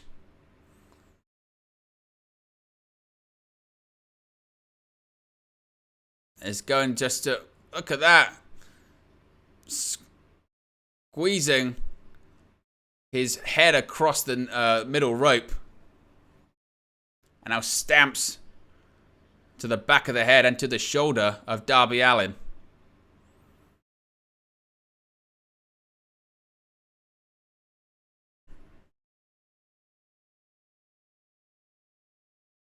Dueling chants of let's go Darby and let's go Christian.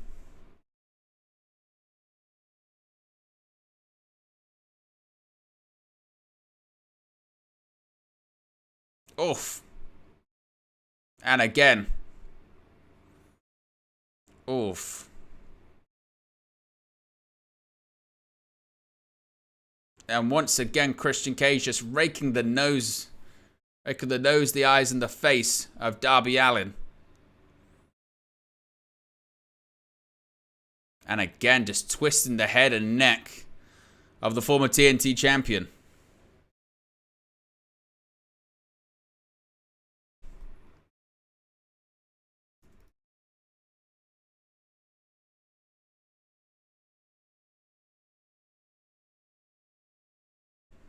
Oof. Look at that. And again. Oh. Oh, man.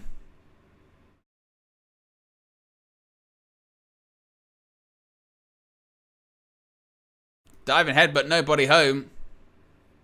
Oh, code red. Oh.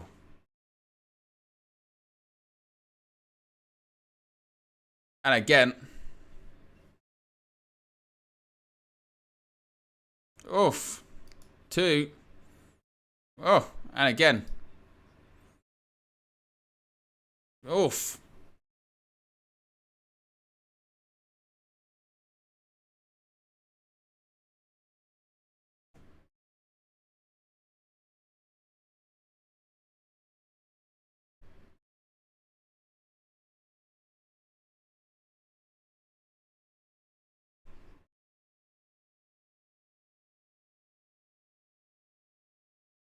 Look at that.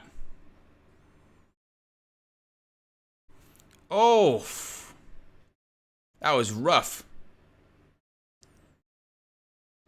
Christian, I mean, you would think probably the next fall is probably going to be going to Christian Cage, most likely.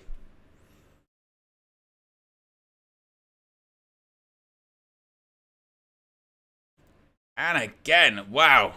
Horrible.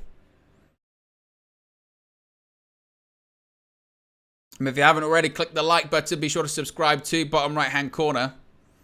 We're 3 subscribers away from 14,270. And Christian Cage, he's got a fixation on Nick Wayne's mother. He wouldn't. You won't fall down, Christian. You don't need to. You don't need to. Ah! Is she attracted? Maybe. Ah! Ah!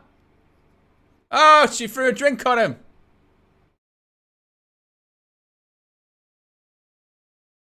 Oh, wow. Tope suicida by Darby.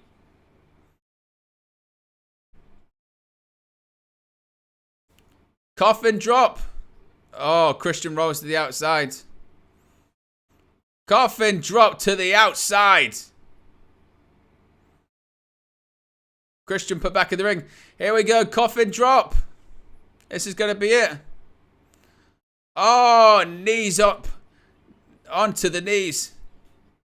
Brutal by Christian Cage.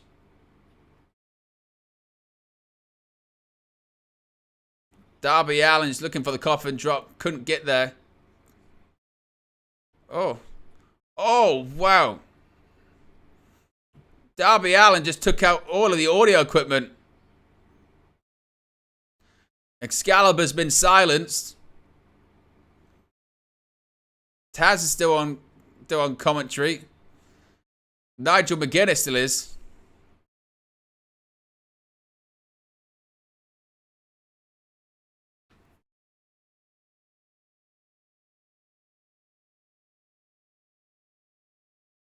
What's Christian Cage thinking here?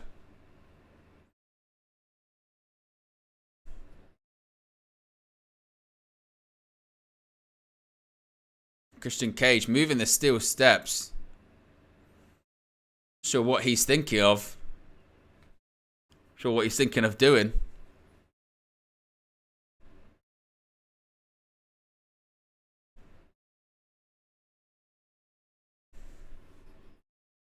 Look at Christian. He's circling the ring. What's he thinking of here?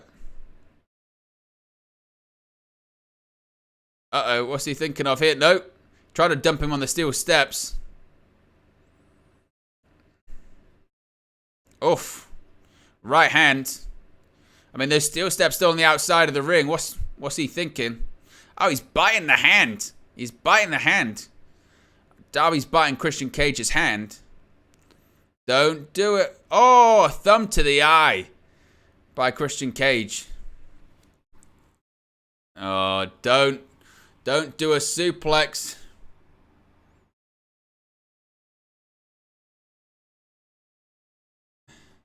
No. Oh. Thrown to the floor. I thought he was going to go on the steps. Oh, good God. I think he was meant to do it from the inside of the ring to the outside, but he missed.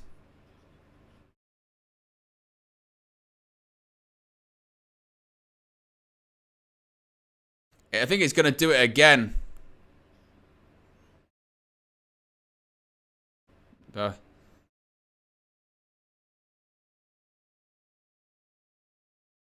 Oh, good God. I mean, it was nasty because he couldn't do it. He tried to do it like 2 or 3 times, and he couldn't do it. Good God. I mean, the problem is the original spot. The original spot was meant to be Christian Cage throwing him to the outside of the ring. He did it once, and it didn't work. And he tried to do it again, and he kept... Oh my God. It's crazy. The problem is the move got botched like 3 or 4 times, and he kept trying to do it. He couldn't get him up. Eventually, in the end, he did it, but that was nasty.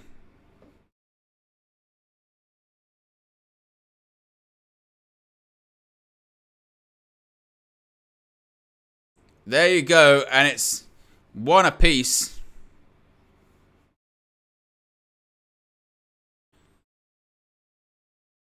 I mean, that was rough. That was so rough. Because again, he was meant to do it from the inside of the ring to the outside. He couldn't do it. He missed. He did it on the outside of the ring. You heard Darby Allin go again, and he just body slammed him.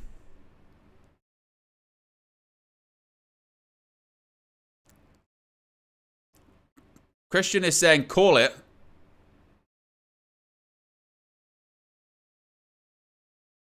What's Christian thinking of here?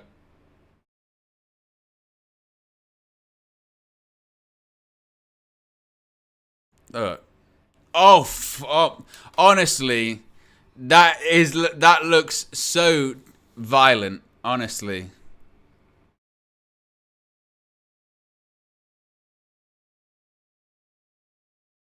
What is Christian doing here?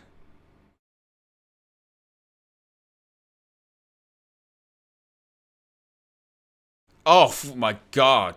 Honestly, that replay is horrible. There's a stretcher out.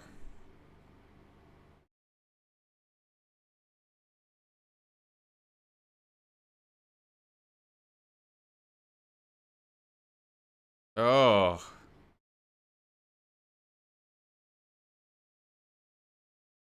I didn't realize it's really his arm.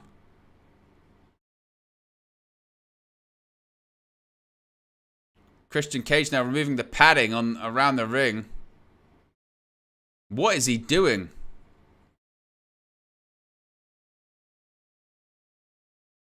This is, I mean, it's insane.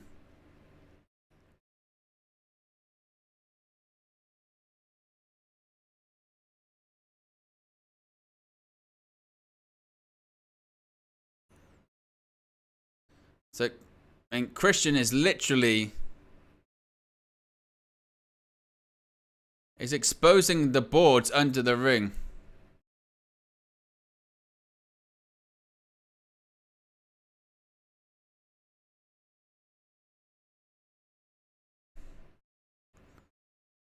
What is Christian Cage doing?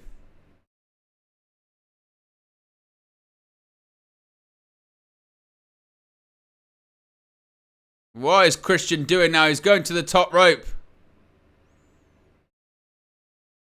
Oh, frog splash onto Darby Allin, onto the stretcher. Good God.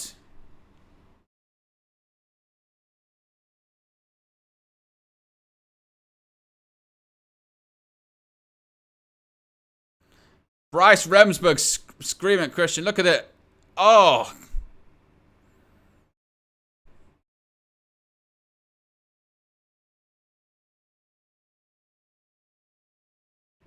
God, this is unbelievable. You can't believe what you're watching. Nick Wade's mother watching at ringside. She can't believe what she's watching.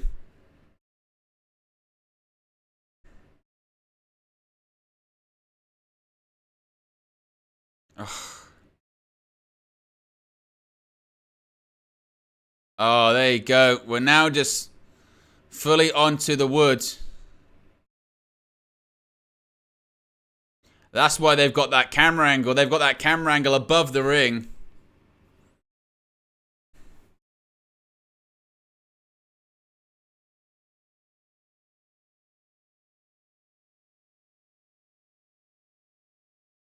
Oh. Here we go. Oh. Kill switch on the exposed boards. Oh, he kicked out. Oh, my God. My God. Man.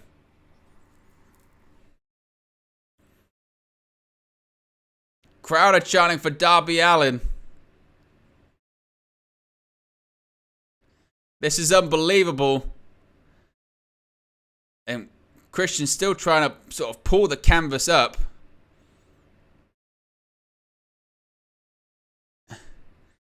Looking for a spear, perhaps? Oh, side steps.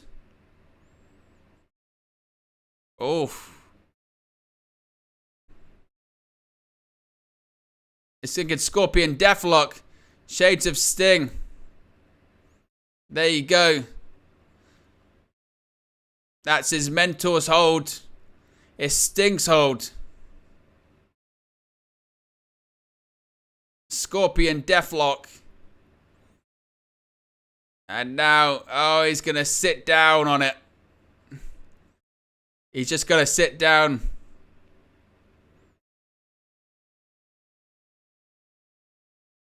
Oh, and he makes the break. Just about, he did it. And look and listen to the noises that Darby Allin's making. I mean, it's still one fall apiece. Unbelievable. I mean, they're not even using a full ring at this point. They're using like half of it. Half of it's exposed, half of it's in sort of rubble. Oh, slaps to the face. He's still faxing. He's gouging the eyes with those nails.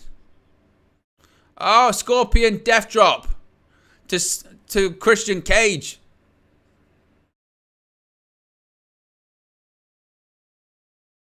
He's going to go for it. He's going to go for a coffin drop, perhaps. Not on this part of the ring. Oh, he landed on the face. Oh, Christian kicked out. Wow. We've had a kill switch on the pine board to kick out. We've had a coffin drop on the pine board to kick out. Oh, my God.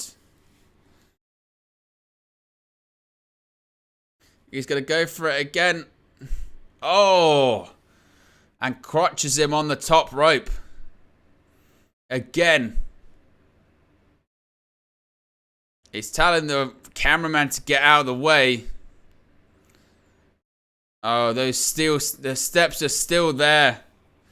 The steel steps are still there.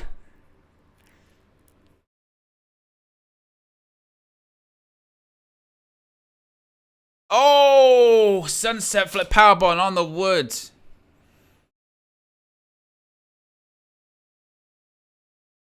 Referee's checking Darby Allin. I don't blame him. Again. Oh, he just speared Bryce Remsburg. We got a ref bump.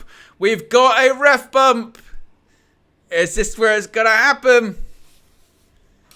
Is this going to be the moment? Oh, a low blow.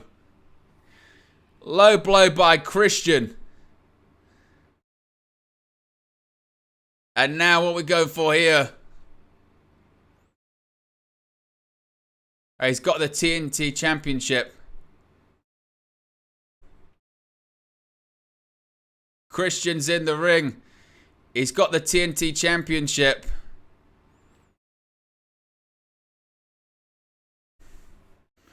Is this going to be the moment?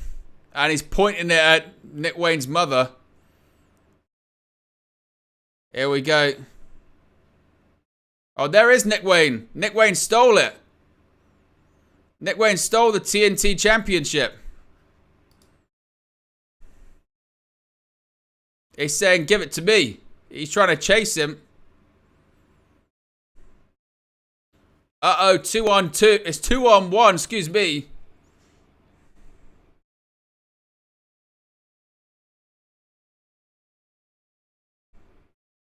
He says, get him.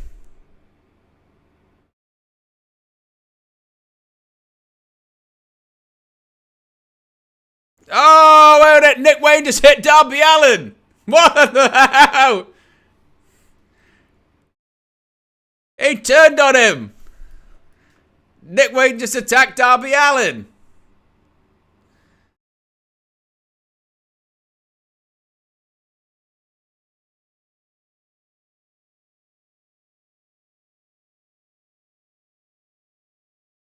I don't believe this.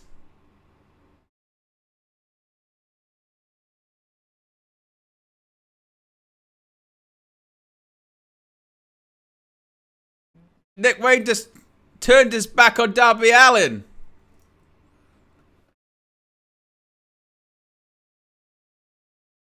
And he wins. He wins. Wow. Nick Wayne just turned on Darby Allin. And Christian Cage wins, well, retains rather, the TNT Championship.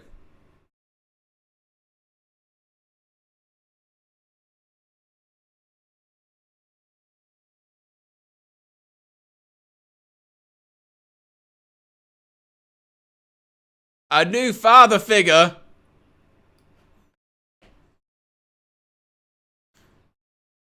He's been missing a father figure.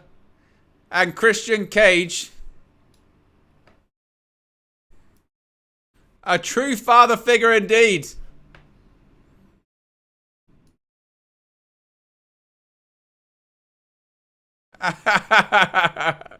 He's got another father. He's got another son. He had one in Jack Perry.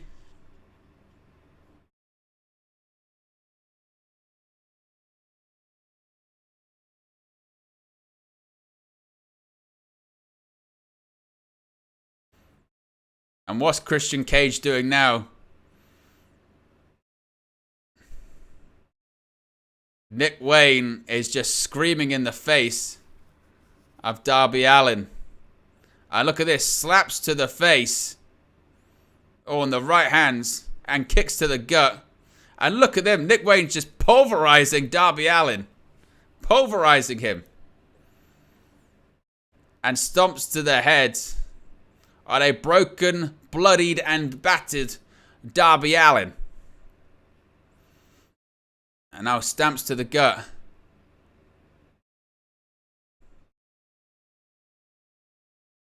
Look at that.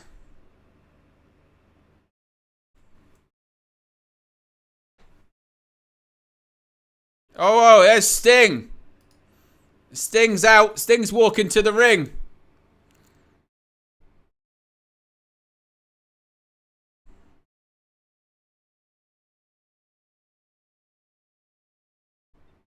Oh, second, wait.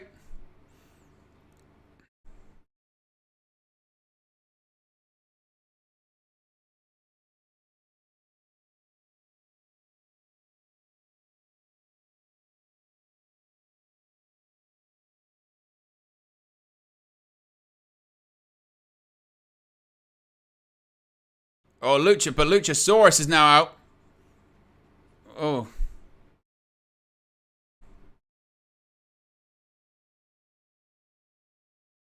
The numbers game is too much.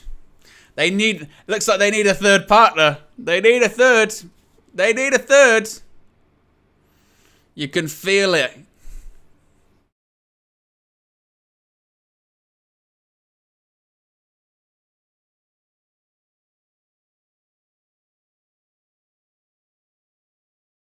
Now he's getting a steel chair.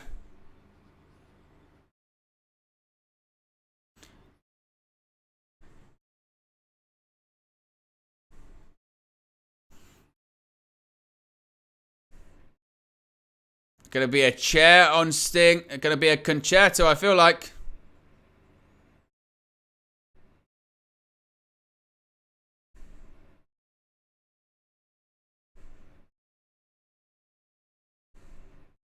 Get ready. Uh-oh, the lights have gone out. Could it be? Could it be? Feature presentation.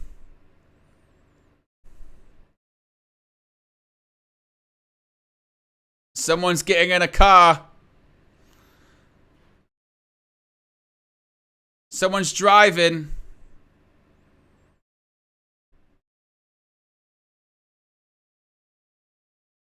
Someone's driving.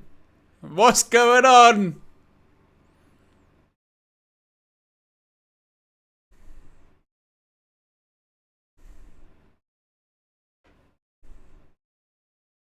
Oh my! It is him! He's here! Edge is in AEW! Oh my god! And Metalingus is playing! Oh good god! Edge is all elite! You think you know me? It's playing! Ha ha ha ha!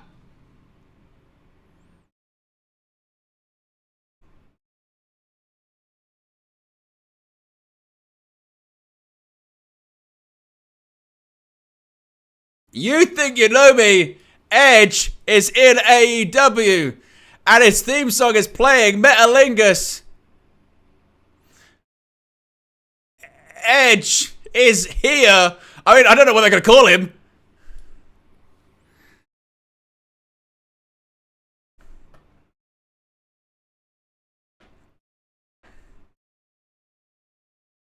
Christian's telling people to get back.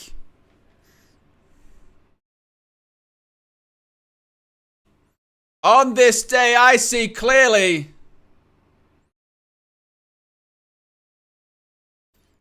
Edge is in the ring facing off with Christian Cage.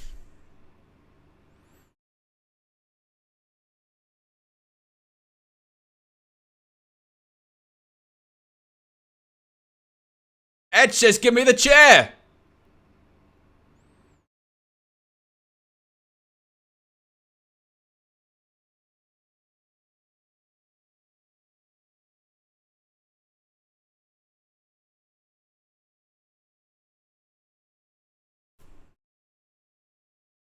Get ready. Will he do it or will he attack?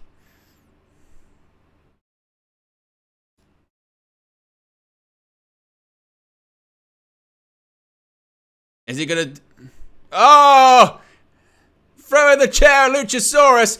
Christian's running away. Oh, and a spear to Luchasaurus.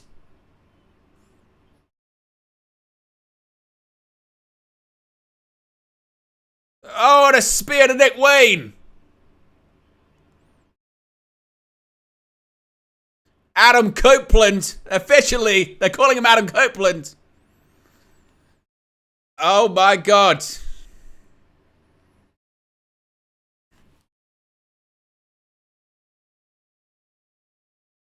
And Edge, it's official, is all elite. Good God almighty.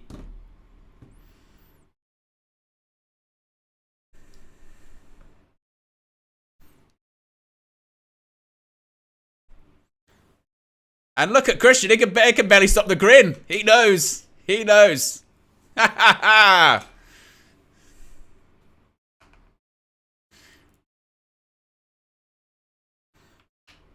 Wow. I mean, we knew it was coming. But it doesn't make it any less like, oh my God.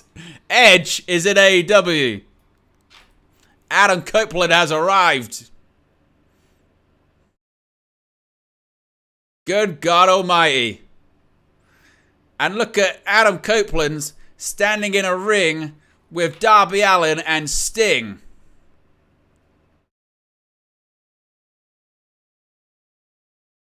Darby Allin's got his hand out. He's shaking the hand of Darby.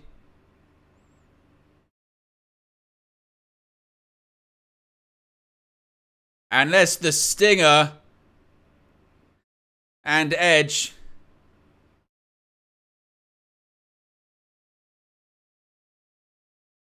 Edge, is he going to shake? He shakes the hand of Sting. And Christian still looks like he's seen enough. He's out of here. Oh my goodness me.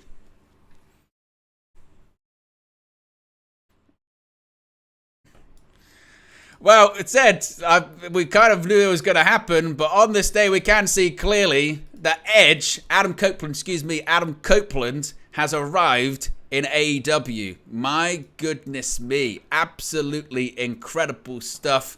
Well, as I mentioned, we knew this was coming. It's not too much of a surprise, but still the moment is unbelievable still. The moment is kind of crazy. And we knew if the show was going to main event, if the show was going to main event with Darby Allin and Christian Cage, like there's something must have been afoot. You know what I mean? It had to be. If it wasn't, you'd have been like, what? Why? Basically. But indeed, Edge, we can't call him Edge actually anymore. We've got to call him Adam Copeland. His real name is All Elite. He is in AEW. We knew that, again, we thought this was going to happen. Indeed, it has happened. And now it's on to react to this and, I guess, break it down and be like, Edge is actually, for the first time in, God, when did Edge make his debut? 97? So in nearly, 25 years, 26 years, Edge is not with WWE. He's with another pro wrestling company, and that is AEW. Oh my goodness me. We got to get into it. We're going to have to get into it. Don't worry, guys. You don't even have to go anywhere because I'm going to be live in about 2 minutes. Well, a minute, certainly. And we're going to react to all of this. As I said, it's kind of crazy.